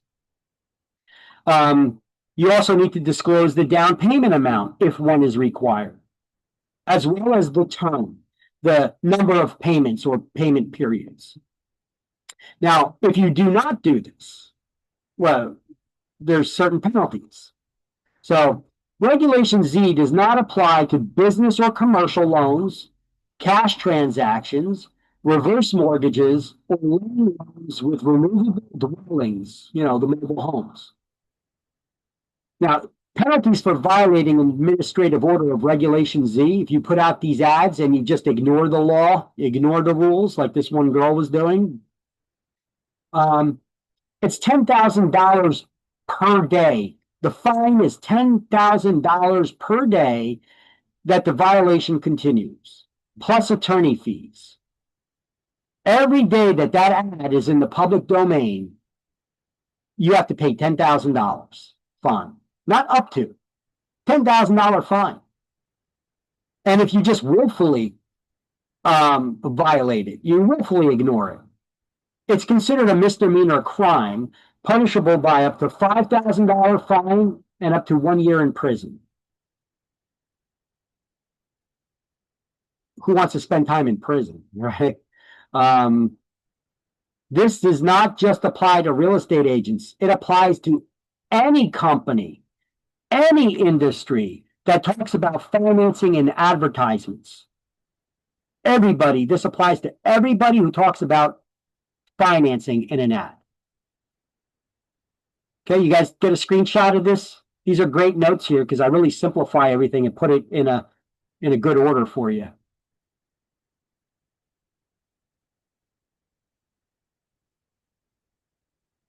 Okay, so now let's go to page 291. We're gonna skip ahead to that later chapter, and we're gonna highlight everything in that chapter that talks about Regulation Z. So go to page 291, highlight this stuff, and once you got it highlighted, let me know. I'll move on to the next slide, where it's the next page where you can do some more highlighting.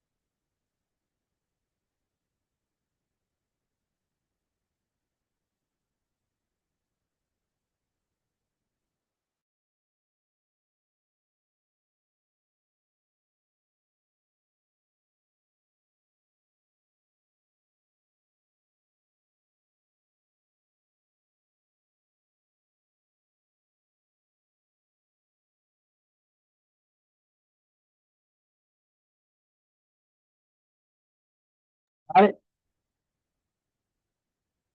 Here's the next slide then.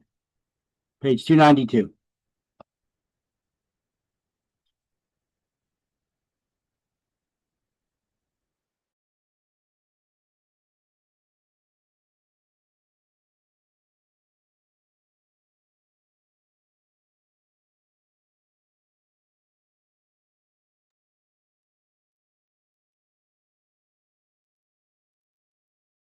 And then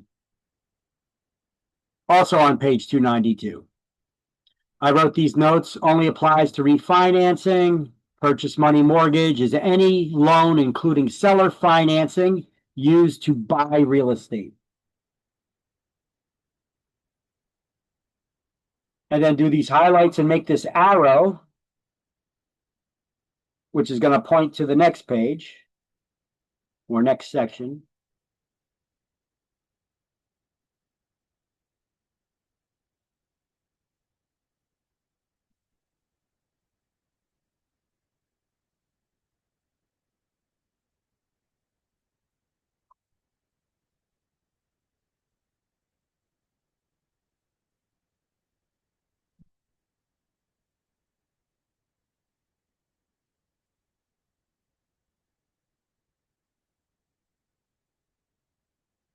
Got it? Are you still writing? Got it. Okay. And then that comes down to this section here that says, for example, full disclosure would be necessary if any of the following terms were used. And then it gives a couple examples down here that would not trigger the full disclosure requirement if you talk like this in an ad.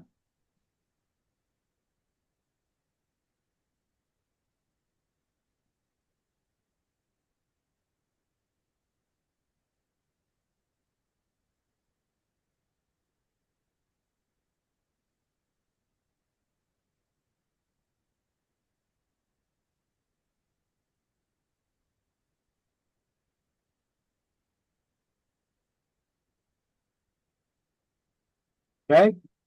Okay. And then this on page 293, the penalties. Yeah.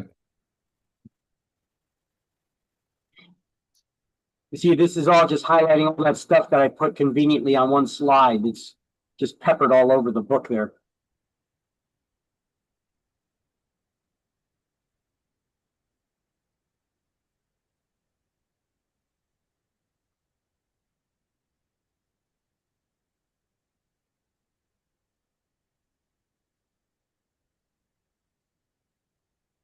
Okay. Yes. All right. So once again, here's the slide again that goes over everything about Regulation Z. So if you didn't snap a picture of it before or get a screenshot, do so now.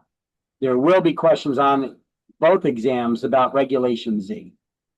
You need to just understand what Regulation Z requires and what it does. And you also need to know what law implements TILA, the Truth in Lending Act, Regulation Z. And what law requires full disclosure when talking about financing and ads? Regulation Z. Okay. Yes. Yes. Let me also just make sure I got all this stuff about Regulation Z here in our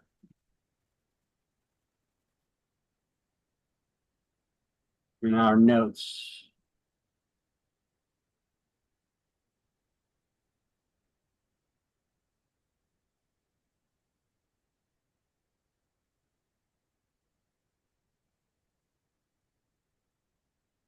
Right.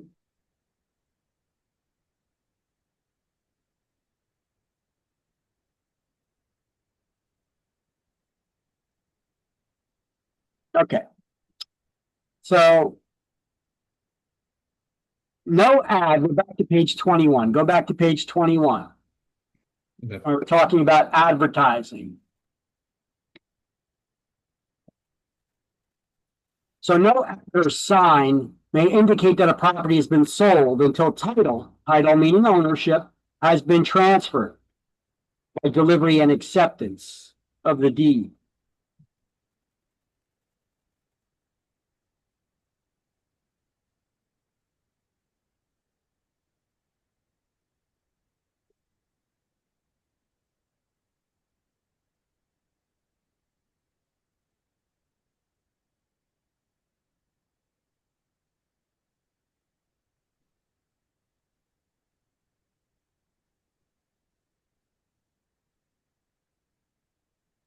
Okay. So you don't have to advertise. So remember, the word title is ownership. I got a little cross reference here, page 383. I underlined the word title in the book there, and I wrote page 383 under it. Okay. In a coming slide, we're going to go there and we're going to discuss title and ownership because of my OCD there. I like when the book just mentions they use certain terms or phrases that they haven't explained to you yet. So I like to explain them to you at that time. I think it's a better way of learning. So No advertising or sign may indicate that a property is sold until title has been passed to the buyer by delivery and acceptance of the deed. There has to be some form of delivery and acceptance of the deed, the document that transfers that ownership. Now, you don't have to advertise the status of a listing in ads or in signs. But if you do, the status has to be accurate. You ever see a sold sign rider on a real estate sign? You guys ever see that? A real estate sign that says sold on top? Yeah, no. Under contract. So you saw under contract. Have you ever seen sold where it says Oh. sold? Yeah, I see so, yeah. Okay. We shouldn't have been there if we really think about it. Was it there for a long time?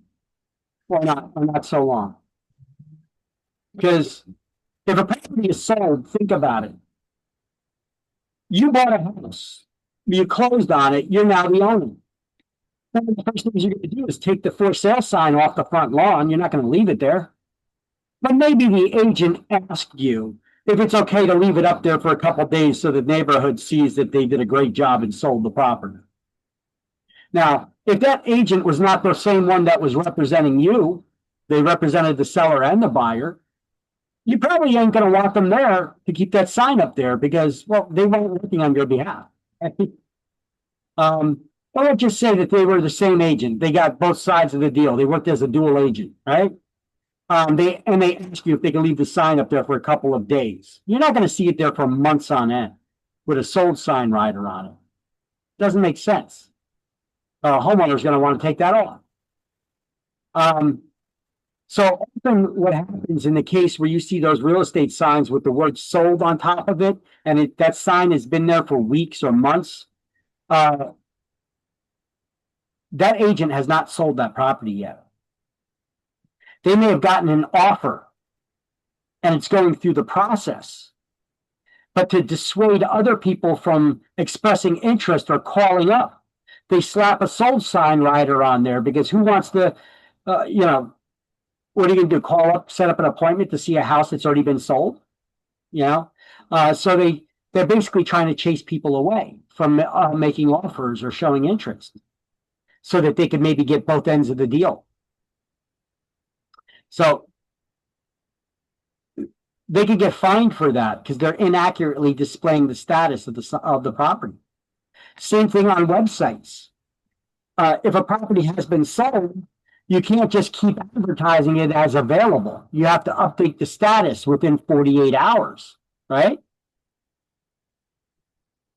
Under contract is a sign rider you would put on the real estate sign that says that an offer's been made, the seller has accepted it, it went to attorney review, it's out of attorney review, and now the parties are in a legally binding contract with each other. That's what under contract means. If an agent ever sticks up their under contract sign rider just because they got an offer, that's not accurately displaying the status of the property. And the Real Estate Commission advises us to throw away in the garbage any sale pending signs because you'll get fined for using them. What does sale pending mean? I mean, I get a listing, I put a for sale sign on a property, sales pending. Pending we find a buyer that makes an offer that's acceptable to the seller, right? Think about it. What does that mean, sale pending? It doesn't give an accurate description of the status. So you can't use it.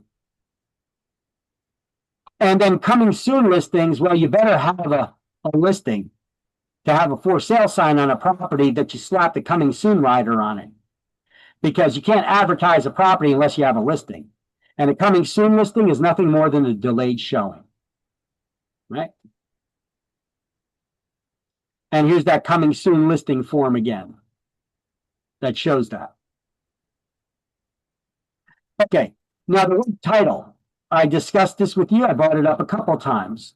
But now I put together this nice slide for you. This is actually another pretty good note to snap a picture of and show and study. Title is just a word that means ownership. And there is no document in real estate at all called title. The deed is the document that's used to transfer title, ownership. Deeds are also used to transfer other things too, like air rights or partial ownership interest or mineral rights in a property. So, but I'm going to teach you this, that a deed is the document that's used to transfer ownership. Now, there's two ways of saying this. You could say that a deed is a document used to transfer ownership, but is not proof of ownership, because a deed is not proof of ownership. I have a blank deed on my computer. I could fill it out with your property information on it. Does that mean I'm the owner of it now? No. It doesn't prove that I had the right to sell the property, right? So a deed is just a document used, it's a form used to transfer the ownership. But it's not proof that you're the owner to begin with or have the right to sell it. Another way of saying the same exact thing is, but this way it makes you sound more learned, more educated, right? Is a deed is an instrument used to convey title, but is not evidence of title. Which terminology do you think they're going to use on exam? Probably the second one, right? Because it sounds more educated, more learned, more real estate-ish, right? Look, the word instrument is another word for document. It means the same thing. Convey is another word for transfer. Evidence is another word for proof. And title, it's another word for ownership. Right? It's two ways of saying the same exact thing. Those two statements, they say the same exact thing.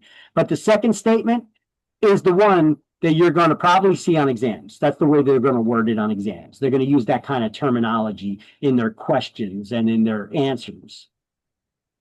So a deed is also used to transfer one's rights or interest in real property, like a partial ownership interest, air rights, mineral rights, subsurface rights, partial ownership interest, etc.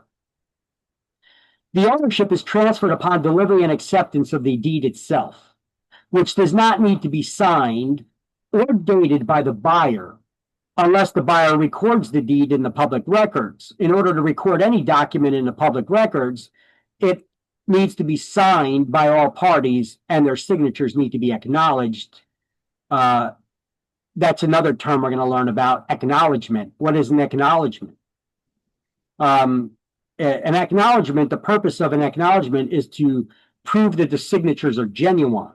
In other words, you signed a document in front of a notary or a judge or an attorney or some other trusted official like a elected politician who knows who you are, or checked your ID and acknowledged, confirming who you are, that that person in fact did sign this document. Now, recording a document is adding it to the public records. That's what recording a document means. You're adding a document to the public records. And once any document is added to the public records, it's there forever. It's there forever. So recording a document is adding it to the public records in the County Hall of Records, where all ownership documents and lien records are kept. They don't keep them down at your city hall. They keep them in the county courthouse. That's why you have such a large sheriff's department police presence there. Why do we record documents in the public records? Well, to put the world on notice that we have an interest in the property. Recording our new ownership, or maybe attaching a lien to a property, etc. Like a contractor, he remodeled your kitchen, but you didn't pay him. He could record a lien in the public records until you pay him back. You can attach that lien to your property. So now if anybody's interested in purchasing your property, they're going to see that there's an outstanding lien that needs to be paid. And they're not going to want to buy the property until that lien is paid off. So it kind of sort of forces the owner to pay that contractor. Now, can you buy a property that has liens on it that have not been paid off? Yes. It's just not advisable to. And if you're getting a mortgage loan, you probably will not get the mortgage loan from the bank, the lender, until the lien is paid off. Because that puts their collateral at risk. That property will serve as collateral in the event the buyer doesn't make the mortgage payments, Well, right? the guy in default. Yeah.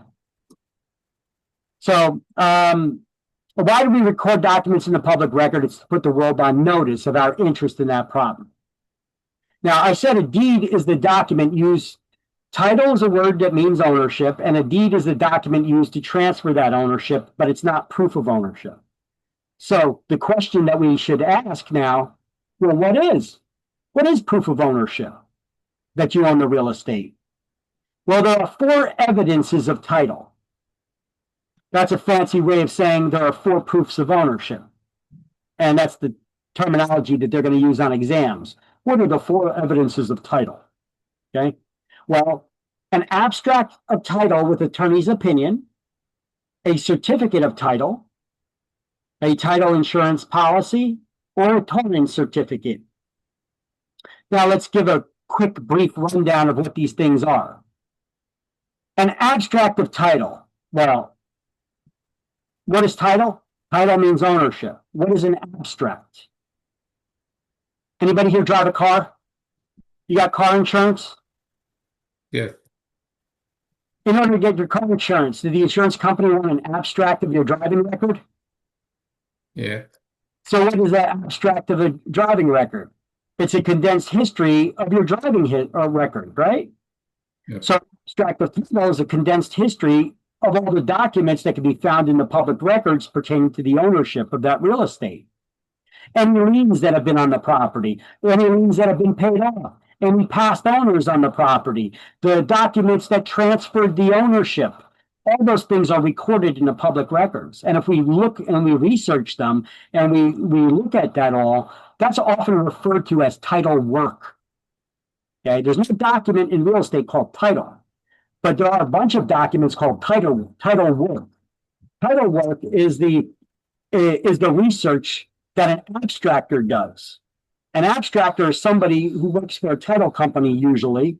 Their job is to go down and physically search the public records. And they look at all the documents that could be found attached to the ownership of that piece of property that are registered in the public records. And then they make a list of all those documents and all the information pertaining in those documents to the property. And then they turn it over to an attorney. And an attorney will then examine that list to determine if you got good, clear title, good, clear ownership, without any liens or encumbrances on the property.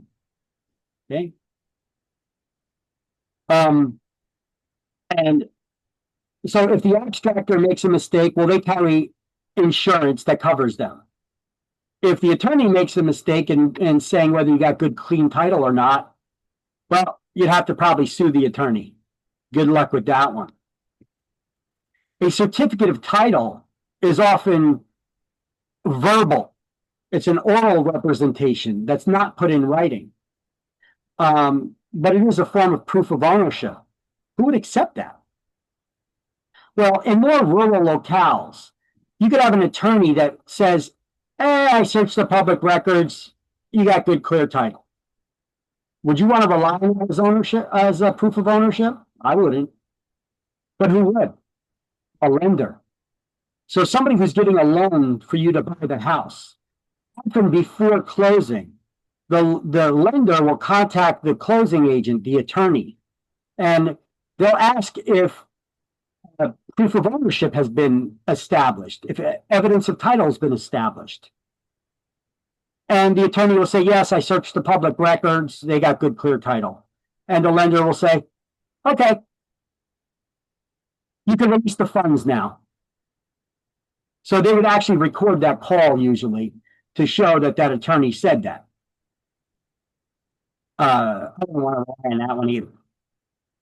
Now, the title insurance policy, this is the most common one that's used here in New Jersey. Title insurance, that's ownership. Title means ownership, so it's ownership insurance. And there's 2 types of title insurance policy for real estate. There's a buyer's policy and there's a lender's policy. And when you're purchasing a property, your attorney should explain this to you and they usually sell you both policies. So what do these policies do? Well, the insurance company, before they issue you insurance, they're going to have their own abstractor on staff that's going to search the public records, at least a minimum of 60 years, but as far back as they could research, to make sure that at no time in the past were there any improper transfers of ownership. There's no outstanding liens on the property that have not been paid off, etc. So and then they'll issue insurance that you could buy. You could buy the buyer's policy and the lender's policy, and it's recommended that you get both. So what does each policy do? The buyer's policy says that basically, if anybody should ever step forward in the future and claim that they're the rightful owner of the property, and they could prove it, you'd have to give up the property to them. But I got to eat for this property. I put down money. Yes, you did. But you can't buy stolen property. You didn't have the right to buy it. The person who sold it to you, who sold it to them, who sold it to them, they're the ones that did the wrong thing. And then that ownership has been transferred over the years. All those ownership transfers, all those people that owned it after it, owned it illegally. It's like me selling you a stolen TV. You pay me money for that stolen TV. Does that mean you can legally keep the TV because you paid me money for the stolen TV? Or if the cops find out you're in possession of a stolen TV, are they going to seize that stolen property to return it to the owner? Right? It's the same kind of situation with real estate. You don't get to keep the property. You got to give it up. If somebody can step forward and prove that they're the rightful owner because there's ever been an improper transfer in the past, you got to give that property up to them. And they don't got to pay you anything for it. You received stolen goods, basically. So even though you paid for it.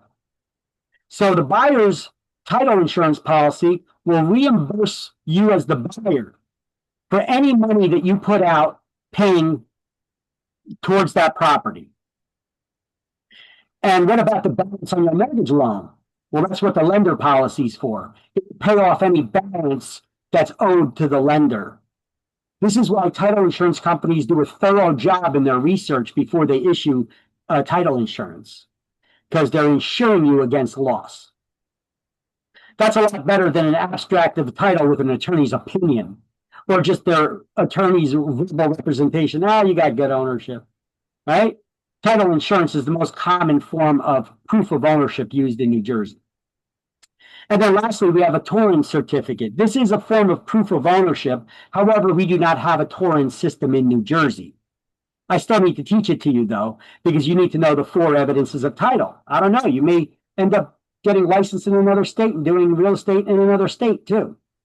So a Torrens certificate is in states that have a central hall of record keeping for all the ownership records. So anytime there's a transfer of ownership, it must be registered in the public records at that central hall of record keeping. Okay, that's what we call a Torrens system. And when you buy a property, you get a Torrens certificate. Okay, we don't use that in New Jersey. Actually, in New Jersey, we have 21 halls of records, one in each county. But you're not required to record your deed in a public record. It's highly suggested that you do, but you're not required to. Okay, that's different than the Torrens system. Okay, and so we'll go and we'll highlight that stuff now on page 357. I did some highlighting here, and then I wrote some notes here with an arrow. You guys may want to do something like that. And I wrote a note here: a covenant is a legal promise. So this is on page 357, probably towards the bottom of the page, if I recall. A deed is a written instrument in which an owner of real estate intentionally conveys their rights, title, or interest in a parcel of real estate. And the owner who sells or gives the land is referred to as the grantor. They're granting their ownership to someone else. And the new owner who's acquiring the title, they're known as the grantee. We're going to learn in chapter 7, there's a chart there that shows you a lot of these words. There's an easy way to remember legal terminology. Grant is the ownership. You grant ownership to someone. So the grantor, words that end in O, that's the person who's giving whatever the root word is talking about. And granting ownership, who's giving the ownership? That's the owner of the property, the seller.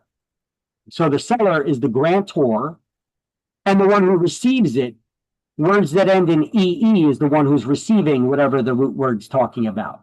Okay? So the grantee is the buyer and the person who's getting the property, and the grantor is the one who's giving the property, as an example. So we're going to go over a lot of terms like that. Mortgagor, mortgagee, grantor, grantee, lessor, lessee. It's an easy way to remember a lot of these different legal terms. The words that end in OR is the person who's giving whatever the root word is talking about. And the words that end in EE is the one that's receiving it. All right. So these are the 4 proofs of ownership. Oh, I'm sorry. These are the 4 types of deeds. We're talking about types of deeds here now. 4 types of deeds. The most common form of deed in New Jersey is a full covenant and warranty deed. Because we've been saying a deed is a document used to transfer one's right, title, or interest. But we didn't talk about there being multiple kinds of them. Well, there are different types of deeds. We're not going to go over them in full detail right now, but since we highlighted this on this page, we're gonna highlight this here.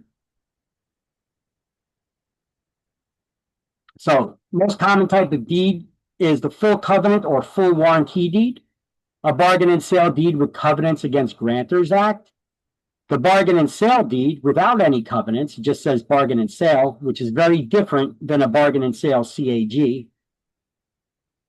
A covenant is a legal promise, and the seller is making certain legal representations to you that you're getting good, clear title. In a bargain and sale deed, they're not making any covenants, no legal promises. And then in a quitclaim deed, a bargain and sale deed, they're making is, I got the right to sell you the property. I'm not guaranteeing you the quality of the title. The quitclaim deed doesn't even say that. They're not even claiming to sell it to you. So that's why I say this is an order from the types of deeds that offer the most protection to the types of deed that offer the least. Okay. Page 383. The chain of title. Don't worry, we're going to go over this stuff again when we actually get to these chapters. It's just these words are being used right now in chapter 2, so I like to explain them to you, what they mean, what they go over. I'm not overloading you right now, am I? Are you following me good? Yes. Okay. So the chain of title shows the record of ownership of the property over a period of time. If you search the public records, you can link one owner to the next simply by the documents that have been recorded in the public records. Anytime they transferred ownership, it would be there. This is known as an abstract of title. It's a condensed history of all the instruments affecting a particular parcel of land, including those ownership documents, if they were recorded, which they should be. They don't have to be, but they should be. So we call this chain of title. Each owner of real estate is a link in the chain. And if we could connect one owner to a previous owner, we're now building a chain. Chain of title, right? Title meaning ownership. We have a chain, a chain of records pertaining to the ownership. Okay?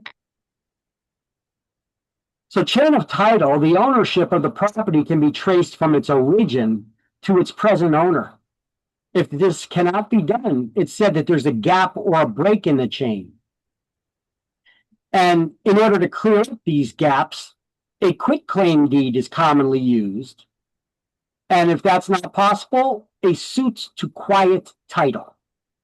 That's where you go to court, where it's necessary to go to court and have a court action and have a judge rule that you're the actual owner based on the evidence that you supplied to them.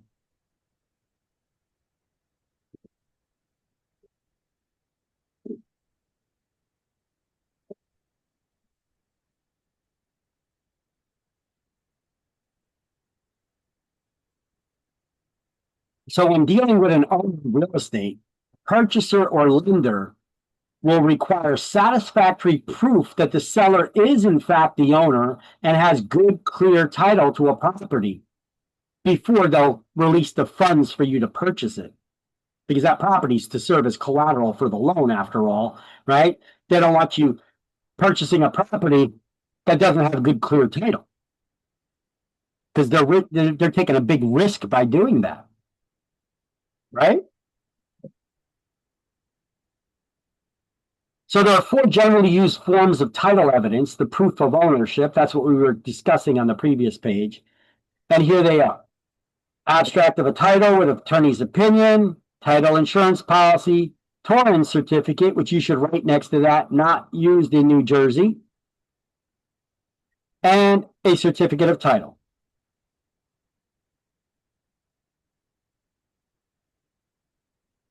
A deed is not proof of title. It's not proof of ownership. It's just a document used to transfer it. It doesn't prove that the grantor had good title in the first place. The only effective proof must be one of the evidences of title that we just went over here, based on adequate search of the public records.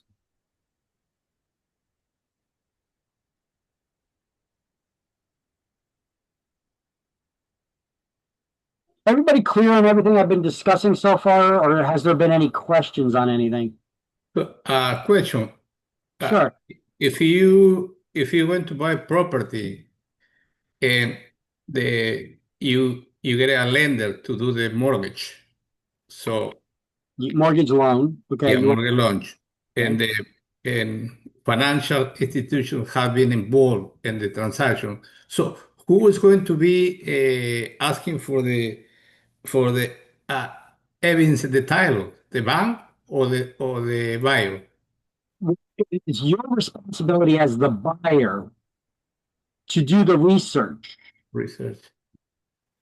because you're not going to get a loan from the lender unless you could prove that the seller has good, clear title to transfer to you. The lender is not going to trust you as the buyer that you're doing the right thing, or even know what you're doing, right? The lender's going to have to look out for their own best interest, and they're going to require the buyer supply evidence of title. So the buyer has to pay for a title search and get title insurance. Okay? Mm-hmm. So another way, the bank, they don't give you a loan if you don't do that. Would you? Hmm. Would you give, if I can't prove that I'm going to have good, clear ownership of it, and I'm giving you that house as collateral, I'm putting that house up as collateral in the event I don't pay you? Yeah. Right? That's like, hey, can you lend me the car? Now, I can't prove to you that the car's not stolen then, but I'll put up the car as collateral. What you're going to give me to buy the car? Would you lend me that money? No. Probably not. Right? So it's the same kind of situation. Mm-hmm. All right? Yeah. That makes sense, you know? Mm-hmm. Yeah. So that's my job. My job here is just to explain these things to you so that they make sense, so that you can understand them. You know, then your job is just to make your notes and then study them to remember it all. Yeah. So I'm telling you that all this crap, and then I have slides that give full explanations of them, you know.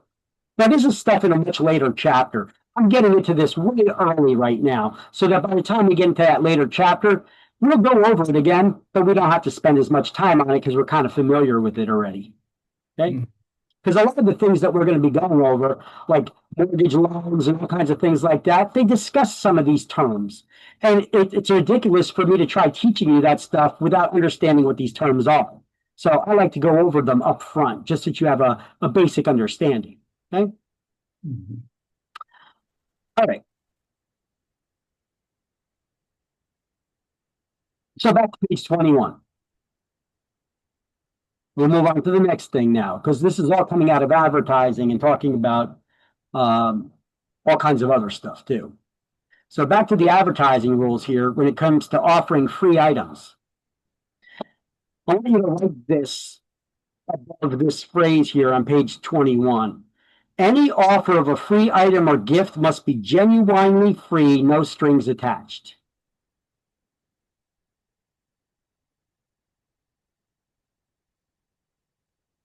So if you ever offer anything for free to the public, it can't be contingent on them doing business with you. That's not really free then, is it?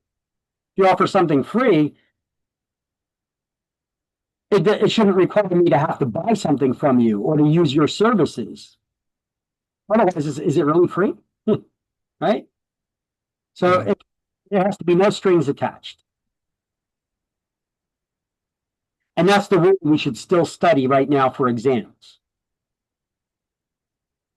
But I'm going to give you a heads up. The law was rewritten and changed that allows us to offer stuff for free to the public with strings attached. However, we can't do it yet until the Real Estate Commission comes up with a way that they could track us offering free stuff to the public and what the terms of it are. And they still haven't done that. So this law changed in 2021. But it does say the amendment further provides that it will not go into effect until the Real Estate Commission adopts rules to implement the revised statutory provisions, which they still haven't done. Okay? Okay. So, yes, but it has to be genuinely free with no strings attached. Even though the law was changed that allows us to offer things for free to the public with strings attached. But we can't do that until the Real Estate Commission creates rules on how they're going to implement and track this. Because, as you can see, that's going to be an opening for all kinds of drama and issues and problems. I don't know why they even made it a law that allows such a thing. But they did pass a law that in part addresses free gifts and discounts offered by real estate licensees to the public. They just got to find a way to track it. They got to implement some kind of system, which they haven't done yet. So underneath that, I wrote, we can offer free appraisals, licensed appraisers. We can offer free CMAs or BPOs to value properties. See, this is something for free that we always offer to the public. A free valuation of your property. We call it a CMA.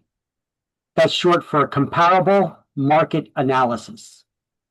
It's similar to an appraisal, but it should not be called an appraisal because we're not licensed appraisers. Only licensed appraisers can give appraisals. We could give property valuations. You could call it a property valuation. You could call it a CMA. You could call it whatever the hell you want. Just don't call it an appraisal. Okay. Now, BPOs, that's a broker price opinion. We usually do them for lenders when they don't want to pay for an appraisal. But a valuation from a real estate agent's good enough, and they do pay us for them. However, who do you accept compensation from? As a real estate agent, who can you accept compensation from? Only License. your broker that you work with. Yeah. So if you do BPOs for a bank, they should not be paying you directly. They should be paying you through your broker. Unless you got permission from your broker in writing that it's okay for them to pay you directly because the broker's not going to get a piece of it or whatever. But sometimes the brokers do. They say, hey, listen, anything you do that's real estate related, it's got to go through our company and I get a piece of it. It goes according to our commission splits. Whether it's a bonus or a BPO, you're doing real estate work. You're using our company name, our insurance, all that for that. So there you go. So this was omitted from this 18th version book, but here's a statement that was in the last version. I'm going to have them put it back into the next 19th version of the book, since they're recruiting me to advise them on improvements to this book. Advertising that offers free appraisals is also prohibited, although offering a comparative market analysis, a CMA, is permissible. And then I wrote in here, or a BPO, a broker's price opinion.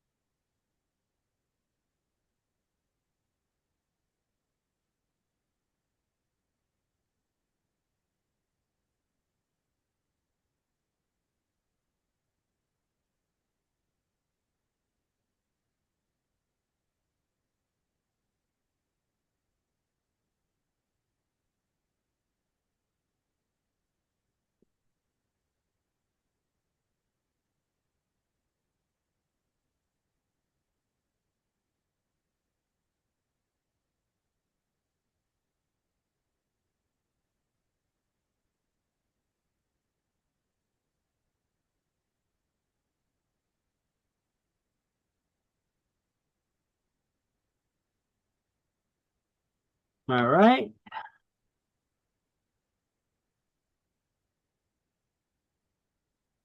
All right, so here's a slide just on free appraisals. Offering a free appraisal instead of a CMA or a pricing analysis, you could call it that if you like. Just giving you ideas for your advertisements. You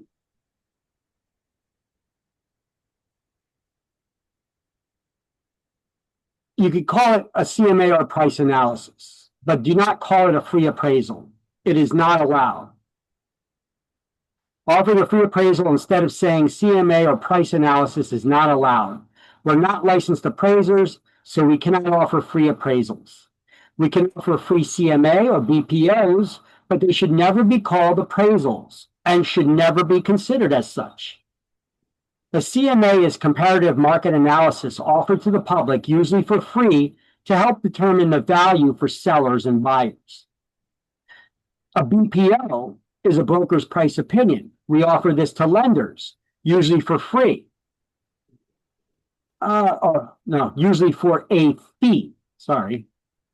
Remember, it must be paid through your broker. Now, here, I always recommend this for students to take. You're either going to depend on your broker to try to teach you how to do a CMA and value properties, and they may not know how to do it very well, to be quite frank. Do you think a group of appraisers can teach you a better job on how to value a property than your broker? You think an appraiser can teach you how to value properties better? No. You don't think so? No.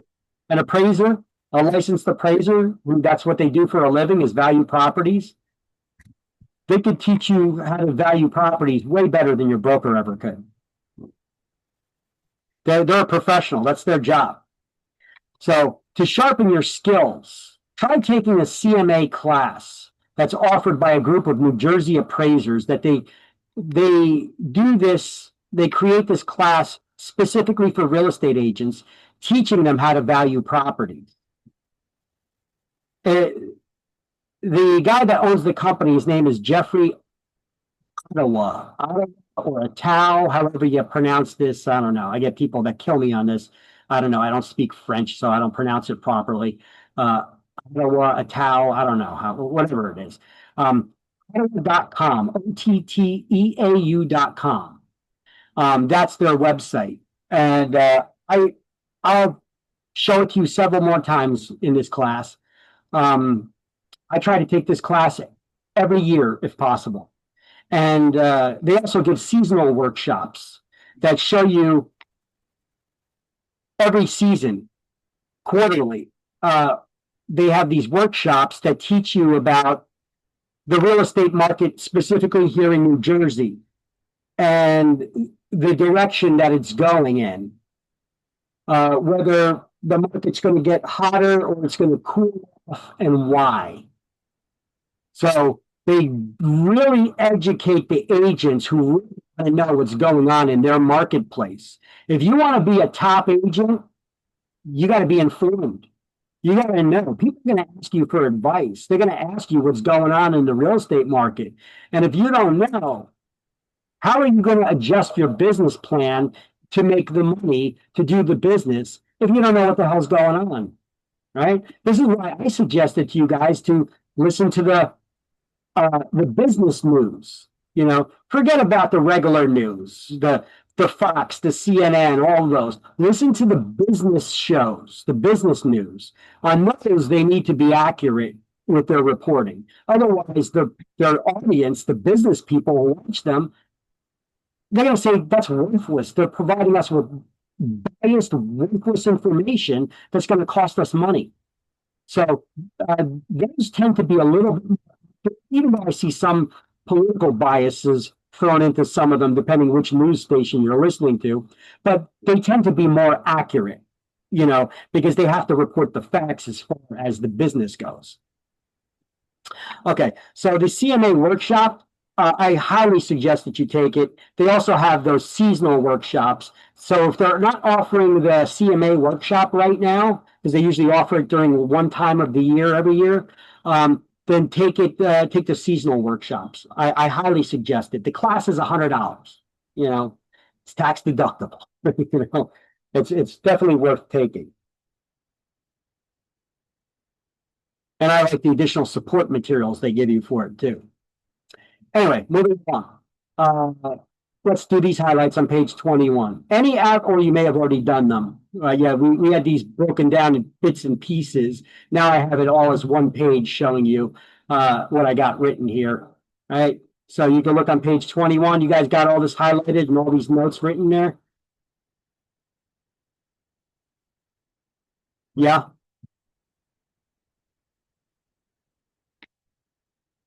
Yes. No. You got everybody? Yes, All right. Thank you. Got it. you're welcome. Okay. So underneath that, I believe this is also on page 21, right? Yes, it is. Let me just make sure it's the latest screenshot of it. It appears to be, yes. So look at, I put this in a box here. So I'm going to read this to you guys in a second, but let's first go over this. What are they talking about? No real estate salesperson or broker salesperson shall accept a commission or valuable consideration for the performance of any of the acts herein specified from any person except their employing or contracting broker. Who must be a licensed real estate broker. A real estate salesperson or broker may form a limited liability company. This is another recent change in the law. For years, I have had agents asking me this. Can I register myself as a LLC and have my broker pay me as an LLC? Yeah, I don't see the benefit in why you would want to do that, though. But yeah, they passed a law that changed it so that, yeah, you can do that. However, the LLC needs to be licensed with the Real Estate Commission as well. So if you want to get paid as an LLC, you need to have a real estate license, but now you also need to get your LLC licensed and pay for the LLC's license. So every 2 years that you pay to renew your license, you're also going to pay for the license for the LLC. And that fee could be higher even than your license. But either way, is it allowed? Yes. However,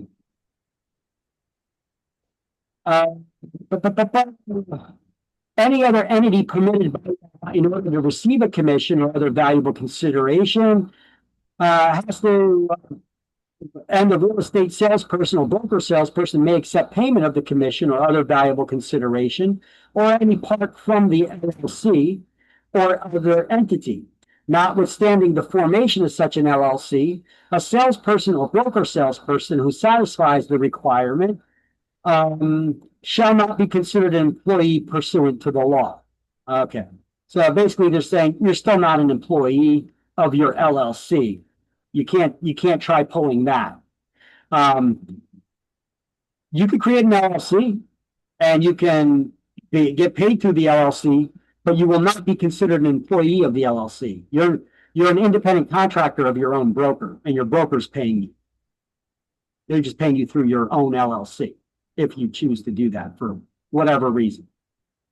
Now, before you could do that, it says the New Jersey Real Estate Commission shall create a registration process for a limited liability company and other entity to receive commission or other valuable consideration pursuant to this law change here. Now,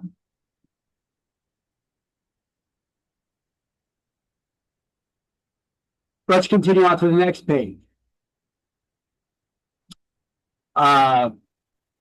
You cannot use a lottery or game or chance of games of chance to sell real estate in New Jersey. That's illegal. We have the Gaming Commission. They regulate all that stuff, right? If offering anything free to the public, it must be genuinely free with no strings attached, not contingent on doing business with that broker. However, new laws allow offering free items with strings attached, but only after the rec creates rules dictating how to do so, which they have not done as of yet. Remember, I told you that just a little while ago. Let me make sure I have that listed here.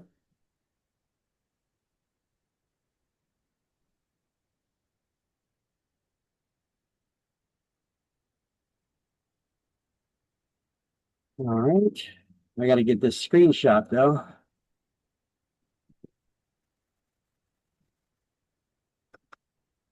On the slideshow.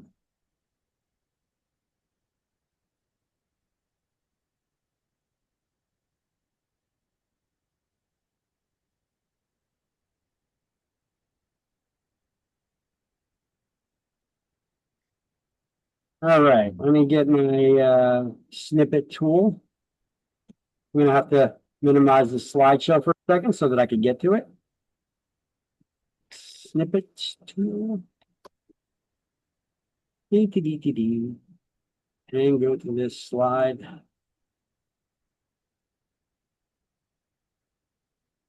And snag that. And copy it. And paste it in the Word document.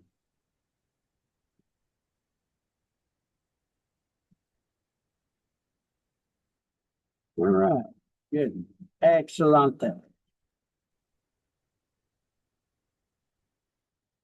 It's not like that. It's excelente. I mean, I just talk sometimes. I don't even pay attention to what I say. Sorry. It's okay. Okay. Yeah, so using any clear scheme method to sell, promotion to sell stuff, offering a for advertising purposes.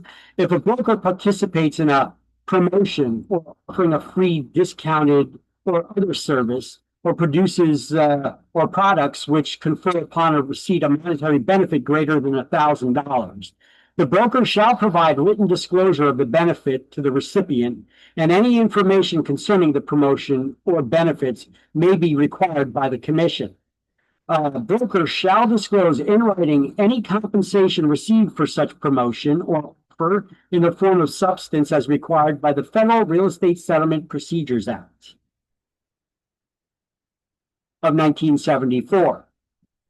Except that notwithstanding the provisions of the Federal Act, written disclosure shall provide no later than when the promotion is offered or extended to the by the broker to the consumer. Now, the commission regulations supplement the New Jersey LAD that also state that we cannot in any way advertise or express any discriminatory limits or preference in our advertisements. And any advertisement that mentions specific commission rates or amounts must also state that in New Jersey, all commissions are negotiable. And the purpose for that is to show that we don't engage in an illegal practice called price fixing.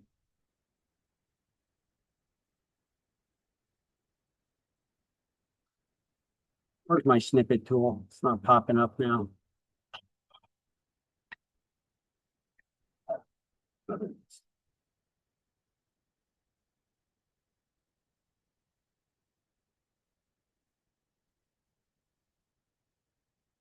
Doop-a-doop-a-doo.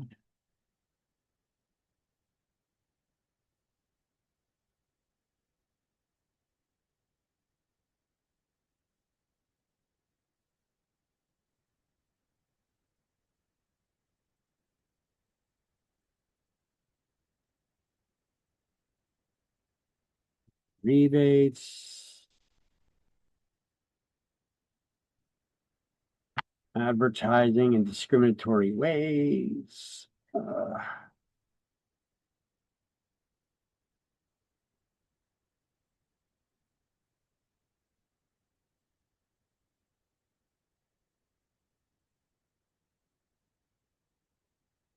Okay, I guess I got to put that in there too. So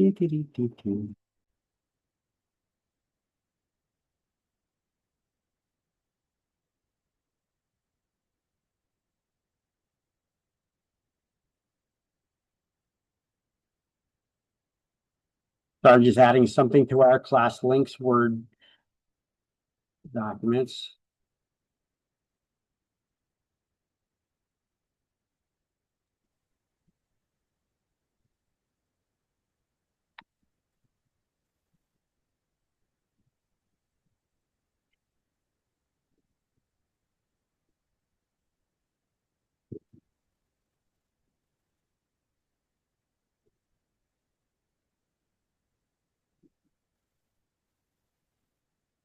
All right. We already had this slide, talks about price fixing. Hopefully I don't need to kill this horse again here. We've already beat it pretty bad talking about it. About FSBOs and price fixing. And the Sherman Antitrust Act makes price fixing and allocation of markets illegal. And what are the fines? Up to $1 million, right? For an individual, and up to 10 years in prison if you violate it. What is the Sherman Antitrust Act? What is price fixing? An agreement between competing brokers. An agreement between competing brokers to try to set an industry standard on the fees you charge the public. And that's not allowed. Yep. Actually, I've seen during lunch hour. It's funny, we were just talking about this. The Sherman Antitrust Act and price fix, anti-competition laws.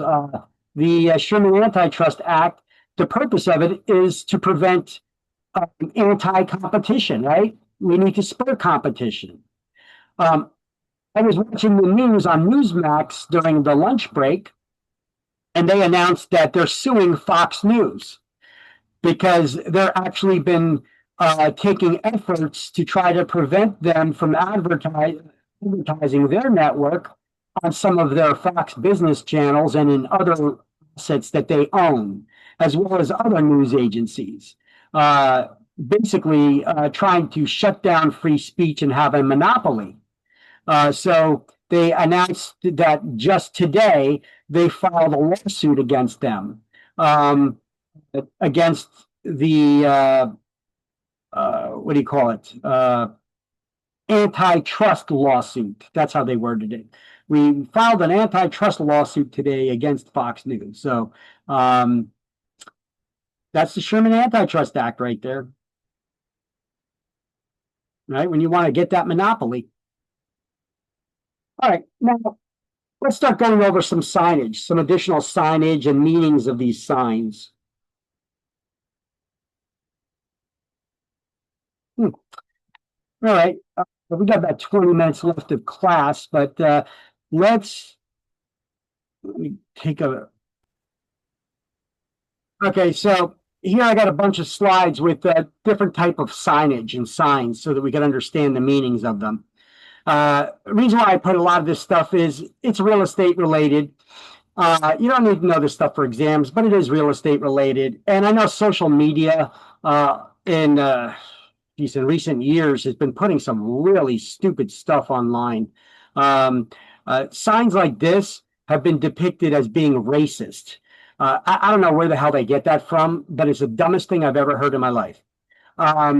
So if you guys ever seen placards like this on buildings, these are signage on buildings, or they could have been even spray painted on the side of a building. What do they mean? Well, these signs were created because of December 3rd, 1999. 6 firefighters died fighting a fire inside an abandoned 6th-floor warehouse. Firefighters entered the structure and became disoriented, unable to escape the maze-like interior before multiple collapses occurred. Following this disaster, the National Institute for Occupational Safety and Health, OSHA, they recommended that fire departments should identify dangerous vacant buildings and affix warning placards to the entrance doorways or other openings where the firefighters may enter. Okay, so basically this is just a warning for rescue workers. You've seen this during Hurricane Katrina and in areas where there's floods, where they search cars that are flipped over in the water or whatever. Once they see that there's nobody in it, they put the X on it, or that it's been cleared, it's been searched and cleared. They do this on the houses, on the roofs when they were still flooded and underwater. So rescue workers don't risk their lives going in there. They let other rescue workers know, hey, we already searched it, we cleared it, it's dangerous, don't go in there, but there's nobody in there. It's vacant. So just a box, that means that it's a normal condition, there's no dangerous or hazardous conditions, and the house is vacant or the property is vacant. If it has a single line through it, that means use caution. There may be obstructions or hazardous conditions present. And if it's a box with an X through it, it means do not enter. There are dangerous and hazardous conditions. Only enter the structure for the purpose of saving lives. If you're aware that somebody's in it, otherwise fight the fire from the exterior. That's what it means. So here's another version of that placard, what it can look like as a sticker or a card that's put on a window, perhaps, of a house or a door. Here's some examples of it on actual properties. Right? Wonder what happened. It's put out fire, right? Here, look, they're showing that there's dangerous or conditions in there. Same thing here. It's a boarded up house. It's vacant, but dangerous conditions. Don't enter it. Here, just use extreme caution when entering. Sometimes they use signage like this. This building is declared unsafe for human occupancy. No individuals to occupy this building until the structure is rendered safe and secure. This was on a property here in London, in the town that I live in, where a child died and another one went in a coma from carbon monoxide spewing into the building after the furnace was serviced, but it was leaking out of the chimney. It was coming into the house instead. And just the red box, just a box, spray painted box, or the placard sign with the red box means that it's vacant, no dangerous conditions. You guys may see this sometimes on schools or other public buildings. This it shows that there is a nuclear fallout shelter in that building, in the basement, perhaps. So this was something that was popular in the 60s when we had the possible threat of nuclear war. So these fallout shelters were something that were added. They gave people, I guess, tax breaks for properties that have nuclear fallout shelters. Okay.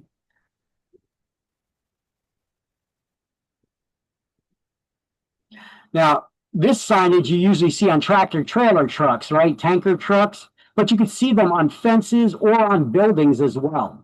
You ever wonder what they mean? Well, I tell you what, the higher the numbers, the more danger it is. And this white box down below, if there's letters in it, it's showing that there's some sort of a special hazard. So the square box is divided into 4 sections. They're color coded: red for flammable materials.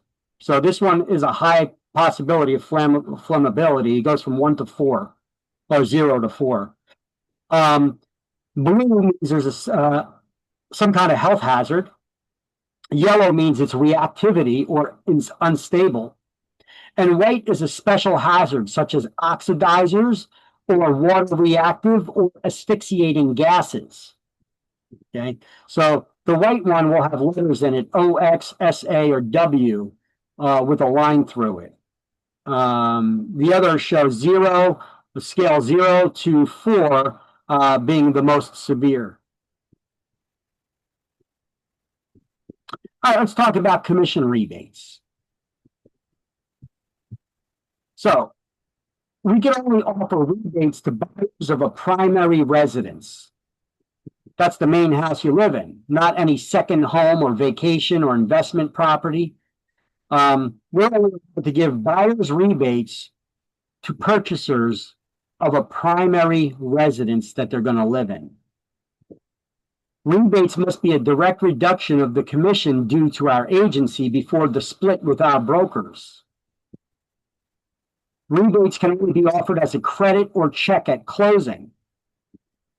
It must be in the form, it must be in writing from the start of the business relationship that a rebate is being offered, including how much the rebate is going to be.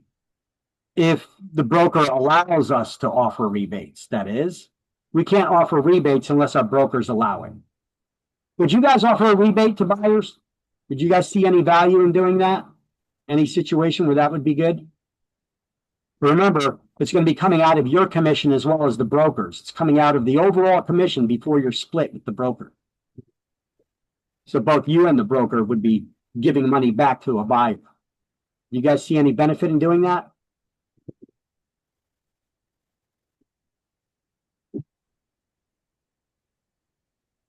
If you have an open house, you could have people walking into that open house.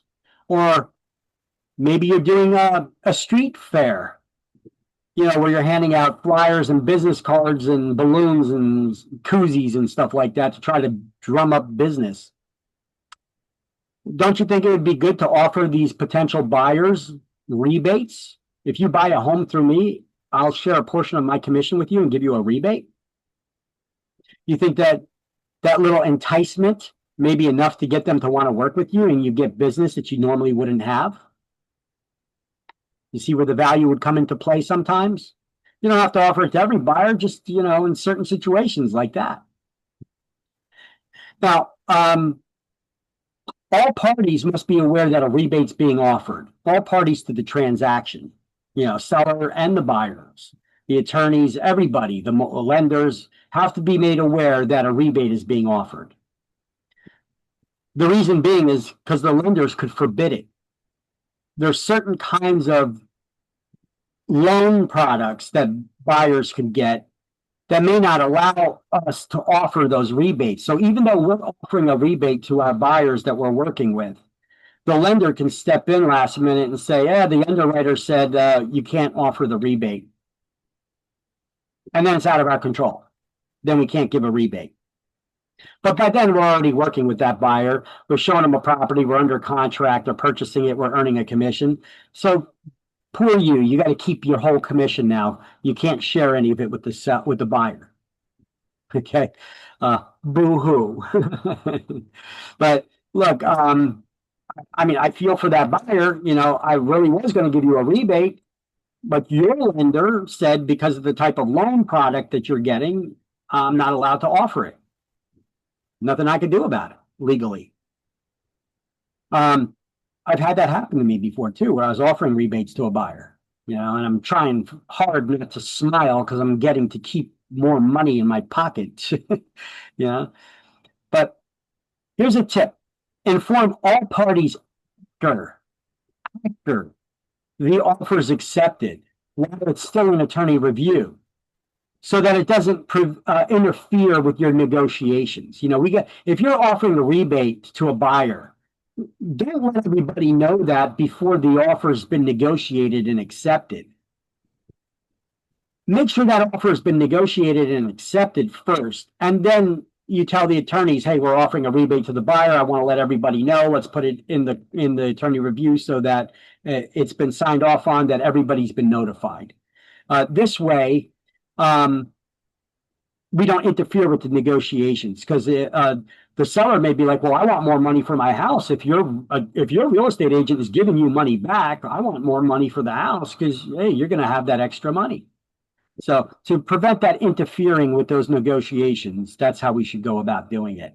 My suggestion, anyway, my little tip for you there. Rebates may not be dependent on a lottery, contest, game, or drawing. Licensees can only offer rebates if their broker allows it as part of the services that their brokerage is offering. Advertisements offering rebates must advise the buyer to consult with a tax professional about the consequences of receiving it. Raphael, you're a tax professional. You help people do their taxes. Yes. You ever have anybody buy a house that was getting a rebate, a buyer's rebate, that you had to they had to tell you about this or not? It depends. It depends because every taxpayer has different situations. Some taxpayer has child, Yeah. some taxpayer has credit for university, and sometimes Yeah, I mean, have you ever had a situation where you had somebody filing their taxes with you and they just bought a house and they got a rebate from a real estate agent? Did they come to you and seek advice from you from this, or come to you to find out about how they should report it on their taxes? I mean, it's not a very common thing. So I was just curious if you had this situation at all where somebody said, hey, I just bought a house and we got a rebate. They told me to talk to you as the real, as my tax professional, Yeah. Okay. So, no, I never have, bro. If I have, probably can be figure out how much it is. Yeah. Well, that's a big factor, because do I got to report it or not? Depending on your, $1,000, 2,000, and a big deal. Yeah. If more than 10,000, 20,000, yeah, probably can be affected by the taxes. Have to set money aside for taxes, probably. Yeah. Yep. Yeah. Okay, so let's highlight this on page 22 here. It cannot be offered through any lottery, contest, or game, and the purchaser must be advised to contact the tax professional with regards of receiving that rebate.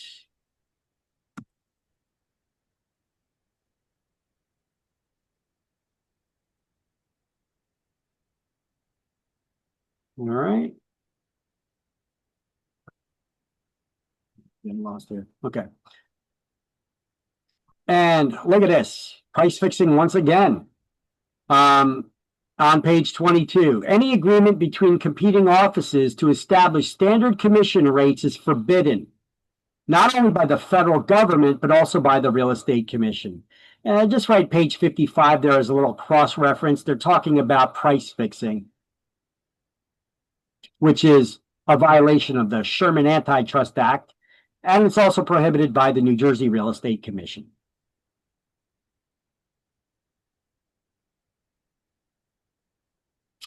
All right, here's a discriminatory commission split advisory. Probably nothing you'll get on exam about this, but this actually was a major problem several years back.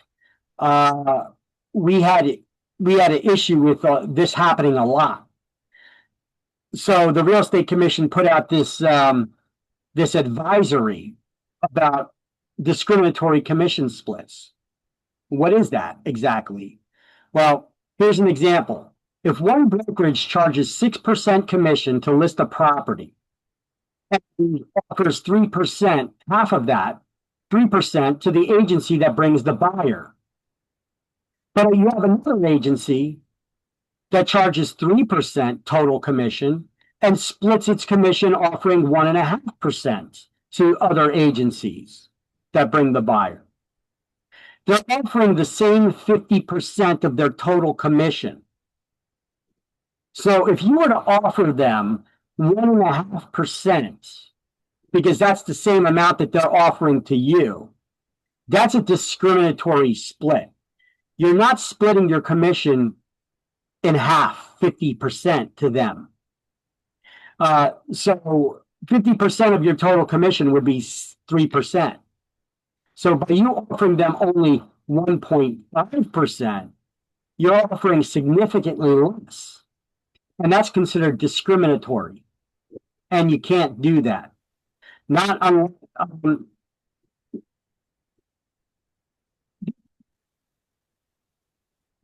there and an agreement that this is how you guys were going to be doing this. But generally, this, if you're advertising, hey, we got a 6% commission. We're offering 3% to the buyer's agents, except for this one agency. We're only giving them 1.5%. Because that could give them a bad impression or a bad look in the eyes of the public or other real estate agents. It's discriminatory. So the Rec Administrative Code Rule 11.5-7.5 addresses this. Let me see what this is here. Yeah, this happened way back in 2005. So this was happening a lot. There used to be a company called Foxtons. Yes, Danielle. Hey Victor, I was just asking if I can log out already because my phone's about to die and I don't have a charger. Yeah, that's fine. I see that. Or hold on. Let me just put the poll out there for the end of class. I see that we're already at 4:30 now. So All right, thank you. you're welcome. Yeah, I see that this commission split advisory, you got the basic gist of it, but this happened in 2005, back when a company called Foxtons was around that offered really, they took listings at really low fees. And so they offered a very low commission split, and it became an issue. So the real estate commission had to get involved. Otherwise, lawsuits were going to start flying. All right, so we're going to leave off here. Let me see what slide this was that we were on, because this was the next slide. We're going to leave off at penalties for violating licensing law on page 22, which is also slide number. Oh, what slide number is that? 95. Okay. So we left off, I'll just make a little notation here. We left off on slide 95. And stop the recording.